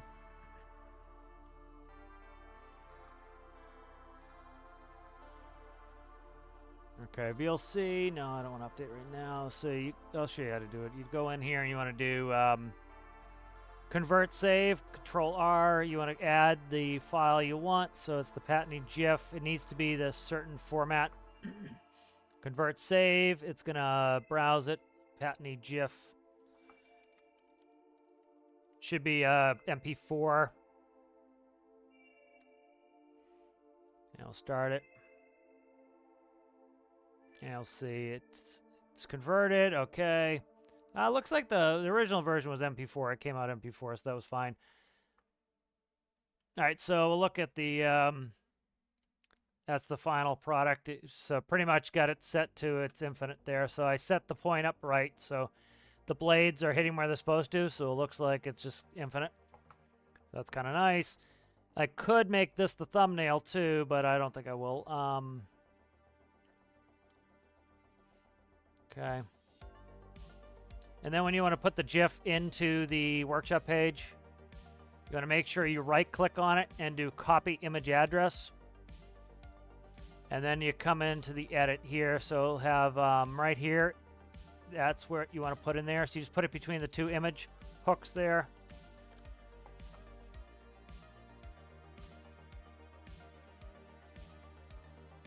And now you have your GIF in there. So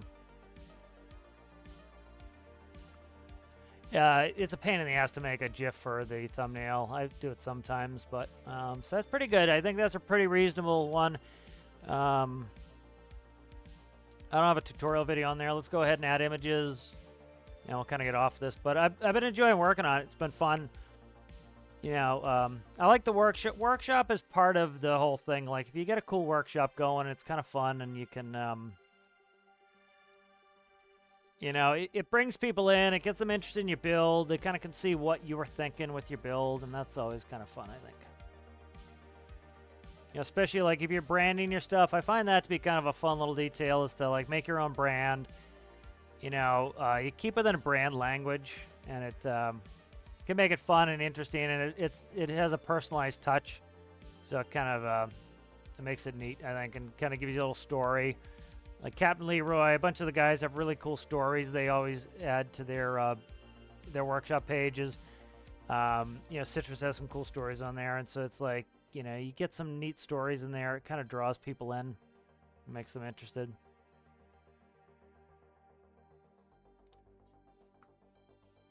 All right, so let's go through. Good glamour shots here. There's little tiny John there. Have that. We have the GIF going. Specs look good. Operation's easy. I don't think I even need a video on this. People can't figure out how to drive. Up, down, shift gears. Reverse, 1, 2, 3, 4, 5. That looks pretty good. All right, let's go ahead and I'll launch it. So it is now public, people. All right, so if you do enjoy it, please give it a thumbs up. If it is your favorite, please favorite, and that helps me out. I do have detractors who like to go on there and they shit on my builds, and that really hurts with the algorithm. Like I'll show you the last one. Like a couple downvotes will screw you on this stuff. It really does. Like the Patway here had a couple nasties here. So it has 31 positive ratings. It has 3. That little percentage of negative ratings screws you and knocks you out of the top. It's, it's something I don't think they should have on here because people actively weaponize it to kick shit out of the top 5. Like literally say somebody here was in the top 6 and they wanted to get to the top 5. They could go through each of these and downvote it and potentially get themselves in there. So that's pretty shitty, I think. It would be nice if they got rid of it, frankly. All right, it's going to be on the Discord. So if you can't find it on Steam or you don't want to look on Steam, go to Captain's Builds.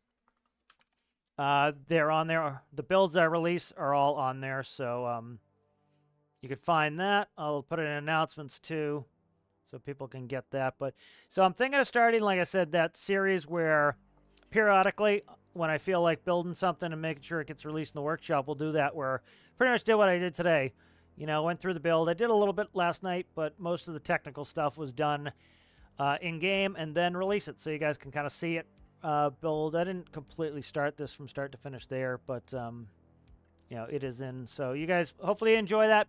Again, I ask if you do enjoy it, please consider following my workshop stuff and a thumbs up and a favorite. I got the Patway into the top 5 video last week, so that'd be fun to have that again. And hopefully you guys enjoy it. If you have any comments, you can stick them below as well. So hopefully you guys enjoy that. All right, let's go ahead, and I want to work on crane stuff. I'm going to go use the facilities and start some coffee again. But I want to start working on the crane stuff. I'm going to kind of use it as a little bit of a test bench to see how it works with how everything works with me. I want to do a crane tutorial. People have been asking for that for a while, so I'll kind of walk you guys through it, show you how I built my crane, and then that will kind of give me the basis to do the tutorial. So I'm going to go grab coffee. I'll be right back. Maybe you guys do the same.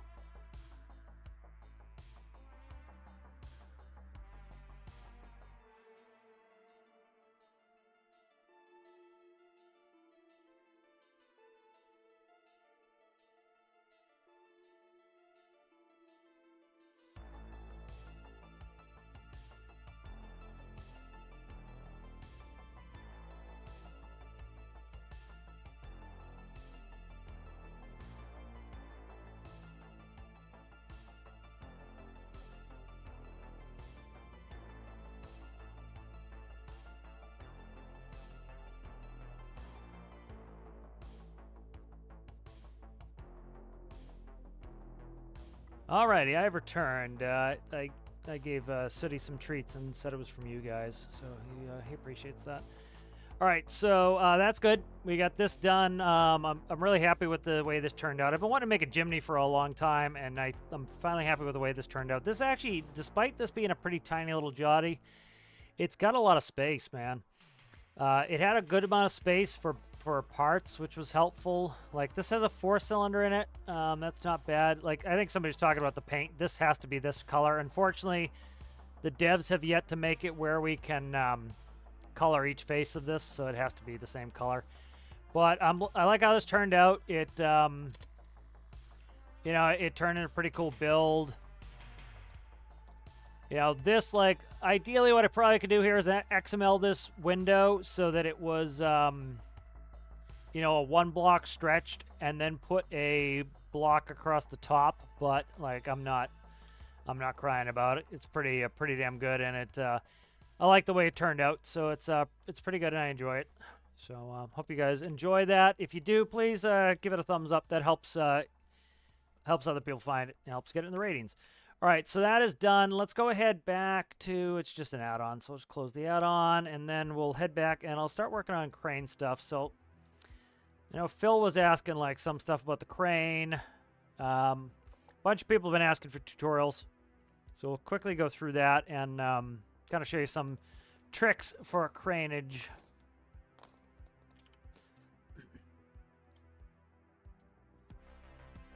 All right, so to kind of recap the crane yesterday, it's going to be, you know, based off this.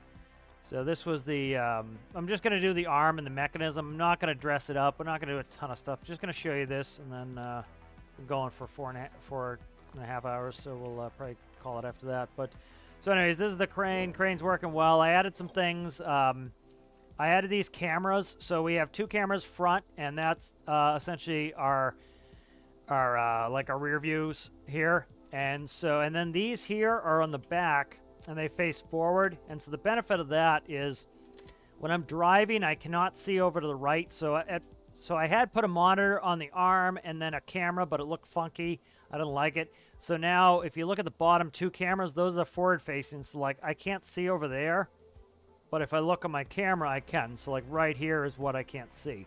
So I can see all that stuff on my right. That's helpful. Stuff on the left. This is miscolored. I have to fix that. But anyway, so to show you like the way the crane itself operates is, so this is a 3-tier crane. So if we go ahead and we send it out, it has a segment. You know, the first segment's the boom, and then the segment 2 is that is this one here, and then we have segment 3 is all the way out there. And you can see with 3 segments we go out there. Now, the way to make this strong is, the first thing I always recommend is make sure your game is running on high physics. So many people say, you know, they'll download one of your builds from the workshop and be like, oh, it's not it's not working like it did in the video, or oh, I can't get the crane to work. And the first question I have, like it's the question I ask everybody all the time is your physics set to high? All right. Because that is a huge difference between a build working and a build not working properly. It's like you go to low physics, which like some YouTubers will tell people to go to low physics. I've said it to them personally. Like, why are you telling people to go to low physics? Everything runs like shit on low physics. Because the whole point is you are accepting that the physics is going to run terribly because your PC is a potato. And that's you're making that concession. And now... you know, things are going to run like crap, and then people are like, whoa, why does this run like crap? It's like, because you set your system to run like crap, essentially. It's essentially a last-ditch effort for somebody who does not have a strong enough PC to be able to, you know, just get it running. And so that's the whole point with low physics. And, like, this isn't actually operating too bad, but you see how it's, like, kind of jostling? See how it's jumping around? That's low physics for you. Like, the game is meant to be run on high physics. All right, it's a physics engine is what it is. And you need it to run it. See how, like, it's straightened up and it behaves itself now? Run your stuff on high physics is the first thing. The second thing is these linear tracks, they are not all that strong, and they're essentially, you give them a positive or a negative number. And so when you let go of them, they also can be a little bit electrical hungry. When you let go of them, you want to have grippers. You see I have grippers here and there and on this final segment. That's how you want to lock it. Now, there's two ways to do it. This one, I just have sliding grippers, and they can slide within the track. You can also make them go 90 degrees, and what they'll do is they'll lock. Those will be locking grippers. So let's go ahead, do this. I will, actually, I'll record this as the crane tutorial, so it sounds like I'm doing tutorial stuff. You guys can, that's why. I'm going to record as a crane tutorial, so hopefully I don't have to do it twice. And then I can put it out for the people who've been asking for a crane tutorial. Let's get rid of Sue on there. All right, so this is going to be the crane tutorial. So I've been working on a bunch of cranes lately. A bunch of people have been asking for tutorials, so let's go ahead and we'll put one together here. So first thing you want to do is make sure your game is running on high physics. I see this all the time. People don't put their game on high physics. You're not going to get as good of results. You're going to get shaky cranes. You're going to get cranes that can't lift as much weight. The game is intended to be run on high physics. Medium, low, or auto is not great. You want it on high. High is going to give you the best performance. Going any lower than that, you're going to get worse performance. So make sure on high physics as the first thing. All right. So, Jesus Christ, get out of there. All right, so first thing we're going to do is we're going to make the pivot point. So you can do this in a number of ways. One, you can take a turret ring. If you want, you can do a bunch of turret rings here. Or you can do a robotic pivot. Now, a turret ring, the benefit of a turret ring or a velocity pivot, they work the same. If we take a velocity pivot here, velocity pivot is you give them a speed and on a velocity pivot, and so say you give it a 1, it will go left in this case at 1, it will go right at -1, or anywhere in between, then it will stop. All right. So these are two options here. If you look here, we have the rotational speed, we have the current rotation, rotational speed, current rotation. So you can use either of these. I tend to like to use these turret rings on larger things like this.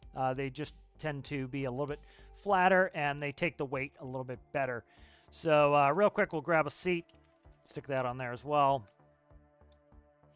Let's get off symmetry. We'll just stick the seat off to the left here, and we'll test this out with, let's say we want to make left, right, our turret ring. So we'll go in there, we'll feed that the rotational speed, and we'll spawn it, and we'll just see what it does. So we'll go infinite electricity's on for this, so we don't have to connect up all the electricity. All right, we'll go left. All right, that's backwards. That's fine. So all we have to do is come back in here, grab this, we'll cut it, and I'll press the U key. That will flip it. That way we don't have to invert it in the microcontroller. All right, good. So that's now set. We'll test it one more time. That should be the correct direction. So that's going to be our yaw for our crane to be able to go left and right. Right. Now, you notice it keeps moving. Okay, now it's because, let's go ahead and look at the dial. All right, so it's always good to put a dial on the seat so we can see it. So we'll take a dial and we'll stick it right on the seat here. And this will show us what our left-right is doing. And currently what it's doing is it's on reset. And so it's going to slowly reset itself back to 0. And that's going to slowly stop in this case, the turret ring. And so if we go to the right, fuck, did I not hook it up? I didn't hook it up. No, I did. I hooked the wrong thing. All right, we'll take the left, right, and we'll also hook it up to the dial. And then we'll go ahead and we'll be able to see what it visually does, and that will tell us what the behavior is going to be like on this. So as we go to the right, as you can see, now I let go. As you can see, it takes a while for it to go to 0. It will stop, but it takes a while. So I'll tell you when I press the button, press and let go. And you notice it takes a while for it to slow down. So there's a bunch of things you can do here. One, you can change your seat to reset 100%. And what that's going to do is it's going to go instantly to -1. It's going to go instantly to +1. Now, if you do that, your turret ring is going to be very fast. And so there are some ways we can limit this, and we'll limit it in the microcontroller. So again, we want to go right. You notice fast, but it stops instantly. So I'll tell you when I press it left, let go. Right, let go. Left, let go. Right, let go. Okay, so real simple. We can start working on the crane microcontroller, and now we can tune the speed that we want this to work. So I'm just going to take a blank microcontroller. We'll stick it in here. All right, we'll go ahead and we'll call this the crane microcontroller.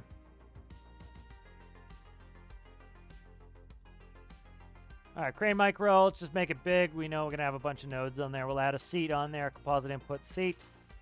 All right, then we'll add a number output that's going to be for the yaw of the crane. So yaw. All right, now this is where we can go into the limit. So first thing I like to do is I'll grab a text box, and I will put in spawn, just so I know where my labels are going to spawn. And then I just want to move them away here so that we don't get them all mixed up. All right, so the seat, it's 1 is AD, 2 is WS, 3 is left, right, and 4 is up, down. So we want 3, so we're going to read number 3. All right, now you can do this a number of ways. I like to do it with a function, and so what this function is going to allow me to do is tune in how fast we yaw. And so let's go ahead and take the 3 function here. It's X, Y, Z. Let's plug in X. Let's plug that into yaw. All right, now what I'm going to do is I'm going to take some property numbers. So we'll take 2 of them. Actually, we'll just take 1. We can take 1 number here, and we're going to go ahead and hook that into Z just to keep it clean, and this will be the yaw speed. All right, so this is the speed at which we yaw. So currently, we were going 1, -1. You notice that was very fast. Especially with a crane, when the arm is way out, you do not want to be swinging that load fast. I know a lot of people think fast is best. When you're operating heavy machinery, slow is often faster because you're not going to break things. You're not going to drop the whatever you're picking up. You're not going to miss your target 10 times and have to keep going back and forth.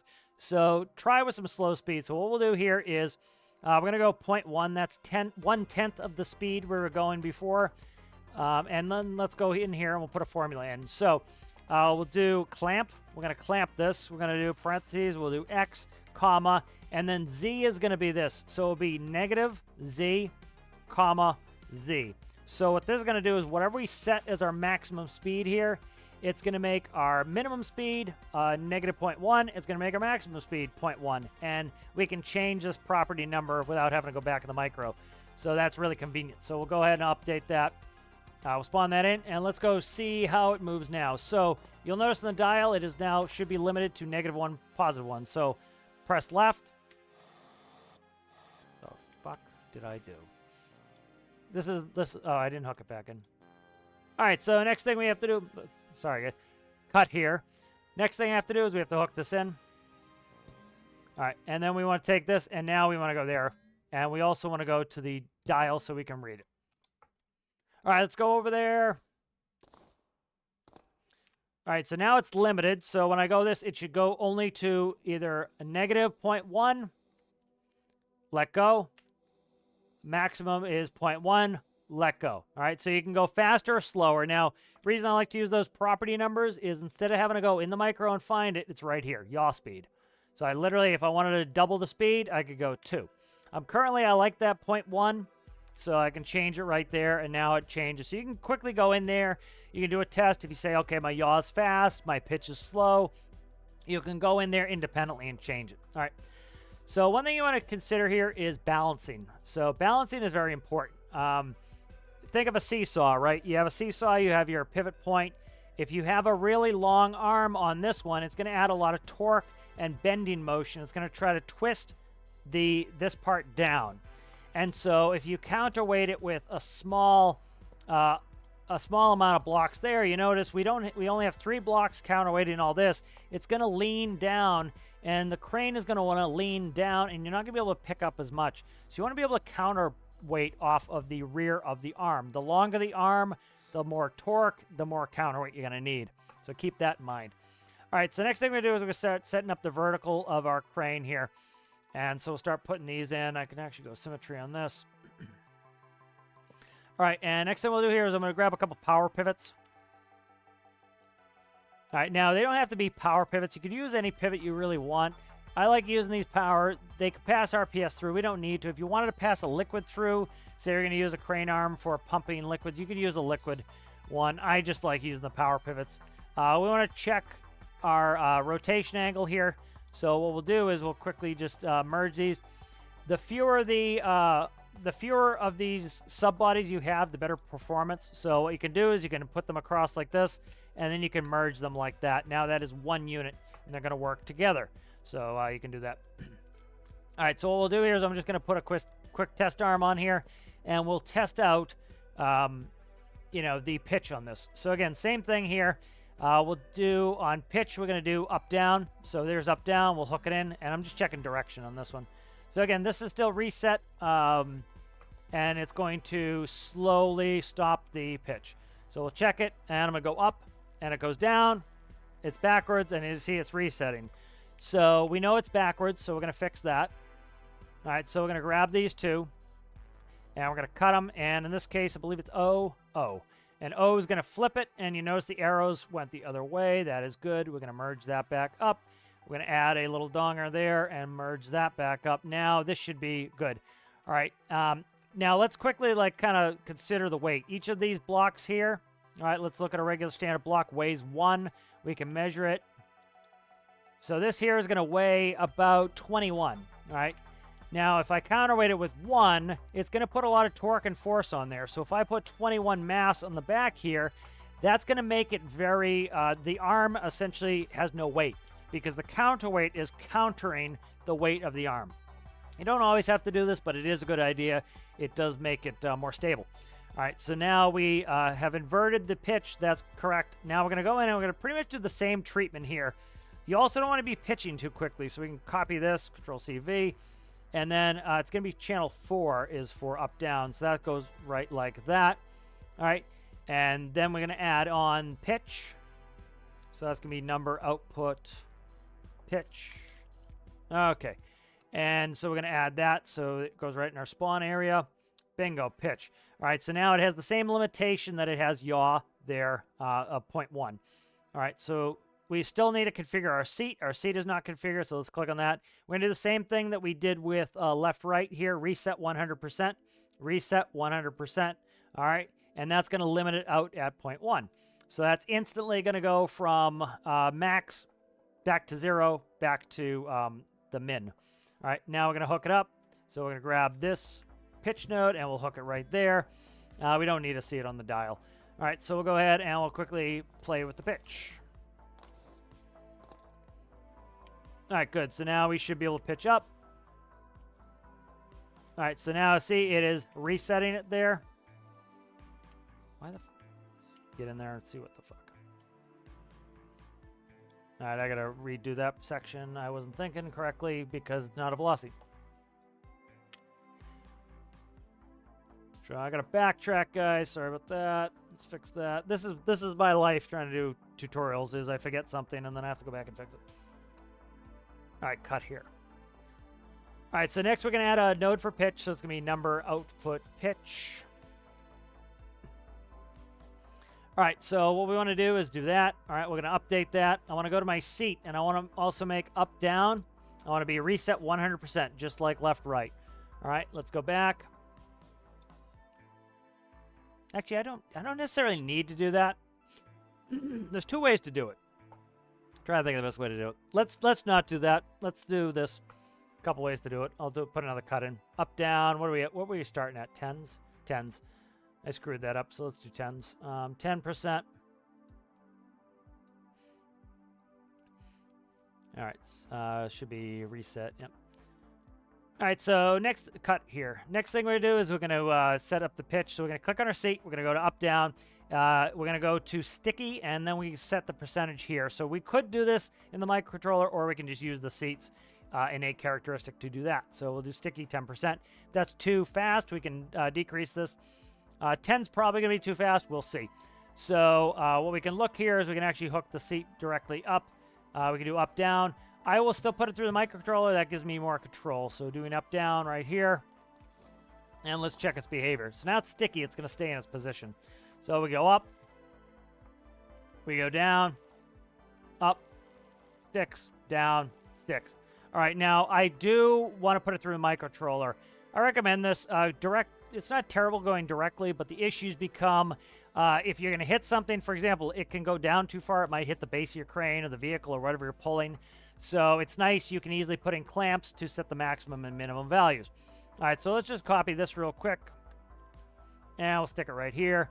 All right, now what we're going to do here is we are going to read channel 4. That's going to go in here. And now what we can do is we can clamp the minimum and the maximum values. Maximum is going to be going all the way up to 1. Minimum is going to be -1. Now, I don't want my crane to go down. I don't want it to go past the neutral point. So I don't want the crane to go below this point, but I do want it to go up. And I don't want it to go all the way up. So it's at our current 0 position. You notice up is positive. And let's say we want to limit it to 45 degrees. Okay, so it goes a full 90, so we'll do 0.5. So we'll come in here, and this will change. So what we want to do is, this is already a 0 right here, y. So we'll make our minimum value y. That's 0. If you leave it blank, it's 0. And then the maximum here, we'll change this. This will now be crane max angle. All right, and let's say we want it to go to a maximum of 45 degrees. That's 0.5.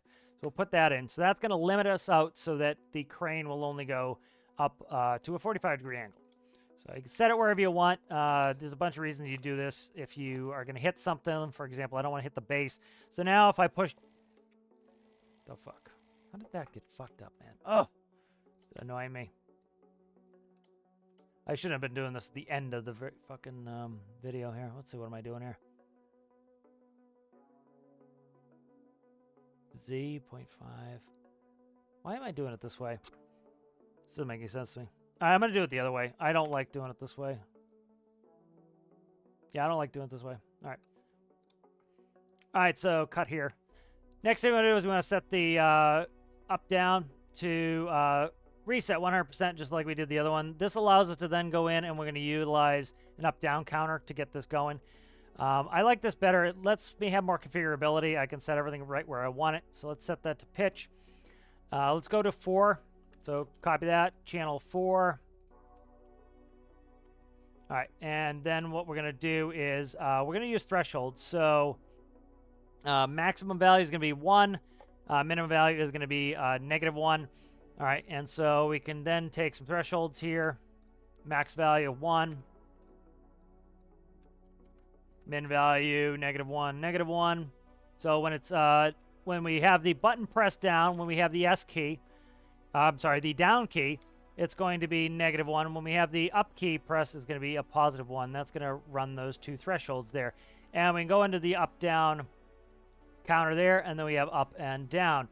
We can then go in here and we can set the rate at which we want this to move. So let's make it slow. So 0.001 is how fast it counts per press. I'm going to enable the clamp. I want minimum value of 0, and I want the maximum value to be a, we'll do half. So a 45-degree angle, 0.5 there. That will read out to pitch, and we'll update that. So let's make sure the seat is configured. It is. Up, down, reset 100%.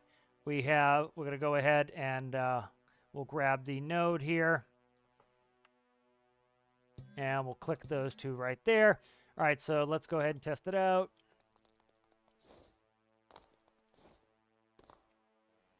All right, so we want to go up. So it's set at 0.001, so it's nice and slow. I'm going to let go. It stops. We can go down, and it should limit it so that we do not go below the 0 position. So I'm holding it down. Set at the 0 position. It won't go down. Yaw and pitch are pretty much done. Again, we can go up to 45 degrees in this case. I set it to 50%. All right, so that's at 50%. You want to go up higher, you can go up higher. But this is how you would limit that so it doesn't go too high if you have something you might be hitting. All right, good. So that's done. So now, next thing we want to do is you could make a regular crane that operates like this, or if you want, you can make an extendable crane. And so that's kind of the main focus of this video. We're going to go into extendable cranes. A lot of people have had questions about this, so we're going to go ahead and we'll start talking about that. So we're going to make a 3-tier extendable crane, and this is how I like to do that. So what we're going to do is we're going to set up a couple, it's going to be 3x3 essentially in the center section here. And so, all right, I'm going to pause that real quick. I got to actually measure this to see if it's 3x3.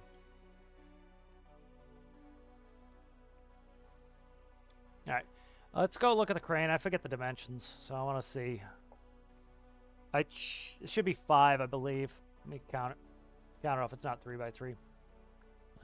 5. Yep, it's 5. Okay, I should have just been able to count that, but let me quickly read chat. I got the video paused. I'm kind of I don't know if it was a mistake trying to do the whole tutorial here, just tell you guys some tips, but did I send the ping? I don't know if I send the ping. Sorry about that if I did not send the ping. Nope, I didn't send any ping. Thanks, Alistair. I'm sorry about that.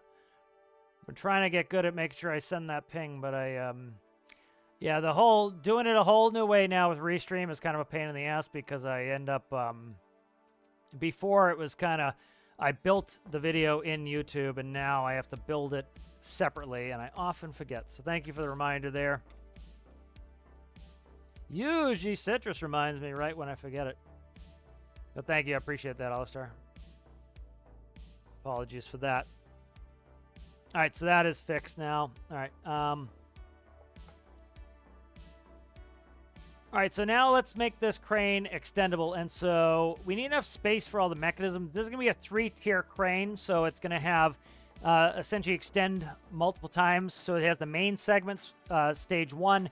Stage 2 is the second segment that pushes out. Stage 3 is the third segment. So in order to put all that stuff in there, we're going to need 5 tall. And so this is about as compact as you're going to be able to get that. So we'll make this nice and long, and then we'll get going on that. All right, so this is 5 tall. All right, and so I'm just doing the side segments here, and then I'll show you how the center segment. I'm going to leave this open so you can see all the segmentation of this. All right, so the first thing we want to do is we're going to use some linear tracks to slide this stuff. And so I'm going to go ahead and start putting that in. So first thing we need is linear track. And we're going to use these compact linear track bases. And we're going to come in here, and I want to make the positive this direction. All right, and next thing I'm going to do is I'm going to do track segment. That's going to go all the way down. All right, this is going to allow me to push segments 2 and 3 out of segment 1. Segment 1 is this main part. 2 will be holding 3, and then 3 will slide on top of 2, giving us a 3-segment crane. All right, so that is in. All right, next thing we need to realize is these linear tracks, the way they work real simple is let's go ahead and we'll hook it up to a seat, and so we'll make them AD. So if you remember, we have this on reset. What I'm going to actually do is we'll set this to AD reset 100%. That's going to give it max speed, which is 1, minimum speed, -1.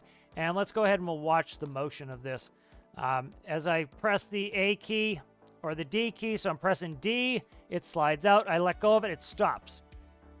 All right, and then if I push it again, it goes. Now, the problem is this does not have a strong braking force, unfortunately. This will not hold itself. So what will often happen is, especially if you have a lot of weight on this, it will start to slide on its own. And you don't want to hold the linear track the whole time. It uses up electricity. It's not a great idea. So what you want it to do is when you're not moving, you want the brakes to actuate on grippers. And so the grippers actually add a lot of space to how much your build takes up. It would be convenient if we only needed linear tracks. But the grippers are kind of necessary evil, and they do make it really rigid and strong. So as you can see, that's how we're going to actuate the sliding segments of our crane. All right, so let's go ahead in here, and we need to start working on the grippers. All right, so this here is segment 2 that we're working on next. It's going to be the second segment of the crane. So there's a couple ways you can do these grippers. One, we're going to put these in this direction. And then you can either have the gripper 90 degrees or you can have it like this. There is a brake function on the gripper. That brake function will add a braking force onto the sliding track on the track segment. The issue with that can be that the braking force is not enough, and sometimes you need to turn them 90 degrees, and what they'll do is they'll actually grab on and lock in position. So we'll have to, sometimes if the weight is very heavy, you actually have to make them locking. I'm trying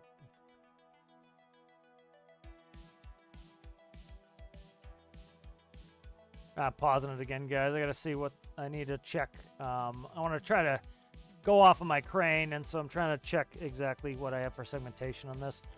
Trying to make sure I didn't count this wrong. It's 5, right? 1, 2, 3, 4, 5. 1, 2, 3, 4, 5. I'm trying to remember how to fit all the segments in. Gripper, gripper. Gripper, gripper, and then do I have a sliding top segment? I don't. I'm trying to count the segments here. Okay, gripper, gripper. Okay, yeah, that should fit. I need to make sure I counted right on the other one.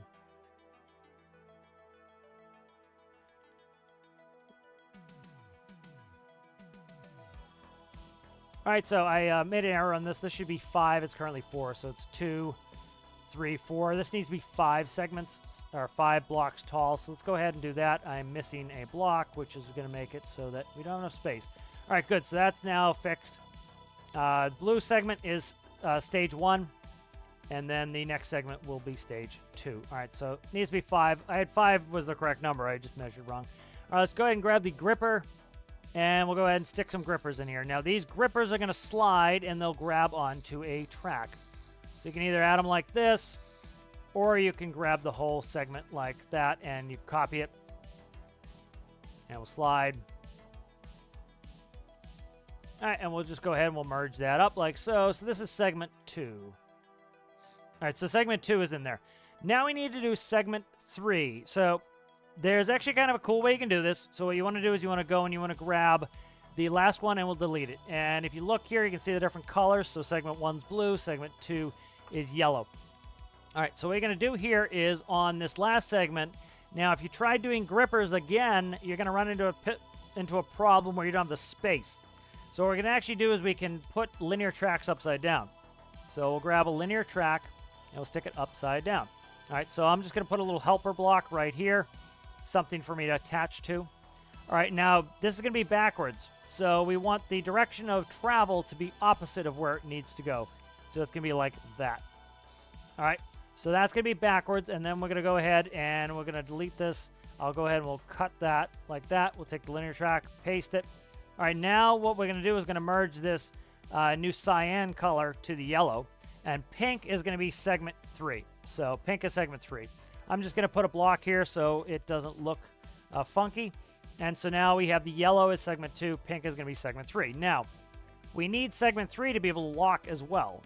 And so what's going to happen is this is going to slide out off of 2, and so we can take some track segments. Now, there's 2 ways to do this. One is you lock it up in this in the normal position, which is this. That uses the brakes. And sometimes that's not enough force, and you end up needing to use a sideways piece. So let's go out on that. Does all that need to be tracks? Doesn't necessarily need to be tracks, but it can be. All right, so now if we look at our segments here, we have segment 2 will slide out. Segment 3 will slide out off of 2. And so whatever you're winching on here, I'm not going to go too much into winches, but we'll put a couple winches on here. This is where you'll want it. You'll want your segment on segment 3 here. All right, just like that. All right, so now what we need to do is we need to set up how we want to send these in and out. So you can do these a number of ways. One, you can change the speed of the 2 linear tracks, or you can do them by separate controls. I just changed the speed of the linear tracks. So let's go ahead in here, and we want to come in here, and AD is channel 1. And so that is going to be for the linear tracks there. And we're going to do the same thing. We're going to do pretty much, let's see where we're going. It's going to be pretty much the same as the turret ring or velocity pivot. All right, we're going to go ahead and let's just change that to 4. All right, and so channel 4 here, and we're going to do the same thing. We're going to set a maximum speed. This is going to be the extension speed. All right, again, max 1, minimum -1. And we're going to do the same thing as we did up here with yaw. We're going to go reset 100%. When we press the A key, it's going to give us a value of limited to 0.1, and when we go the D key, it's going to give us a value limited to either -0.1 or 0.1. That's going to go in. We're going to go ahead and add the node. All right, so this is going to be number output. This is extension. All right, extension right there. All right, good. So that's going to be what we use to activate our extension here. So put that on there, update that. We're going to go ahead and we will configure our seat. So AD is going to be a reset 100%. We're going to go in here. We're going to grab this, and this is going to go to the linear tracks here. So that goes linear track there and to this linear track there. Now let's go test it, see if anything's backwards or how the speed is. So we're going to go jump on the seat, and we'll go do A or D. So let's do fuck all right now. I screwed up. All right, this should be channel 1 here for AD. I put 4. That's channel 1 for AD as extension. All right, and we'll go ahead and test out extension. As you can see, we have it nice and slow at 0.1. Again, you don't want to be moving heavy loads very fast. That is going to just cause you problems here. All right, now it looks like segment 2 is backwards at the moment. So I have to fix that. I'm sorry, segment 3 is backwards. So let's go in here and we'll flip this around. And we'll merge that back up. So the pink segment there, and then this will go to the yellow segment, make sure the colors are correct.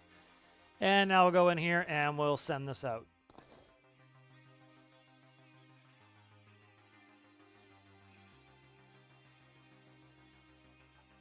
Did I? No, I had it right the fucking first time. God damn it. I love when this happens. Stand by. Gotta fix this, god damn it. All right, I'm gonna stop the tutorial. I'll do a tutorial sideways. I'll just kind of talk to you guys on this. I was trying to do them both at the same time, and I never can because it's a pain in the ass to edit it after this. It's much easier if I do one run through where I get it right the first time. All right, so this should have been the other way. I knew this was backwards. I don't know why. All right, let's just run this segment 3 real quick, and yeah, I'll record it later for people, and they can come back and watch this if they want. But try to make sure it gets confusing the more errors I make, and then I have to go back and fix. It gets confusing for people trying to watch a tutorial. So for a tutorial, I kind of get really specific on not making those errors, and so it's good if I do a run through.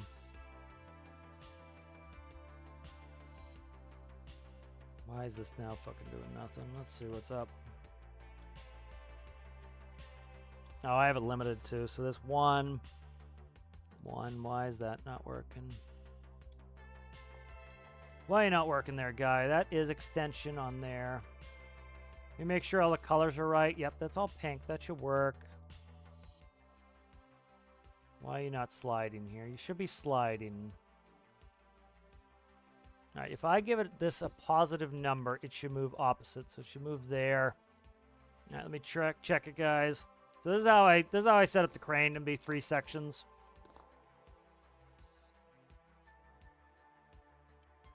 Why you not working? Did I not hook it up right? What the fuck? What the fuck? That should be working. Linear track speed, slider speed. I'll have to test it here in a second. Shouldn't need electricity. Why are you not working, guy? Check it real quick. AD.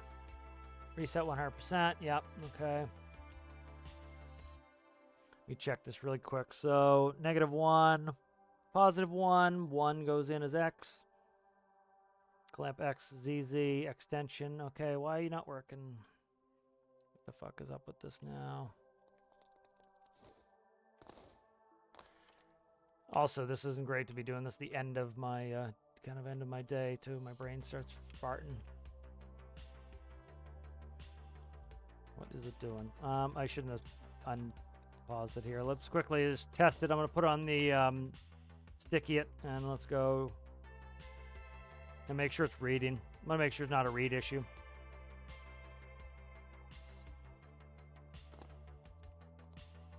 Right, compact linear track base right there. Slider speed 1. There it goes. Okay, it's going now.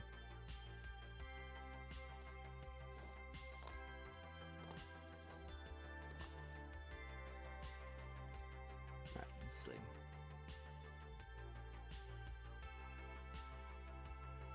I don't know why it's being iffy on its speed. I think last time I built this, I did not put a ton of these. I put 1. Let's go with 1 and then see if that will work better, because it could be the frictions causing it problems. Let's check that, because I think I did gap the other ones. Let's try that, see if that performs better or worse. There it goes. Okay, yep. So it's too much friction for it. That's better. That is less friction now. Or not, because I didn't fucking connect it. I deleted it. That's real helpful. Real helpful, guy. Okay. Let's go off the pink here. All right, there we go. This goes there. Let's hook this back in. When I deleted that, I deleted it right then. So let's hopefully... It's exactly how I have the other crane working, I believe. All right, let's save it. I'm just going to quickly check the other crane. I want to just show you guys how the other crane works, and I'll do the video later. Trying to do a little dry run to make sure I get it all right, but obviously I'm fucking it up as I do it, and then it's too late in the day for me to be doing this. All right, let's go ahead and I'll just show you guys quickly, and then we'll end up. I'll do the tutorial. It's not going to get done this weekend because I have the I have to do the challenge, but okay, that's what I fucked up the track segment. All right. My brain is running slower after doing 5 hours of streaming. That's why I didn't put any track segments. All right, I need to cut in track segments right here, all the way up to here, and then the last one will be that other type of track segment. That's why I fucked it up. I knew I was doing something silly like that, and then so this last one here is what the grippers hold on to, because again, the linear track lets go. The linear track, when you stop giving it a power signal, it will slide like a bearing.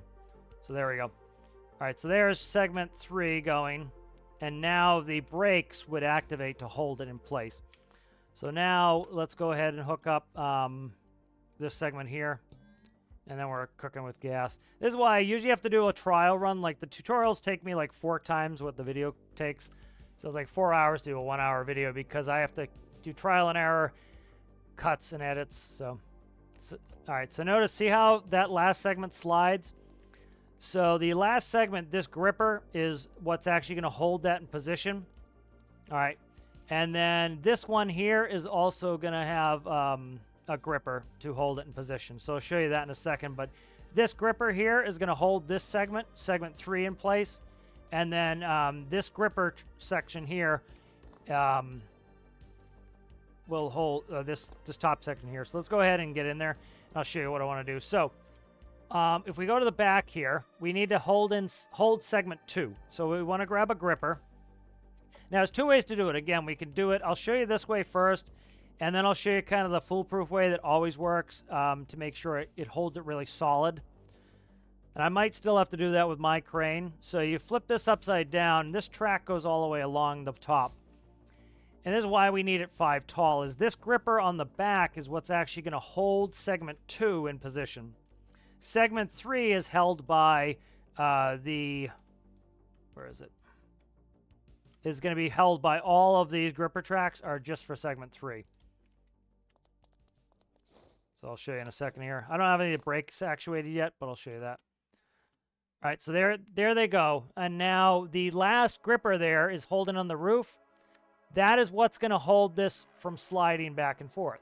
All right, because this is going to have to take a lot of weight. So as we put it up, if I let go of the linear tracks, I'll show you what happens. So we put it up, I let go of the linear tracks, gravity is going to take over, and they're going to all slide back. So you'll see they're slowly sliding back. So the gripper tracks are what's going to lock it. And if you do sideways grippers, that locks it even more. Challenges finishes tonight at midnight. All right, so let's go ahead and let's get this gripper logic in there here. All right, so what we want to do here is we want to add a node. This is going to be extension grippers. All right, so extension grippers, that's going to be an output. This is going to go to the brake of the grippers. All right, so there's a condition when we have, this is going to read either negative, whatever this is, or negative, or positive, whatever this is. When it reads 0, we need something to have a braking force on there.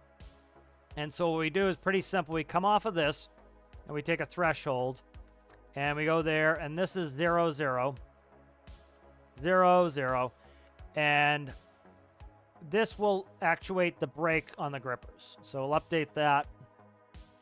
We'll go out logic here. Now, pain in the ass, but you got to go to all of them. Break.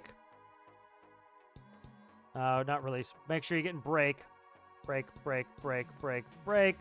We go all the way down the line. Just do all the breaks.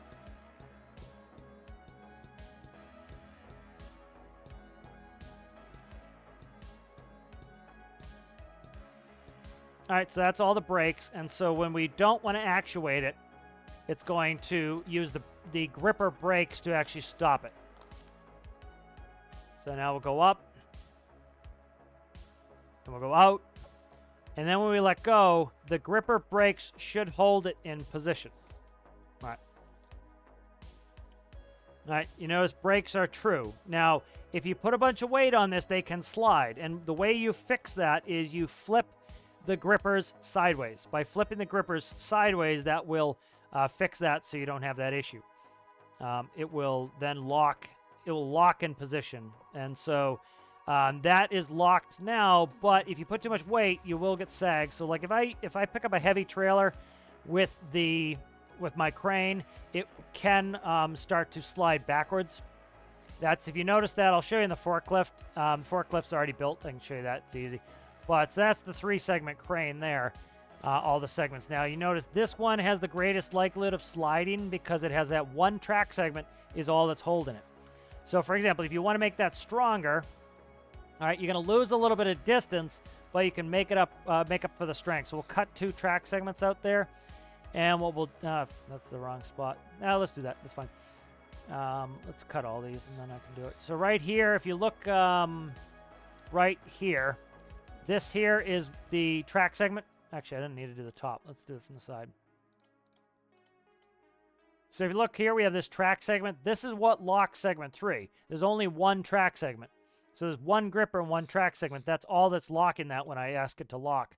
So if you go like this and you add more track segments, you now have 3 pieces of track locking it. You've lost some distance, but you've gained some strength in holding its position. So now you have 3 track segments are going to lock segment 3. So now you're able to go up, go out. Now you notice we've lost 2 extra segments of distance, which isn't the end of the world.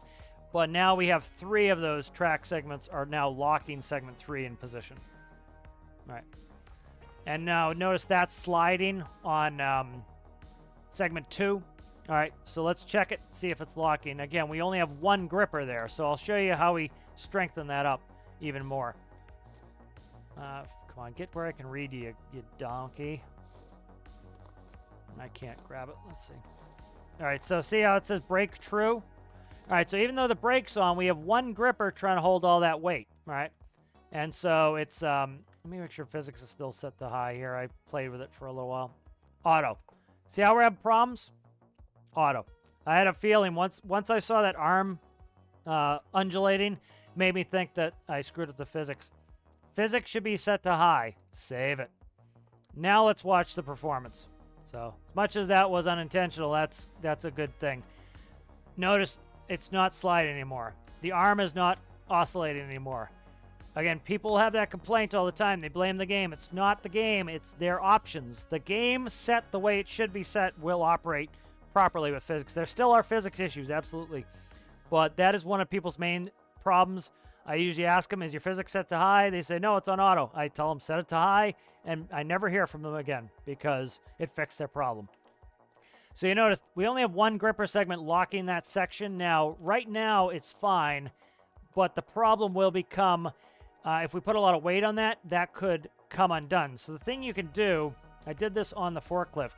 This locks it up really beautifully, and it will make it so that it doesn't have any problems. You take this gripper, and you cut it, and you turn it sideways. Okay? And now this gripper is sideways. You merge it back to segment, the yellow segment, segment 2. And then you come in the top here, and you'll cut all these out. All right, those are all your track segments, all right? And then what you want to do is you want to take your track segments. This is a little tedious, but, again, it's worth it. I can show you in the forklift. It's easier to show you, but you want to turn these sideways. All right, so you turn these sideways like so. I want to put them upside down, and then I'll fix them.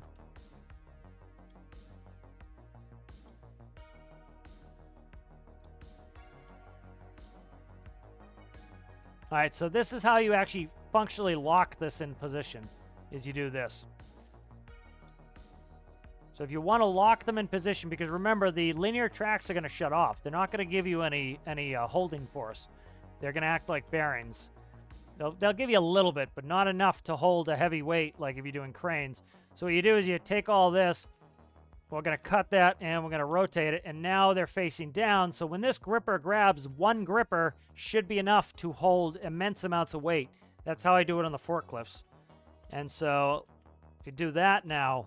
All right, so now we need to change the logic up a little bit. So what we want to do is, so this is extension grippers.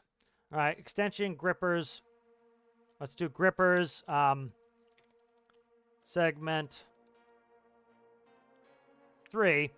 All right, now we want to do grippers, segment 2. So this is going to be output. It's going to actually be gripper. All right, so there's one gripper that runs segment 2.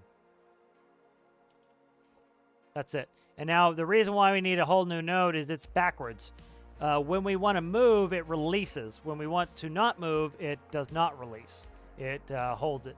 So what we want to do is essentially that's 0 if it's not 0. So these are now backwards. And so this will do segment 2. Now you could do this for 3, but I don't think it's necessary. It should be fine. If it does slip, yeah, you got to do it. The benefit of this now is this one here. Instead of going to break, we want to go to release connector. So when we want to move, we need to release the connector. When we don't want to move, we need to actuate the brakes. All right, so now this is sideways, and this should give you a really strong grab on segment 2. So we'll go out. Now notice, see how they're sideways? So that's going to snap into position. See how it snapped? Let's see if I can move it off center more.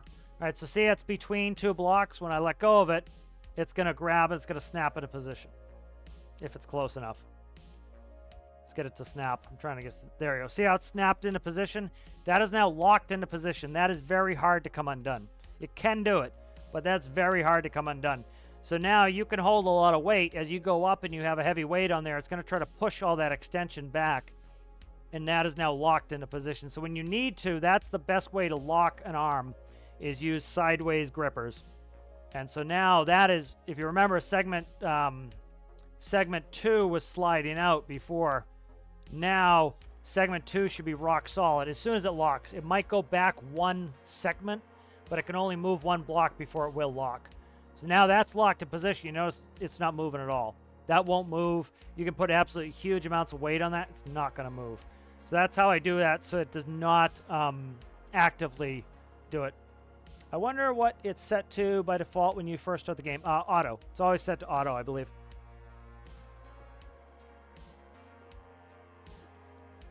Look on the Discord for the challenge time. It is due my time midnight. So 0400 Zulu. So convert your time to Zulu at 0400 Zulu. That's when the deadline is. But so that's the trick a lot of us use to lock these tracks. Let me show you the forklift, and we'll probably end up. My brain is too slow at the moment to be doing tutorials. I finally figured out what I was doing wrong, but it was my brain's running too slow, and I make too many errors in the tutorial, then I have to fix them, and if the tutorial is confusing in any way, shape, or form, I end up starting over. It's kind of a nightmare. So I'll do the tutorial separately, but hopefully that you guys found that helpful and useful, and I'll make the tutorial because a bunch of people have been asking. But here's how it works on the forklift. Somebody had asked this while I was building the forklift. This is the same reason why. This one here on our left side, it has the standard up-down track. It slides and it uses the brakes. If both sides had brakes, it would not be strong enough. So let's take something heavy. Take the container. So I can illustrate this pretty easily here to show you what the benefit of that is. You'll notice a lot of people do it, especially guys who've been around for a while. That's kind of the way we all do it to make these really, really strong. So this is a pretty heavy container here. And so if this didn't have the sideways grippers, likely it would sag and it would slide down to the bottom. So real simple, we can paste it. I'll show you how this is supposed to work. And I'll show you what it's like if you don't put the sideways grippers. So here we go. We have, this is working as intended. So let's go down. I got to start up. Okay. Is that too close? Can I not grab it off the ground? Did I not fix that? Yeah, bye. Shit. Did I not fix this? Let me check it real quick here.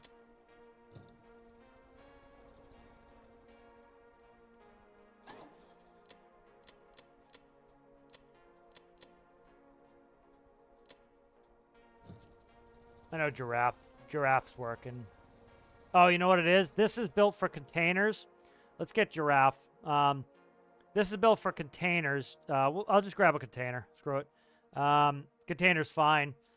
But this is built for containers. Giraffe is built for these containers. So I could change this up to work with both as well. I might do that. Let's grab giraffe here. It's take me. No, I'll just grab a container. The fuck is it? I'm losing my mind here. I'll grab this, and then I'm going to bring in a container instead.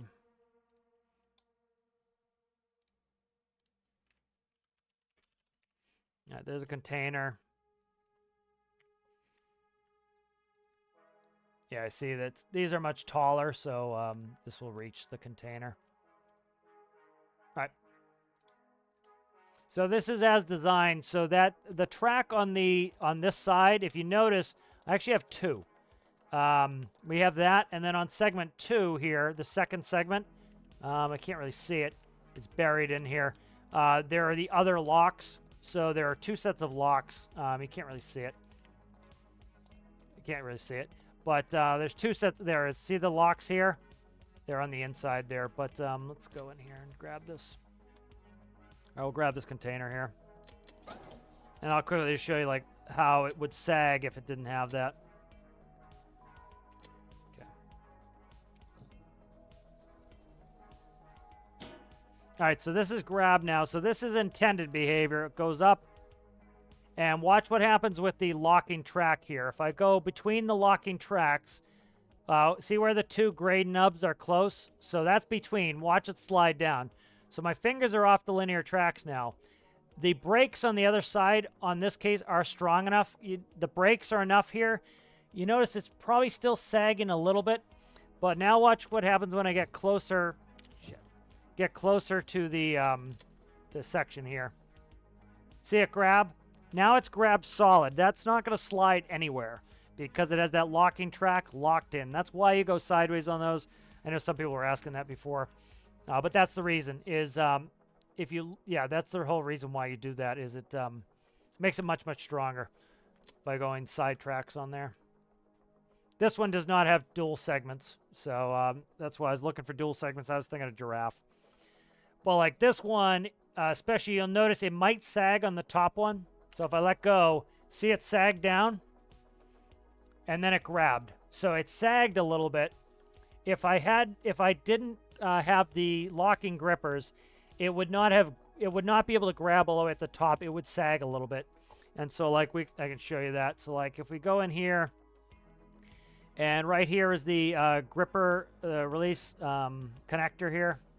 The gripper. This is the sideways locking gripper. If I get rid of that, you'll notice we might get some sag. That prevents it. The brakes are pretty good on grippers, but they're not perfect. And so you'll get situations where, especially if it's really heavy, that's not working all that well. And so I recommend just going ahead and doing that. This fucked this up. I think I broke something. What did I break? I broke something. All right. I broke it, but I won't go into it anymore. I'm kind of done. But so that's what I recommend is if you really need something to lock into position, use these side tracks. They work beautifully. As soon as you get within range of them, they lock. They're not going anywhere. I've never seen them come apart. Like you'd have to give it a ton of force. Like if you slammed into it, you'd probably make them disconnect. But putting them sideways, the brakes are pretty good. But if I like slam this into something, it would slide. These on the other side will not. So it's a good way to lock it. So quickly check up on chat.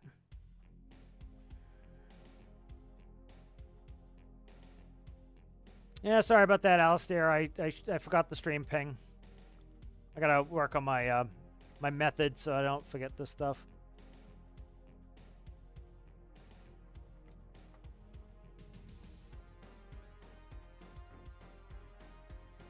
Yeah, I think it's auto when you first start. Oh, nice. Yep, Alistair did that for his icebreaker crane. Yeah, it's a pretty... Most of us will do that for lock-in stuff. It works really well, you know. Yep, been a long stream, about to get off. My brain's fried at the moment. So we'll do some quick public service announcements here. Again, let's look at the Discord. All right, Discord. Build challenge. Right here. Challenge announcements. Here's the new due date. March 23rd, 0000 Eastern Daylight Time, 0400 Zulu. Midnight tonight, my time. Build challenge is done. Submissions have to be in. We got some new submissions in here. They have to be done. So that's the deadline. I already extended a week. It's not getting extended again. Hopefully, I will work on that late tonight and get them recorded. And then hopefully I usually get it out late Saturday or early Sunday. We'll see where it comes. It usually takes me... Oh, it takes me like 12 hours to make the video. So it's going to be a process again to get that done. But I usually try to get it out quickly. I don't like to make it wait a week like some people do. But, you know, I have the time to kind of bang it out. So that's the plan on that. So make sure your submissions are in. I don't take anything late. Especially it's already been extended a week. You're not getting anything late. So keep that in mind. All right. I don't want anyone who's done and intended to do it, do that. Also, while we're there on the Discord topic, if you guys would go and try out the Patney, or is it? Let me see if I can find where the hell I put it. Right here, Captain's Builds. There's the Patney. It is out now.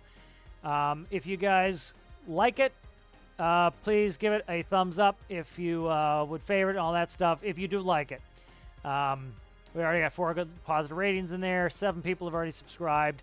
I'll put it on all the things and advertise it, and we'll get some more on there. But, you know, let me know if anything's wrong. I don't think I spotted anything that's wrong on it. If there is, just let me know so I can fix it. But I'm going to try to do kind of a series where, you know, I want to get a build out to you guys. I'm trying to get more in the workshop. The career build series stuff, most of the stuff I intend to get out at some point. But that stuff is, like, if it takes me 3 weeks to make something, or it takes me a bunch of days to make something, I want to test it for a long time.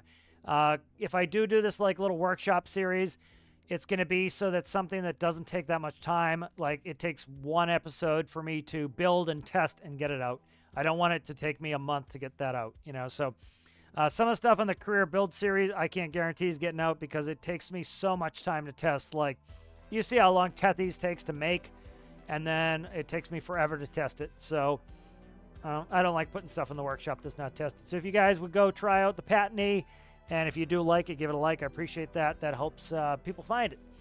Let's see. If you are new and have not subscribed, please consider subscribing. I'd appreciate that. Again, I'm also streaming on Twitch at the same time. If you guys would watch me on Twitch as well, and if you have not followed me on Twitch, I'm down to 41 followers on Twitch. I need 50. And I need to average 3 viewers.